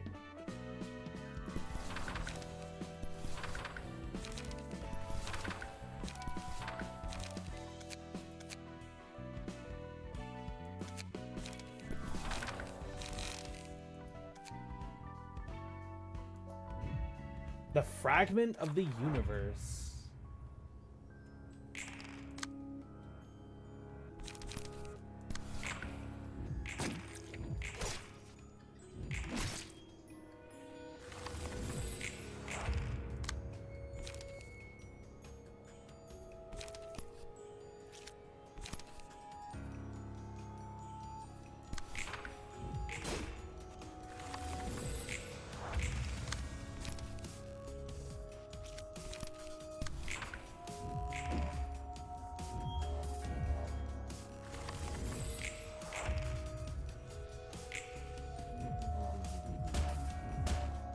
Ow!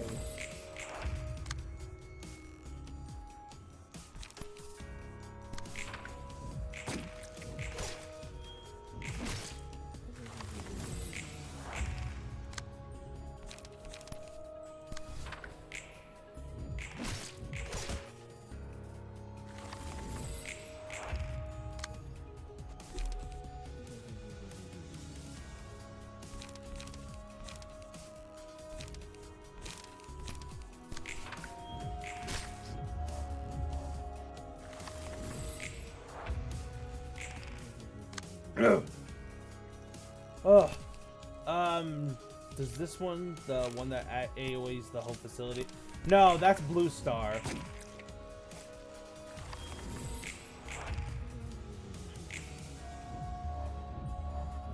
But this one does inflict a lot of SP damage. No, Nazak! Oh, we lost. We lost because I've... Sigh. Also, why is this... This card is just bad.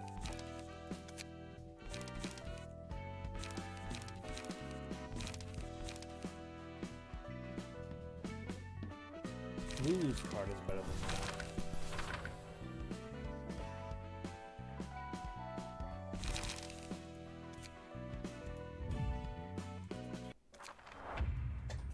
We lost because the deer got too overconfident. Oh my gosh. Ow!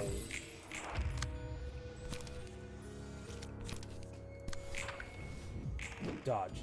Dodge. Now what?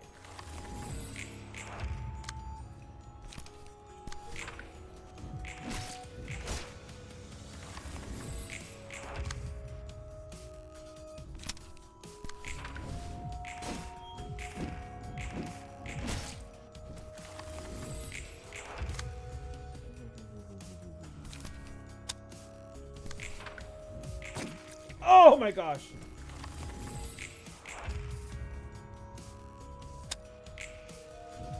Zero, zero, zero. Because we have enlightenment.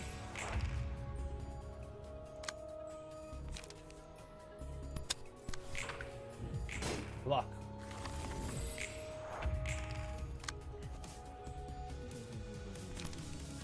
Retaliate.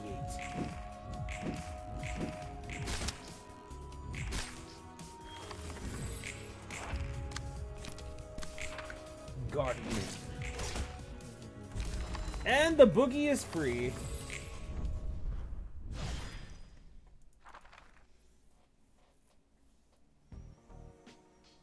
Sir, you gotta wake up. You're gonna get sick if you sleep on the floor.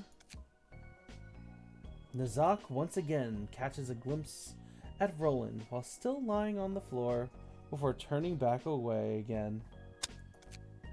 This smell and this thing rolling around on the floor. Don't tell me. A beer can? Where the heck did you get this? This is the library, Roland. Constructed from the light of possibilities. Anything's possible as long as you got the book. Are you sure you're sorting the books well? You seem okay at receiving guests at least. He nods to the pile of books next to him. Really? You sorted them all? Let me see, that's... The books are already randomly scattered across the floor. I don't think that counts as sorting. Here, have a drink. Hey, you got manners at least. Well, let me take a sip if you insist. Kyo! Never guessed I'd get a chance to drink beer in this place. Boy, how I miss this sparkling softness. Good stuff, eh? It sure is, brother. So, how's work been? It's been going somehow. Not that I'm satisfied with it though. What's your biggest complaint at the moment then? That I have to take someone else's life with my hands. But it's either you or them, ain't it? Ah! Delicious cake. That's why I have to fight. And that's what I don't like about it. I'll probably have to kill even more people as time goes by. Doesn't matter if it's a saint or the scum of the earth. Everyone wants to live all the same.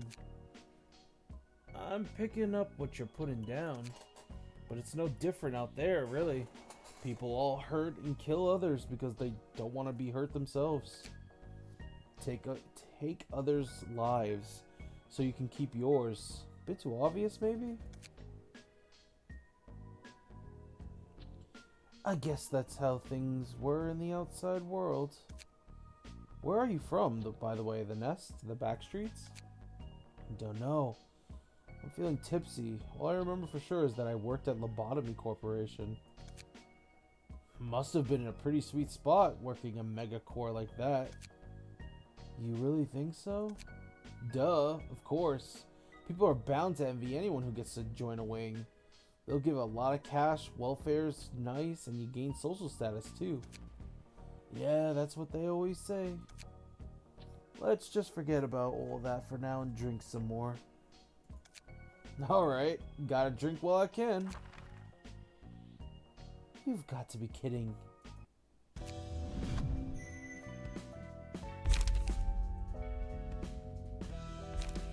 The boogeyman is free!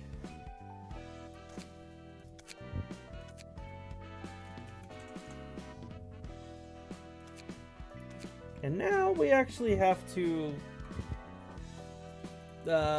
get the boogie a proper hairstyle, because I don't know if his hairstyle from the previous game is in here.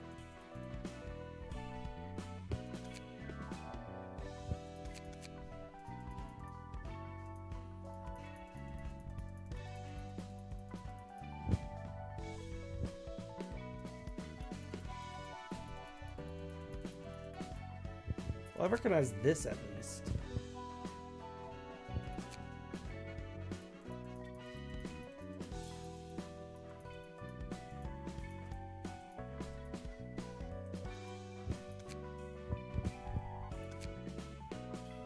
Hey, Boogie, do you see any hairstyles that you might like?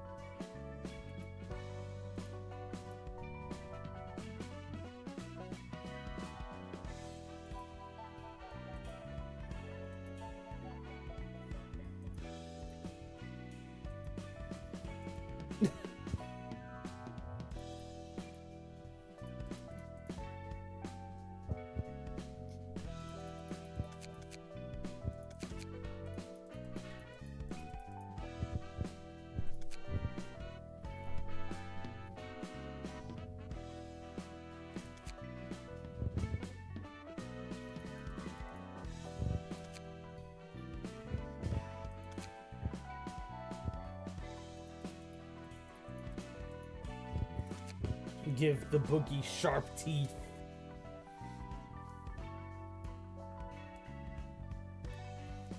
Give him his yellow eyes.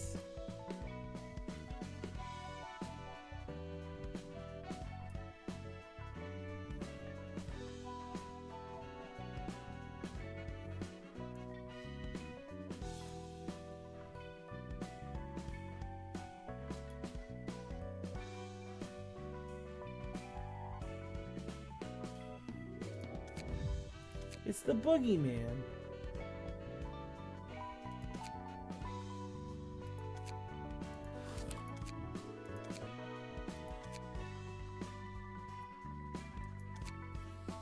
Alright. Here's what we're gonna do. Since it's getting late, I am gonna do the next 2 battles of this Y chapter, which will wrap up Y, and then we're gonna call it there for now. How does that sound, guys?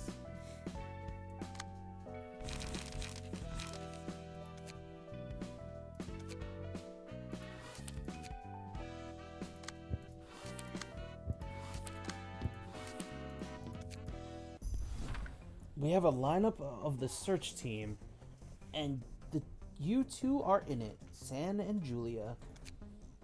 I'm finally heading back to the library. Yeah, let's go retrieve the books of Mars and Lulu and come back safely. Don't forget, while our main objective has been decided on retrieving the books of Mars and Lulu thanks to the coincidence of interests between Sans and the Association, we should still try to secure as much information as possible, meaning we should collect as many books as we can.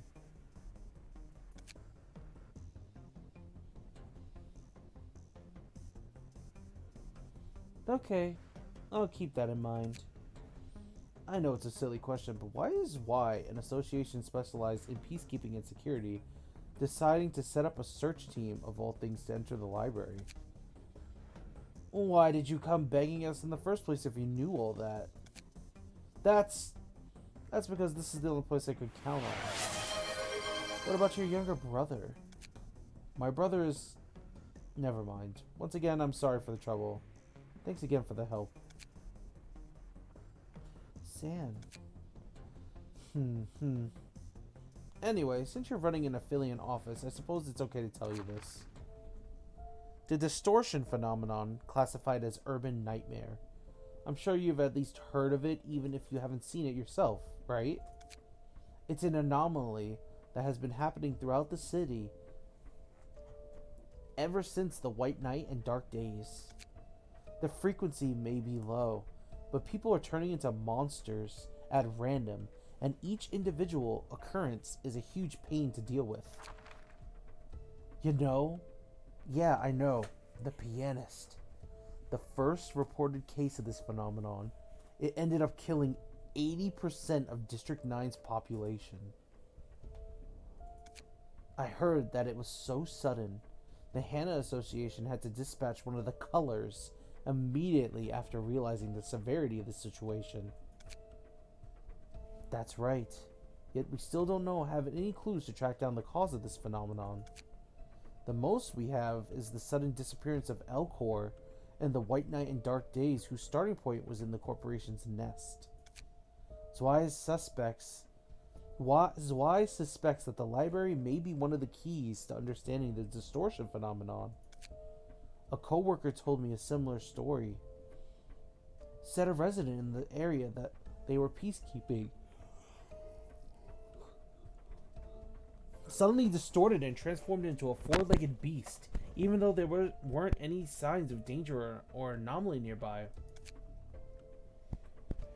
Thankfully, they managed to take care of that creature before the death toll could hit 2 digits. But I also heard that a restaurant clerk turned into a man-eating sandwich monster? Something like that one time. I think I understand now. So the distortion phenomenon is a clear and apparent threat to Wise peacekeeping activities, and they expect the library to hold a clue for resolving it.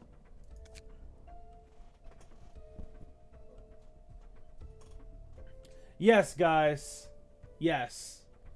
One of the distortions in Project Moon's history is a giant man-eating monster.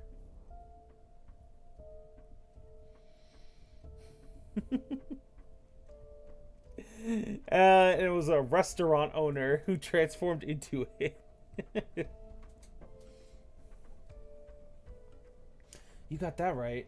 Fortunately, there haven't been any cases of the phenomenon that is nearly as devastating as the pianist so far. It looks like Zwei is going to keep an eye out for the library for a while, though there are several other suspects that need to investigate as well, so we won't be getting any high-grade fixers. This is more than enough help. Thanks, Isadora. I said I'm just doing my job. It's not like I'm doing you a favor or anything. Sure you are. You have my thanks as well, Isadora. Let's get to it. Is that really true? What is? The things they said about the library. Is this place really all connected to the stuff like White Night and Dark Days, Elcor, and the distortion phenomenon? I'm frankly not even sure where we are in the city, though. What if I said it is? If you said it is, I'm not sure I get what you mean. It's extremely rare for an incident to encompass the city like the White Nights and Dark Days did. There have been some cases of wings falling apart on their own, but those only affected their own wings, their own nests at most. Elcor was something else entirely. It's like the whole city fell asleep for a week. Let's say that the library really is related to the White Nights and Dark Days. What does that change? Nothing, I guess. My work is still going to be the same. So this is the library. The transportation method is almost like a singularity. Yeah, the director of the library will soon come and greet us. Angela, was it? Greetings, dear guests. I am Angela, the director and librarian of my role's namesake. Though it appears that you already know who I am. We're here to take back the books of Mars and Lulu. They are here, indeed. We can get the books we want, or die and turn into books ourselves, right? That is correct, as it is written on the invitation. It's like I'm talking to a wall. She's so robotic. May you find your book in this place. Angela's getting fed up with them calling her a robot.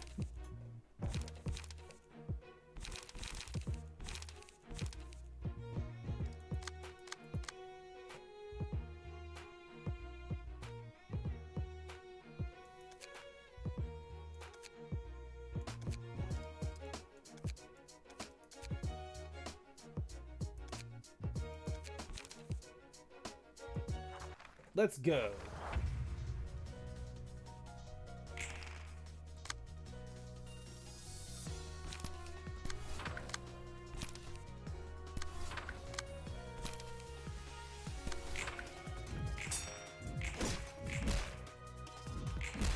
Gut harvesting.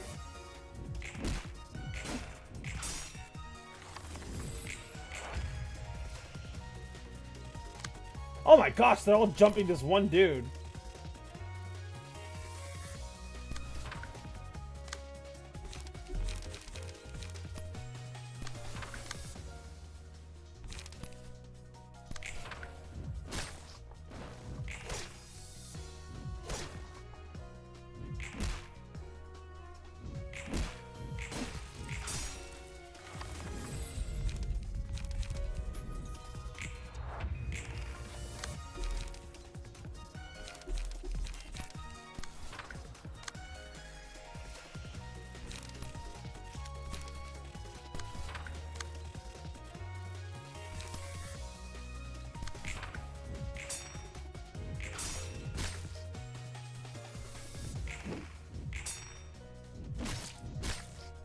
Well, that was weird.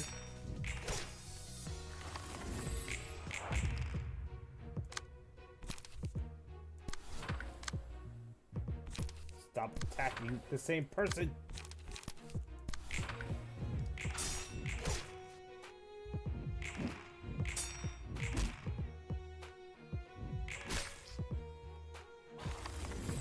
Come on, dude.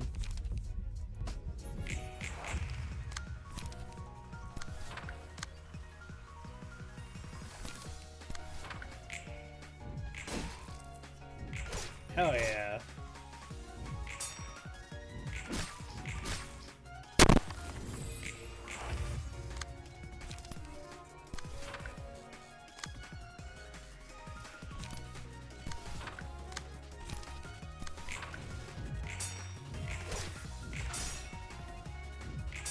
Dun, dun, dun. You're too slow.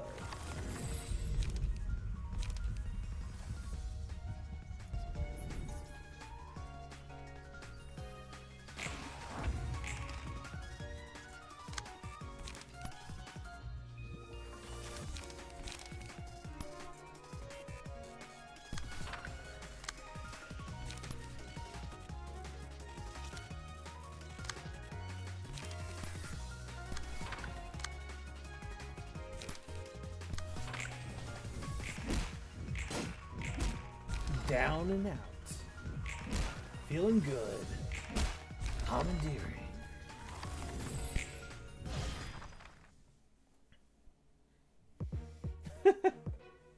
Are you good, Dridge? Are you dying on us?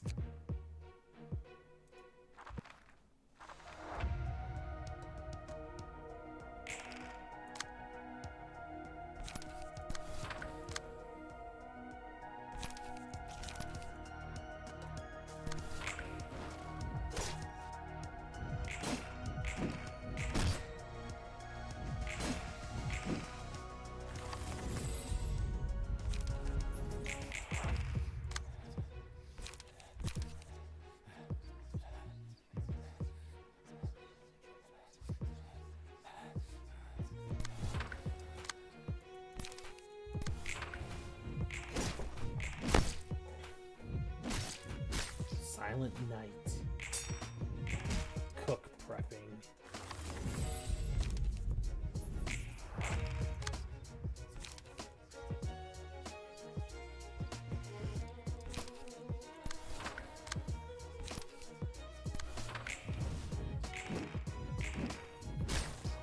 Oh, Lupin is staggered. Oh, Lupin might be dead. Uh-oh! Lupin is actually dead!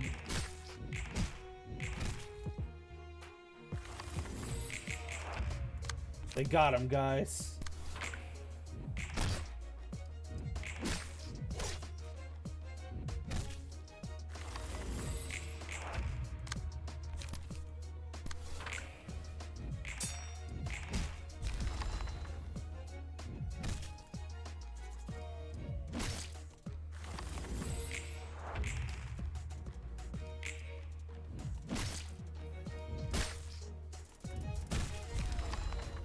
No, you saw it. Dun dun dun dun dun dun dun dun dun dun bum bum bum bum. Let's have the boogie work.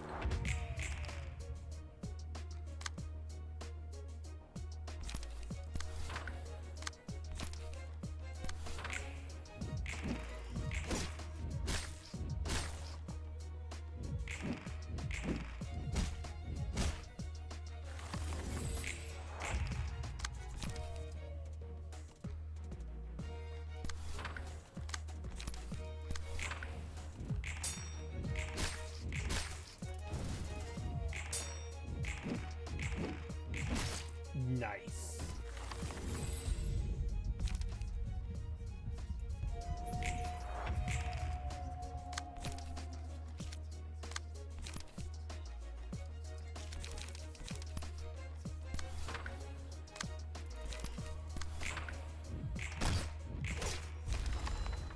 Julia is beaten.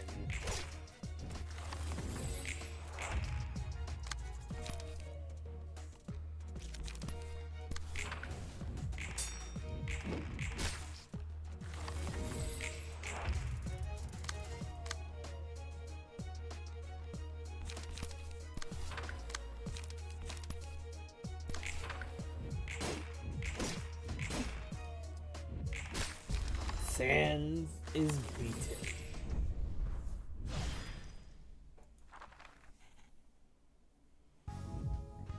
The Book of Distortion. The library is located in the source of the White Nights and Dark Days. I touched up the headquarters of Lobotomy Corp, the center of it, for my own use. I have no comment to make on the distortion phenomenon that apparently started occurring afterwards. I have little to no information about that phenomenon either, though I do have a guess. Whoa, that came out of nowhere. You were curious about it earlier, weren't you? I was created as a mechanical secretary to assist the manager of Lobotomy Corporation. I was designed to look like a human, feel emotions, and make evaluations and judgments based on those emotions. It's as you suspected. I was born in secret, violating the AI Ethics Amendment. I never got to make my own judgment, funnily enough. I had to read the same script over and over for 1 million years, all for the success of a single project. The play that never seemed to end finally concluded one day, and the White Nights and Dark Days happened as a result. Thanks for letting me know. I don't know who came up with that insane plan, but thanks to them, the distortion phenomenon started wreaking havoc on the city at random intervals. Ordinary people would turn into monsters all of a sudden, and they'd kill everything in sight. And the first ever case of the distortion, boy, was that a hellscape. It happened without any oncoming sign in a district that everyone believed to be relatively safe. The massacre was a work of art too. It was named The Pianist for a reason. What more could I say?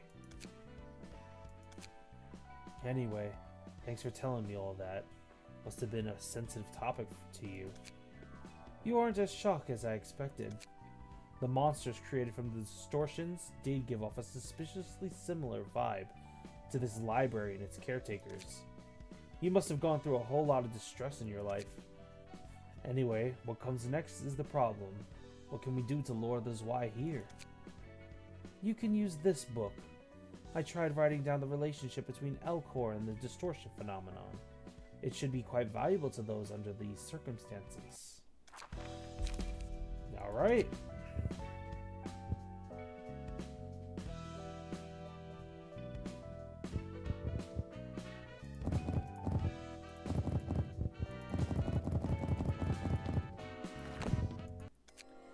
We have new books, new powers. Sand. Julia. On Clash Win, handling work.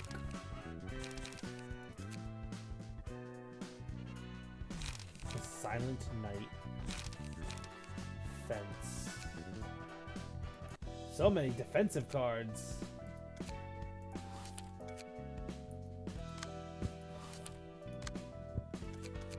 Hold up.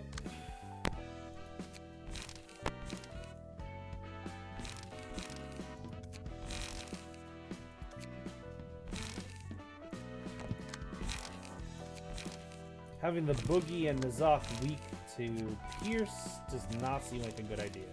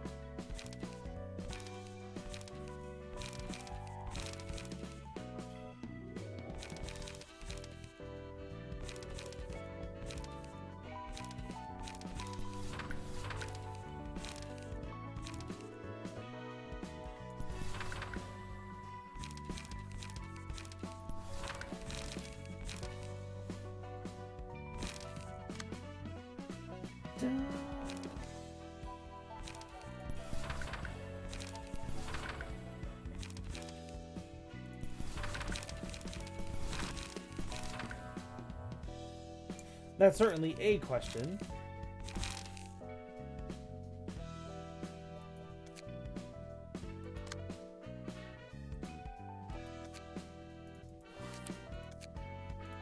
Now for the final chapter of the Zwei story. Yes, sir. I'm afraid San and Julia couldn't make it back, requesting additional support. Sorry. Isadora, what do you think the purpose of the library is? From the information we've gathered so far, it is the accumulation of knowledge. Accumulation of knowledge, you say? The library simply offers a deal that has no influence on the outside world. It only rewards or punishes those who have entered. The winner can get the books they want, and the loser becomes a book that the library wants. Any linkage to the distortion phenomenon? That is unclear, sir. But my instincts suggest that it has to be related to the phenomenon somehow. And why is that? The invitation to the library, its books, and the beings called librarians that reside there. All elements of the library are similar to what we've seen of the distortion. A common feature is that it's impossible to observe them for an analysis of their constituents or components. We cannot carry out a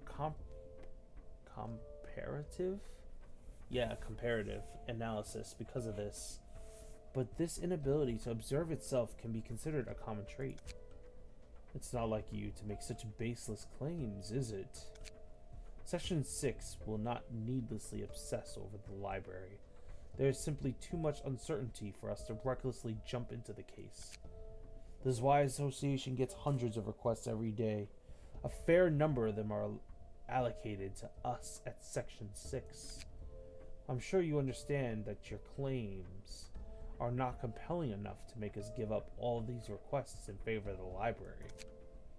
I am aware, sir. And yet here you are, requesting additional manpower for investigating the library. Are you sure you aren't simply using the alleged linkage to the distortion as an excuse to get your revenge on the library or retrieve the books of your colleagues? Even as we speak, syndicates like the Carnival are chewing up people's guts out in the open. And the likes of the musicians of Bremen are making modern art pieces out of innocent civilians. And there are yet more insane individuals looming over the city, no? And our duty is to protect our clients from such shade in the city, is it not? You're right, sir. Remember the slogan of our association? Your shield, sir. Exactly. Our role is to be a trusty shield for our client. So don't put down that shield without good reason. Got it? You may leave now. Will do. Isadora? Yes? Did you happen to put this invitation in my drawer? No, sir. I haven't received any new invitations yet. What is this? What is the current risk level of the library? It's currently resting at the urban legend class, but it has been slowly rising with each new report. Now I see. The Book of Distortion, is it? They've been using irresistible bait like this to attract their victims, haven't they? Things went rather smoothly thanks to your book.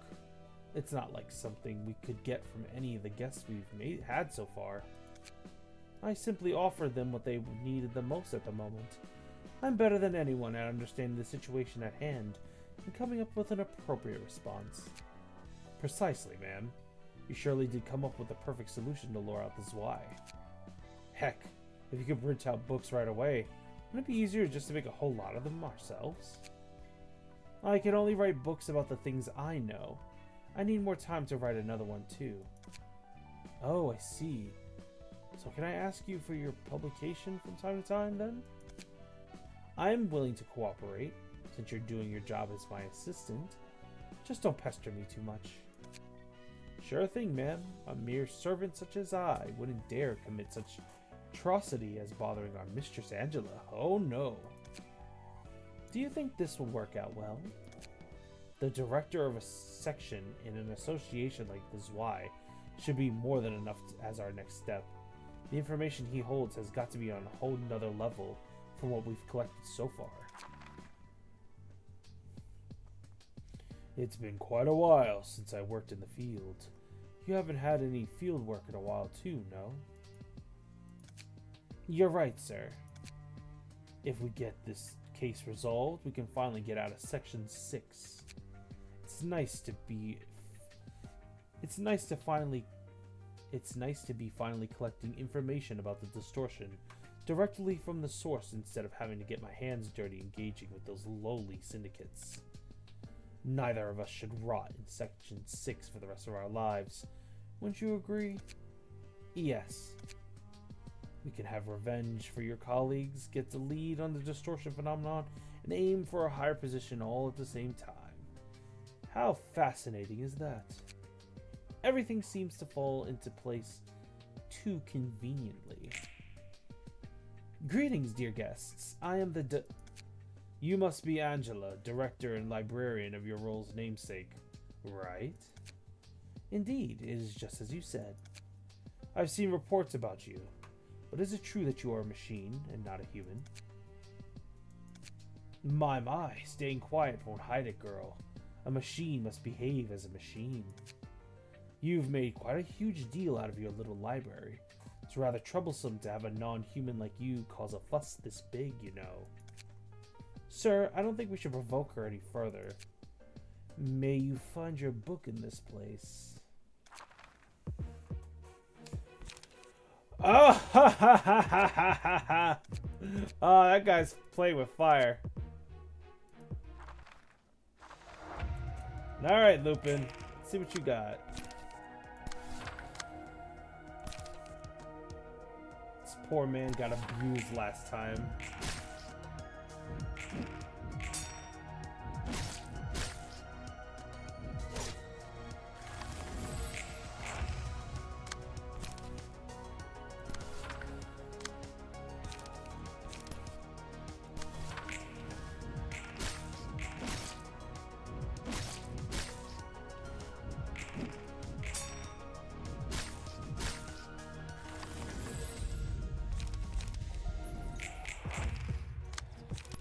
Oh my gosh, Lupin's getting jumped again.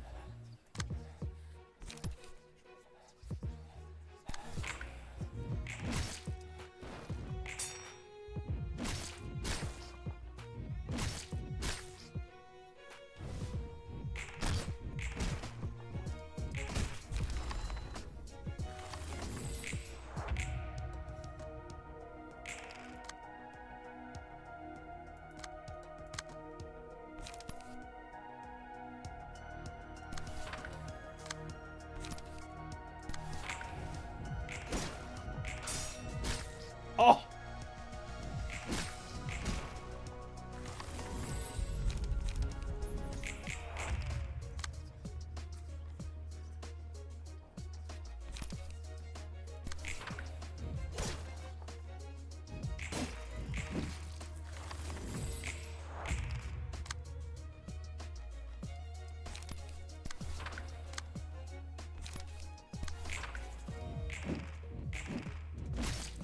Oh no, Lupin! They just outright dodged Lupin and killed him.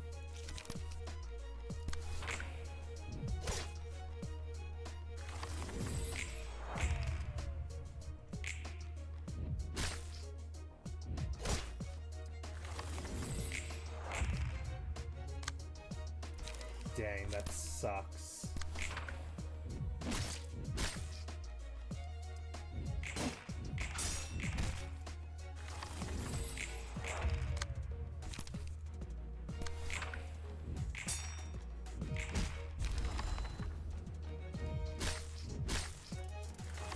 No, Lupin.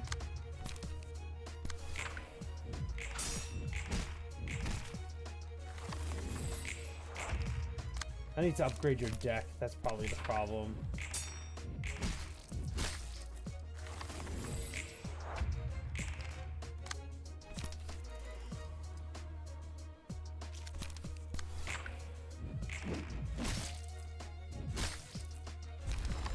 Dang.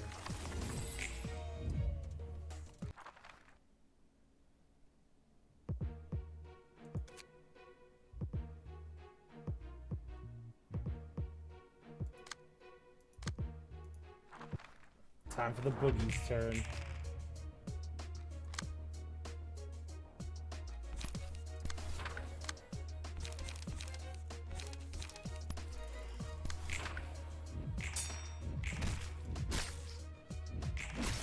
Law and order.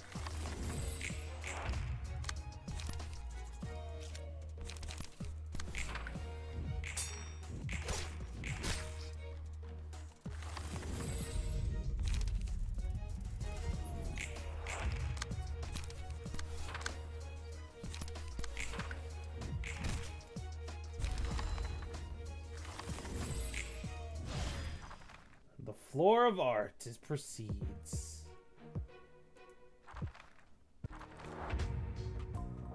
Have a good night, Dridge. Sleep well. Thank you for joining us tonight.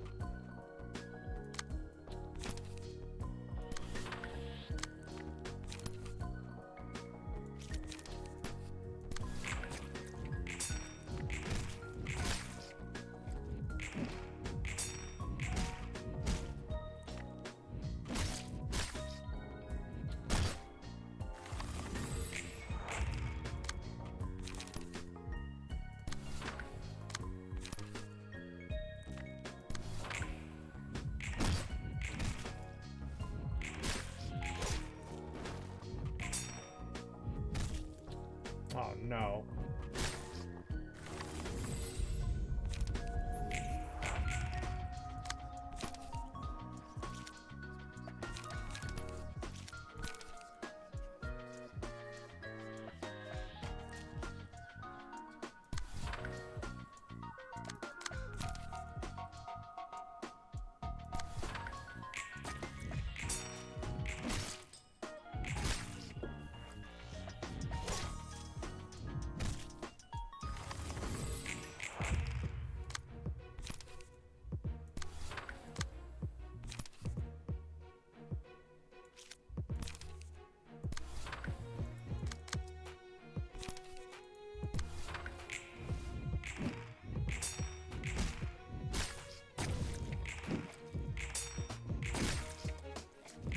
Nice.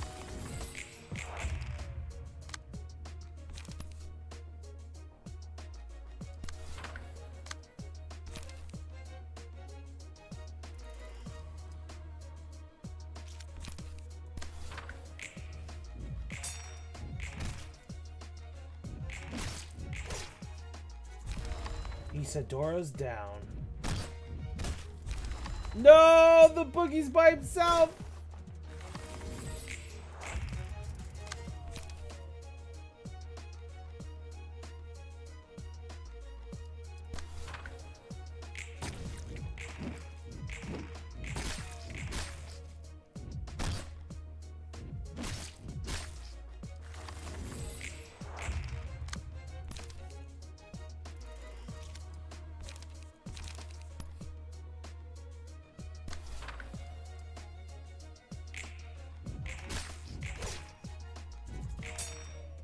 Yeah.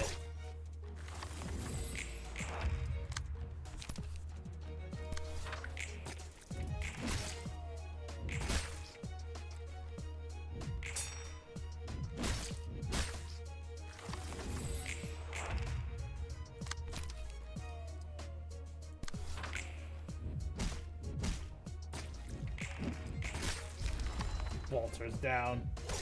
No! The boogeyman! No!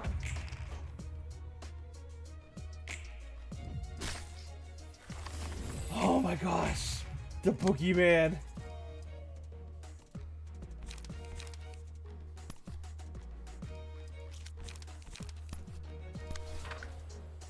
Come on, Via. Oh.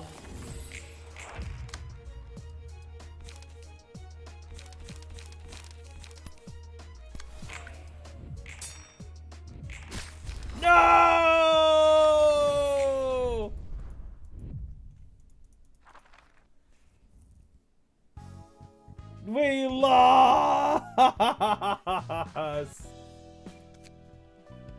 But we got Walter's book, though. I will definitely take that.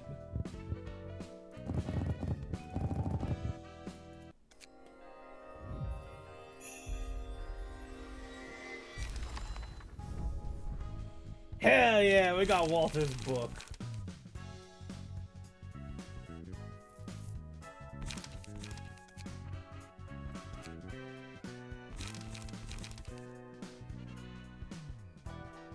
And we got combat preparation.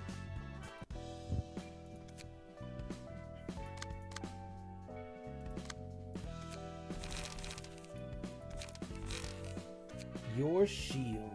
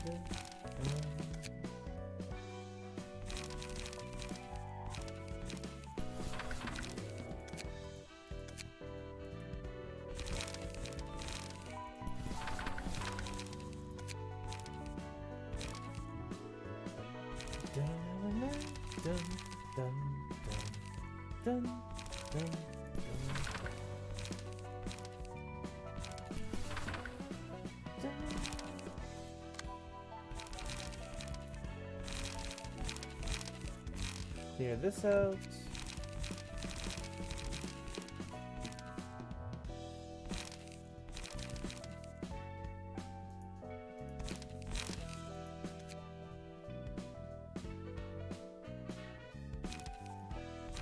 Does she have a third one? Yes, she does. Oh, God.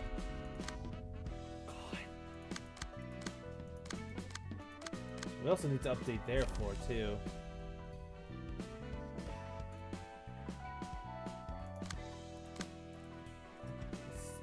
Alright, guys. We're about to hit the 5-hour mark. So, instead of going any further than this, I say we call it here so we don't get burnt out of library. And since it's getting late, I still have some stuff that I need to do in the background. So I know I said that we're gonna finish off this Y chapter, but it is getting late, so I'm gonna call it here for now. I gotta go handle the stuff in the background, so I'll talk to you guys later. Thank you guys so much for streaming with the deer as usual, and I look forward for more library later on, my friends. Thank you so much for everyone who came through. Thank you for everyone who's watching. The deer always appreciates it. Have a good night, guys. Thank you so much for joining me.